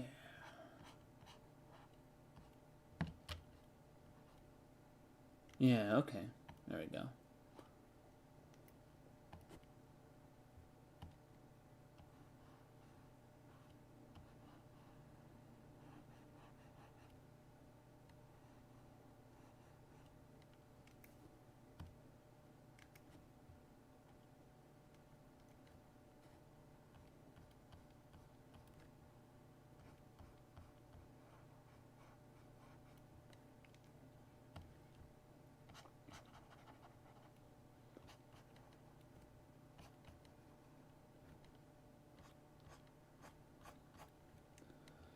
Okay.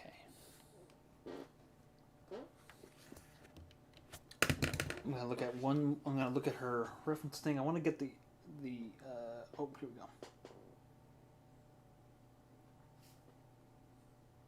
So her eyes are like kind of a pale blue. Okay.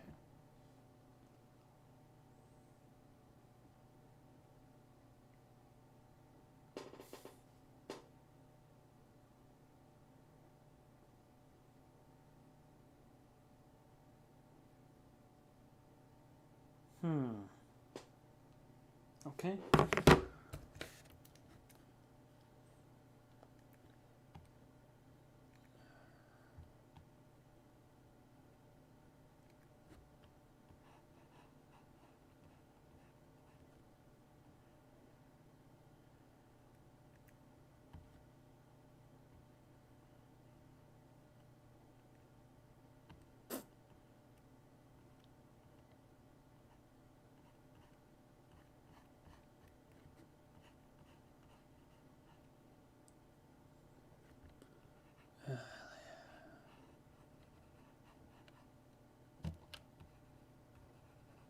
Yeah, okay.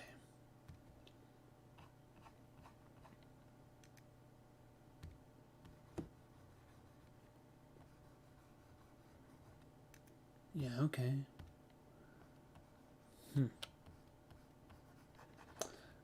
I think what I'm gonna do tonight, start. I'm gonna finish the top layer, or this, and then tomorrow, what I'll try to do is do the Terumo layer.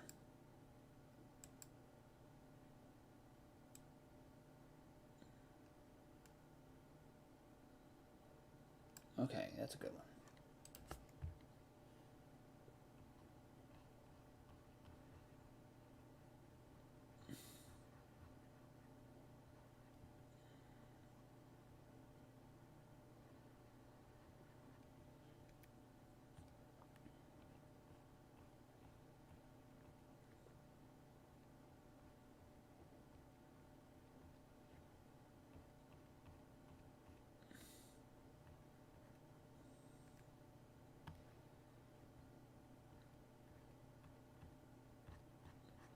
Mm-hmm.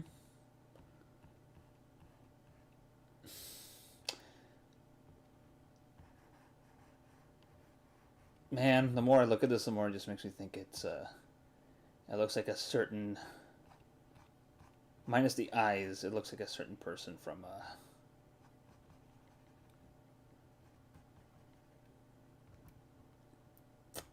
a certain VTubing agency. Minus the eyes. You know, maybe I should like give her like thicker this part here.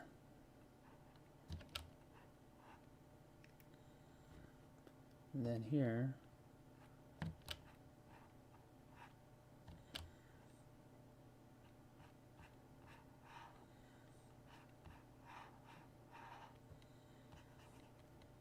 it doesn't work out. Yeah, okay.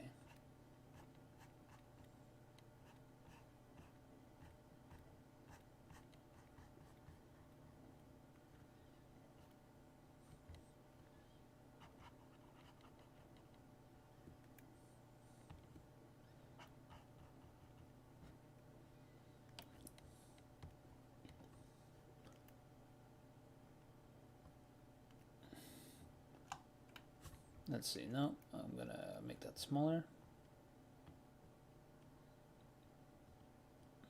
That's good.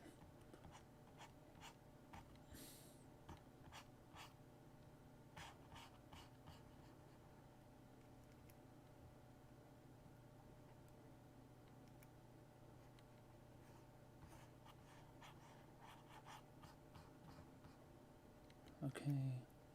The only downside of working in this style is that, or in this method, is that because I'm not using layers, I have to go in and repaint and touch up some stuff whenever I do it. So, main downside there. Outside of that, I do like what I'm getting at here. Man, there are times where I think about, like when I was saying earlier about jobs.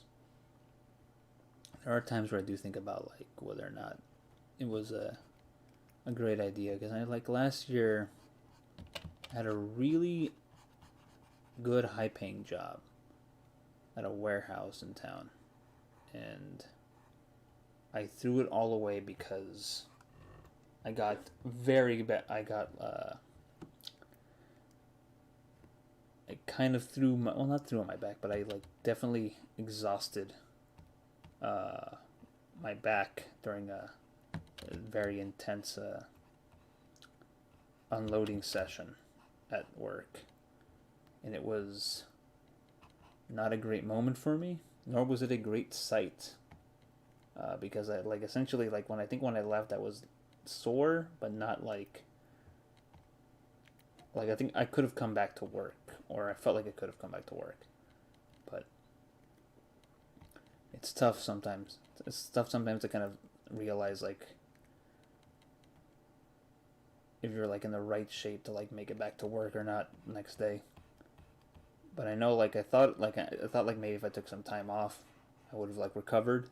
And the sad reality was, I should have like really told told the management about doing light work or like duty work.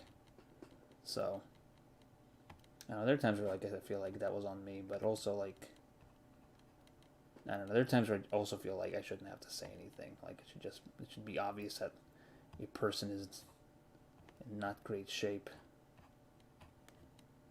I don't know. Like it's my, I mean, my body's my responsibility, but also like at work, that where, especially a place where they drill you a lot on safety. Like you would think the management would really value that, but I guess they don't sometimes.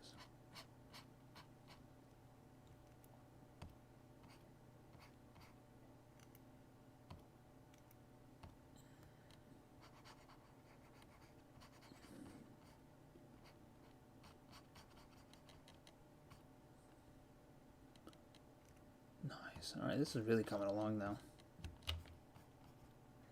Minus the weird things I have about problems I have with this. So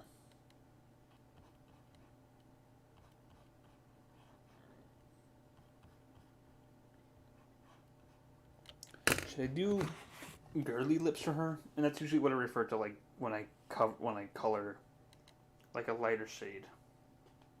Let's see. Should I do girly lips? Let me see what. Let me look at the reference art again. No, but she does have like makeup though. I think the thing too is I think I made her face too long and pointed like Saber's, which is a weird bad default of mine. I need to make hers a little rounder and softer, like this.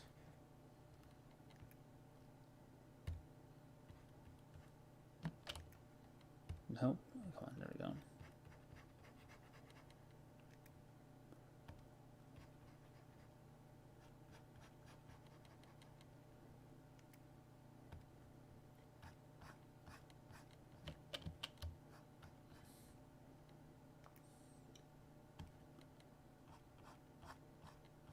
Yeah, okay. Yeah, okay, that looks better. I should redefine um, where her neck is though, for sure. And her eyes are a little too high up here.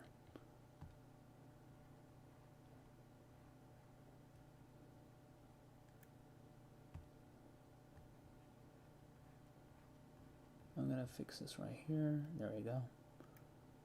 Raise that up here. And then fill that up more.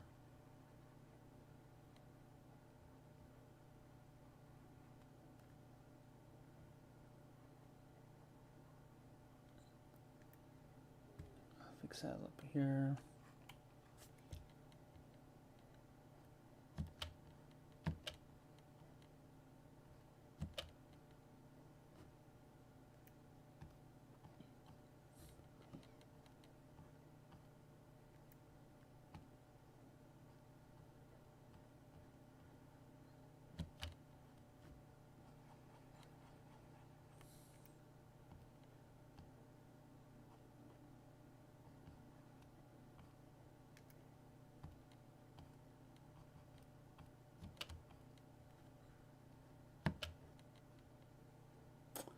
Hmm.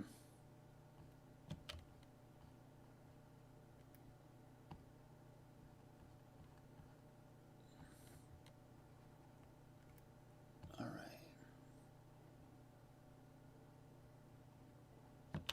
The interesting thing about her eyes is, or that like Yuri opts for this kind of thing here. She has like an interesting iris for her avatar.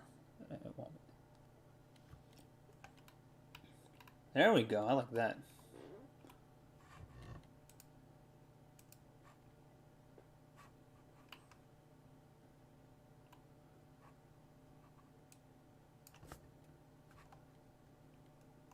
Yeah, I do need to fix her chin. It is too. It is not looking great. There we go.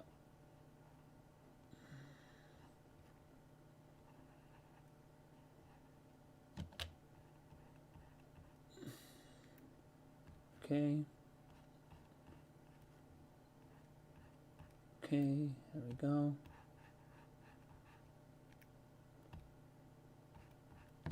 Nope, I want the light one.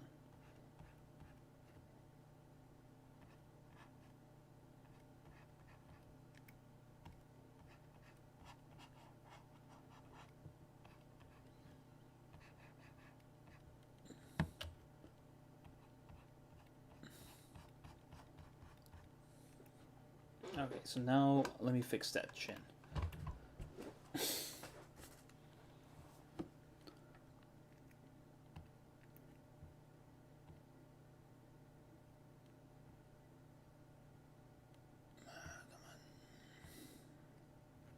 I really should be using this top one instead because it's more. I have like more control over it, but well. And I'm gonna just kind of wing it a little bit here.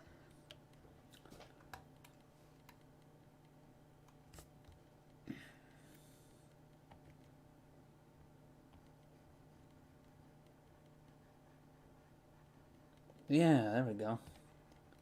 Looks like a weird version of Sakura from Naruto, but it's better than what I thought she looked like before.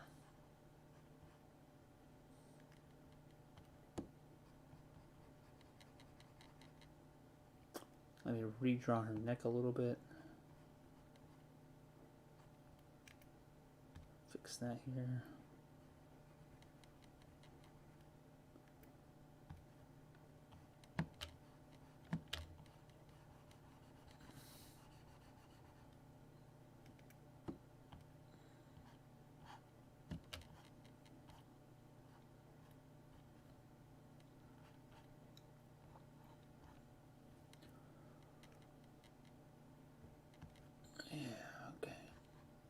Not the greatest at lighting, but something's got to be something, you know. Okay, then.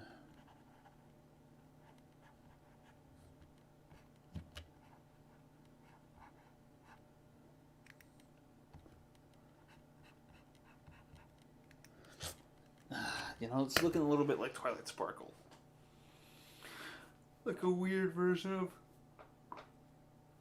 Twilight Sparkle. Make it so nice you go in sparkle. Okay. I got this like cycling hat recently, where that from this movie distribution company I really like, named Oscilloscope. This isn't. It's not really plugged because they're like, you know, they're not paying me or whatever, but I like them. They're a good company. I think it was, and they had like some merch, so I started to kind of like go in on some. And one of the merch things that they had was a cycling cap, and like they had like 3 different designs, and the one I went for was the kind of the more colorful one, which was like the company like colors are like red or like green and yellow, and then like black. And I just pretty much decided I was gonna like I thought like a cycling cap is like a good neutral hat, I think. I don't know what like I used to be more of a hat person when I was younger, and then I decided that not to kind of go. I don't know. I guess I got confident with like my hair being the way it was for a little bit, and then I ended up not getting confident with my hair again. Mostly because it's since thinned out, unfortunately. So,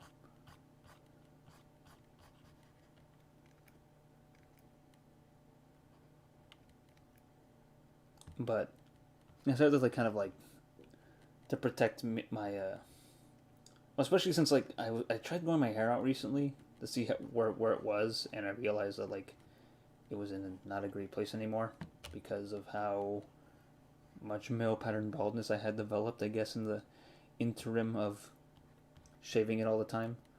So I pretty much decided like I was like I guess in like I wanted to see if I can grow it out at least at like something like a almost skull it, I guess, which was a bad idea. But I thought like in the meantime to kind of hide my embarrassing bald spot, I would at least um, like have like a hat. So I kind of went in on this hat, and also I mean the hat would work with me um, when I would decide like to if it got too like if the sun were too hot for my head, obviously for my scalp. So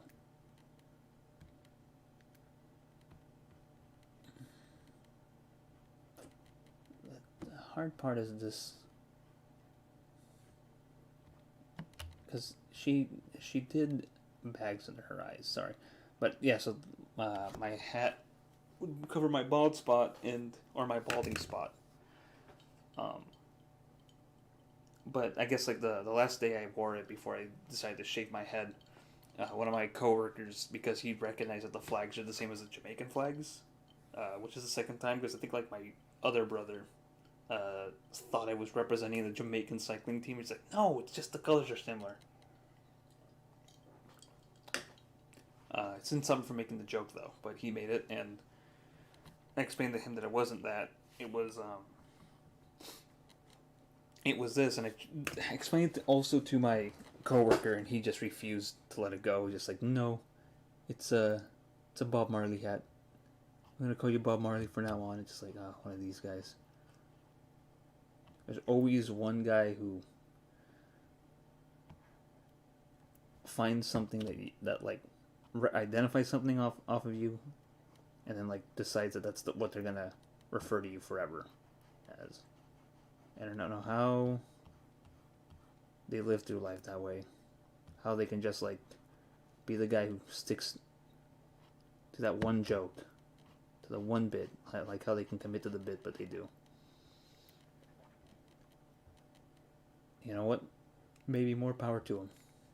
More power to the fact that they can commit to a stupid bit like that.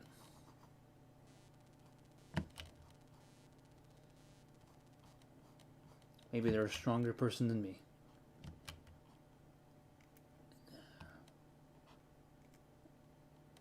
Let's see.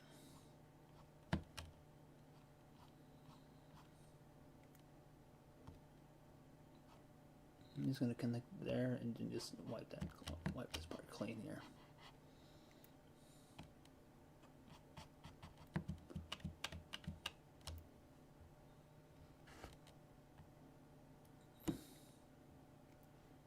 All right.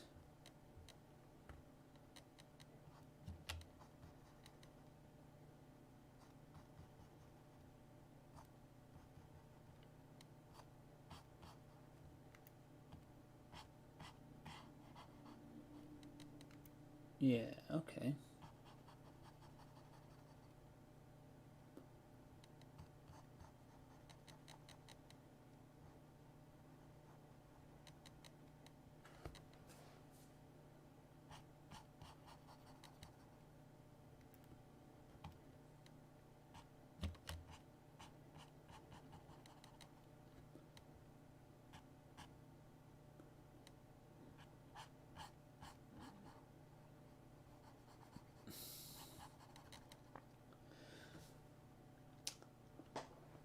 I don't know if I'm eating my words yet, because I did say I felt like maybe she would be the hardest.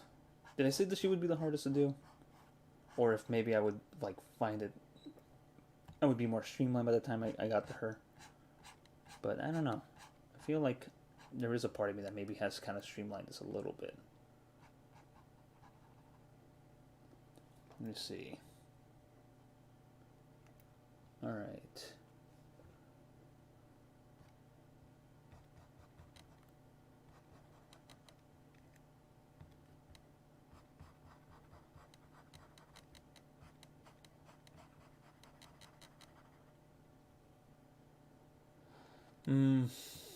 That's the thing. The bangs are throwing me off. I chose to put the highlights in it anyways.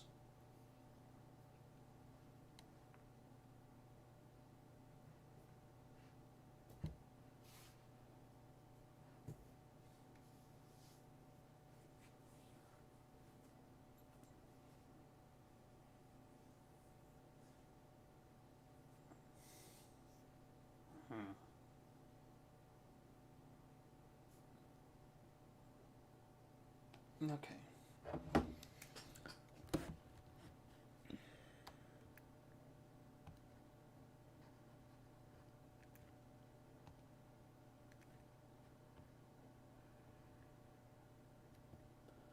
Alright.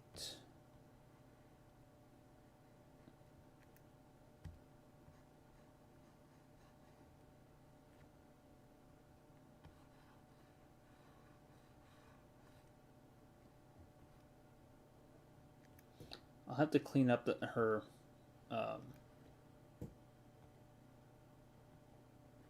the little eye thing a little later after I'm done with this, but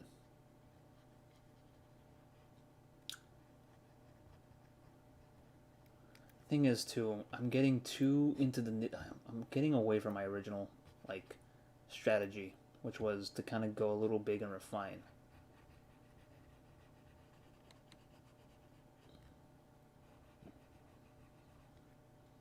Which includes doing a little bit. Oh no, wrong one, wrong color. Here we go. Nice, there we go.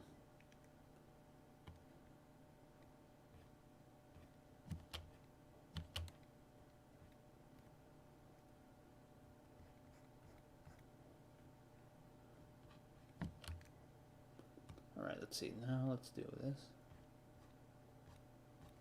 Okay.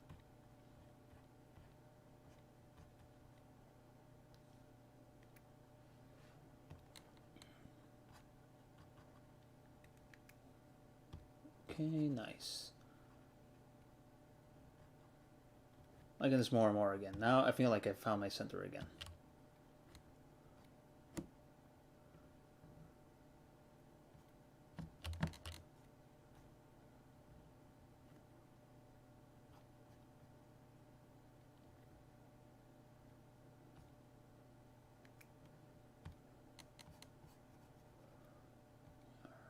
Yeah, okay.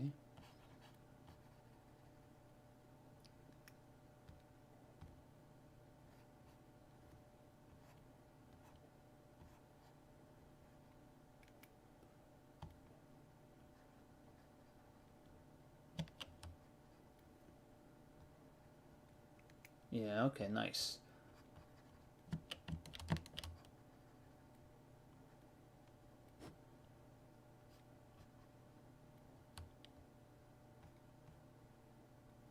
Yeah.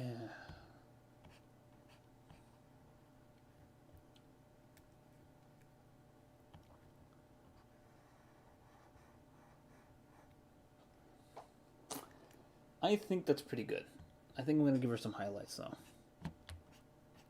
before I move on to her hair, or her eyes.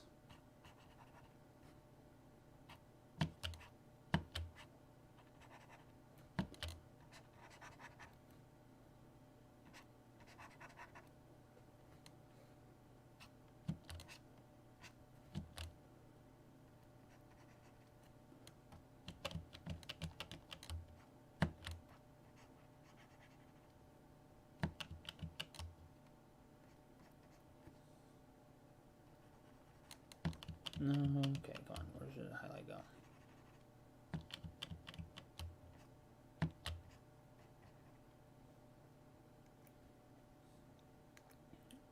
Even that out with this.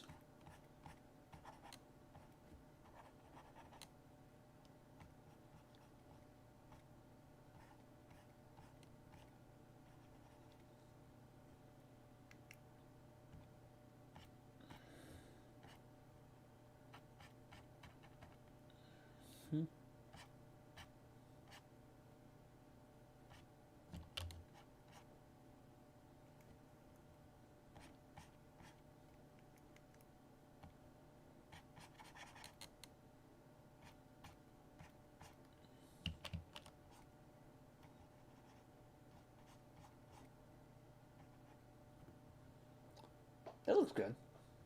Yeah. I'm gonna shave down this little part here. I'm gonna darken this up. And then I'm gonna deal with the opacity on this part here.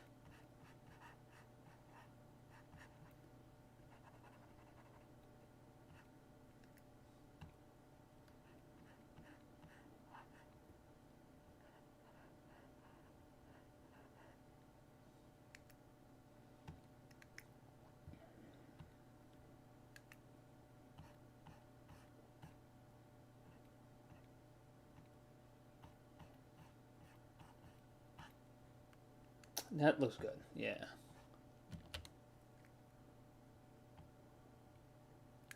Yeah, okay. I think she also had like a little bit of pink, and I'm gonna do mega opacity on that, or mega low opacity on that.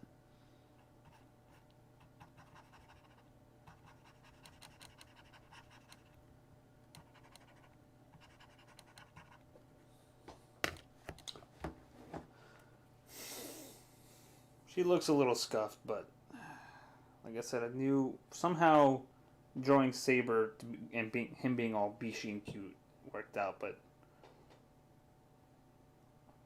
Yuri was a real tough pickle.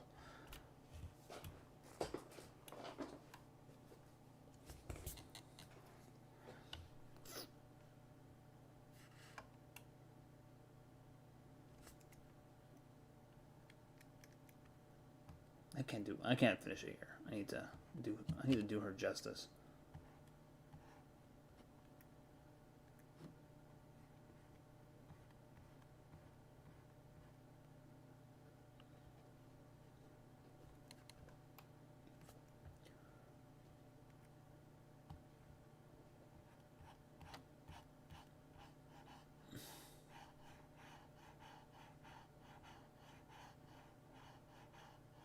Yeah, there we go. Just kind of make it a little, your hair a little poofier, I guess.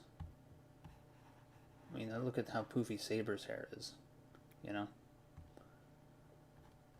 Oops. There we go.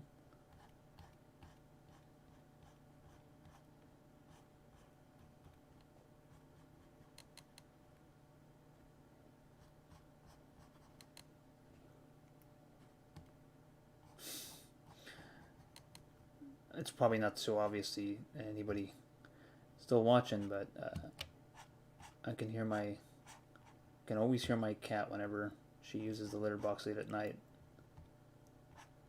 I don't know. I think I've talked about this on other streams, but like the soundproofing in these apartment complexes are not great.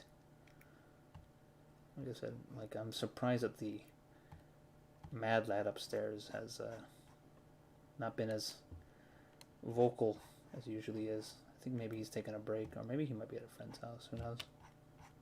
But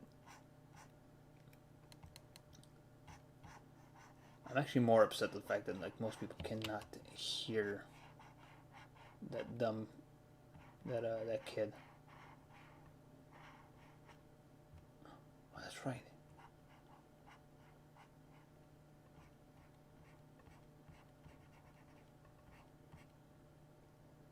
That's it. That's the missing piece. I forgot that she had that little thing on top. That little calyx.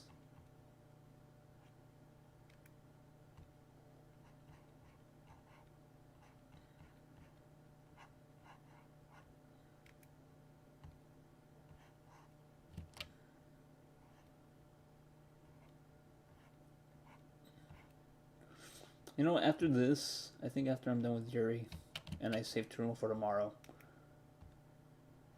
I think I'm gonna. I think I'm gonna. I think after I'm done with the stream tonight, after I finish it, I'm gonna eat the leftover Taco Bell I got in my fridge. It's very gross to eat leftover Taco Bell food, in my opinion, but because you can't warm it up because of the veggies that they put inside of it, unless you have like something that's like a burrito with food that's with like ingredients that are already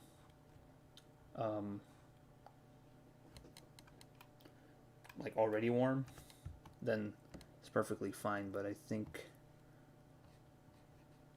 in regards to some of these things, it's just like you can't. It's hard to reheat anything that has like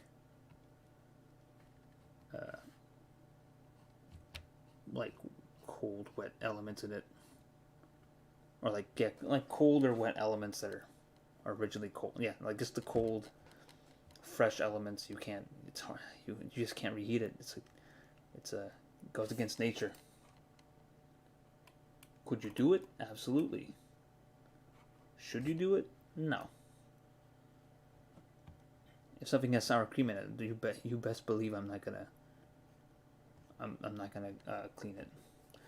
So I'm pretty much almost done with Yuri here.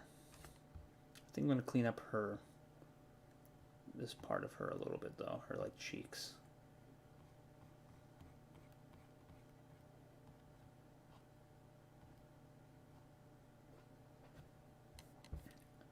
And I think I'm gonna definitely fix her. I think I'm gonna definitely fix her. What do you call it? Her eyes. Give her more life to it a little bit.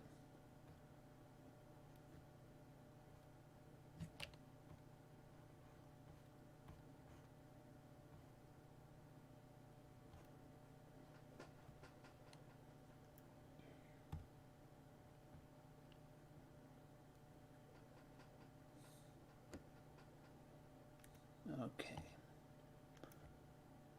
Almost there. Almost time to call it quits for the night. Oop, opacity go back up.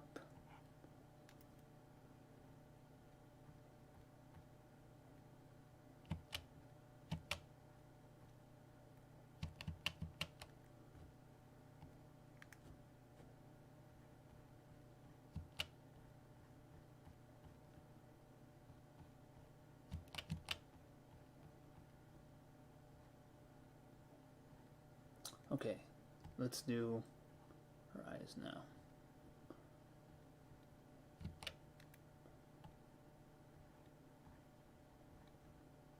Okay.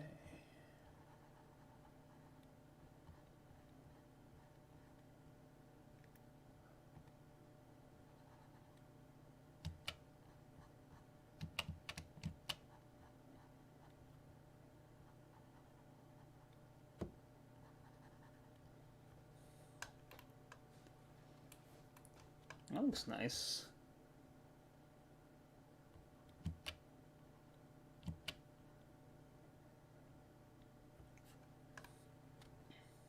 Yeah, you know what? That looks pretty good. Maybe fix her mouth a little bit.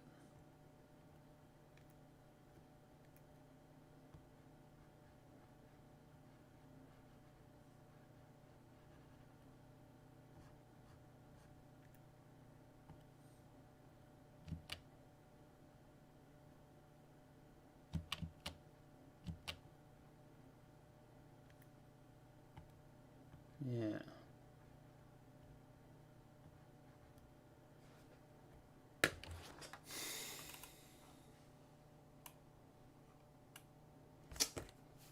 The other eye is bothering me.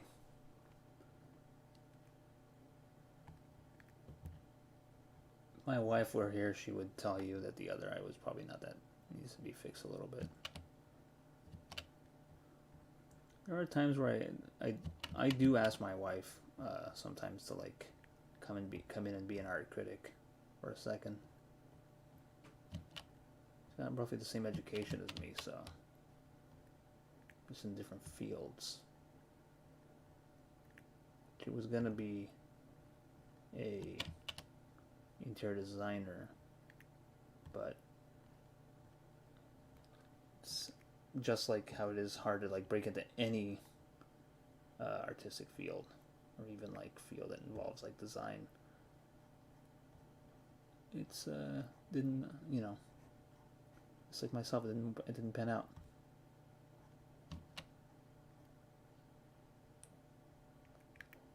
Okay, let me clean this up a little bit here.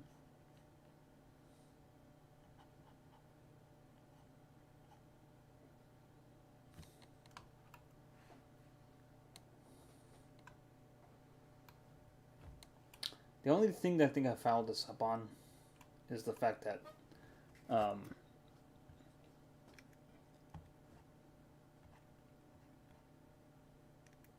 I feel like I definitely fouled it up in the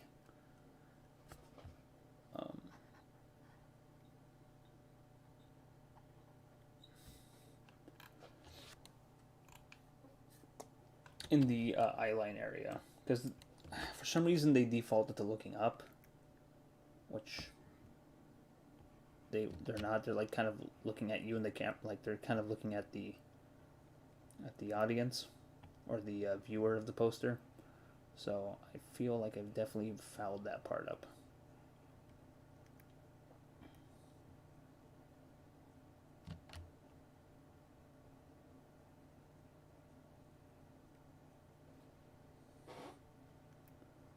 Let's see. Oh, okay.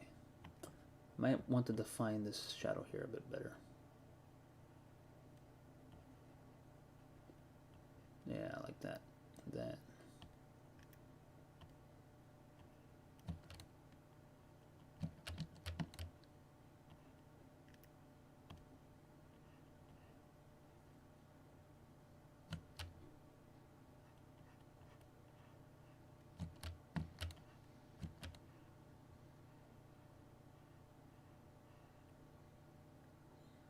Okay.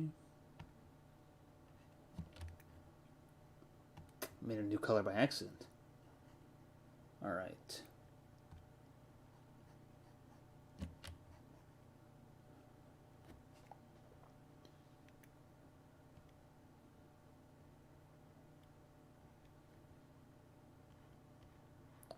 Okay. Yeah. Looks a little better.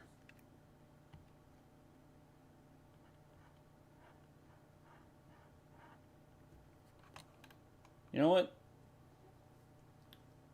It's looking pretty good. I think I was getting hung up on the whole difference between Saber and Yuri's color schemes, I think.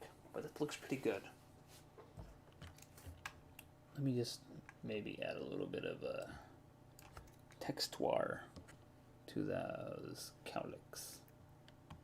All right.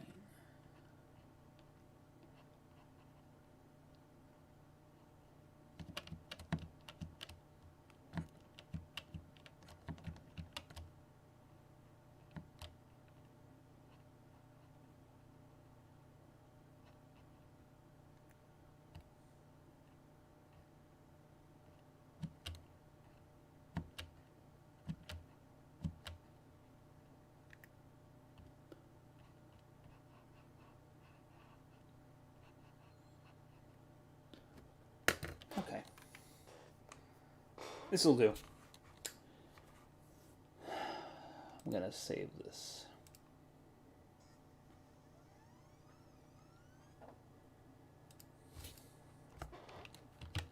Big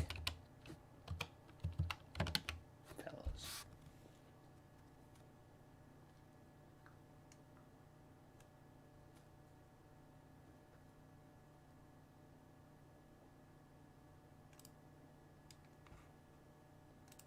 Let me see if it worked. Did I save it correctly? Yeah. Nice. Okay.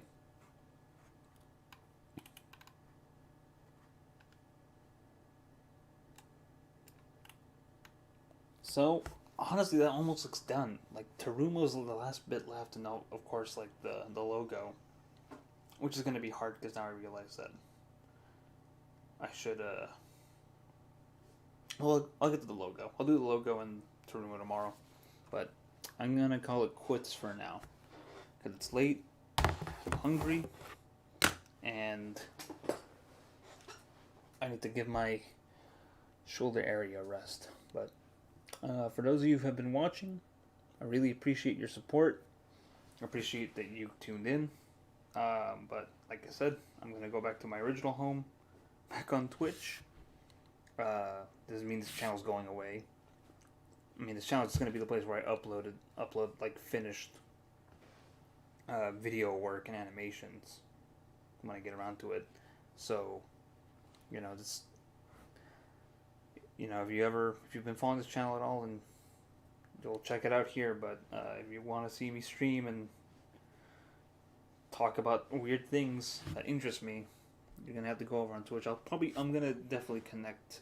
I'll put a link in the description of this stream, and then obviously I'll link it in the description or about for this YouTube channel. So, anyways, thanks for watching, and I'll see you when I'll see you.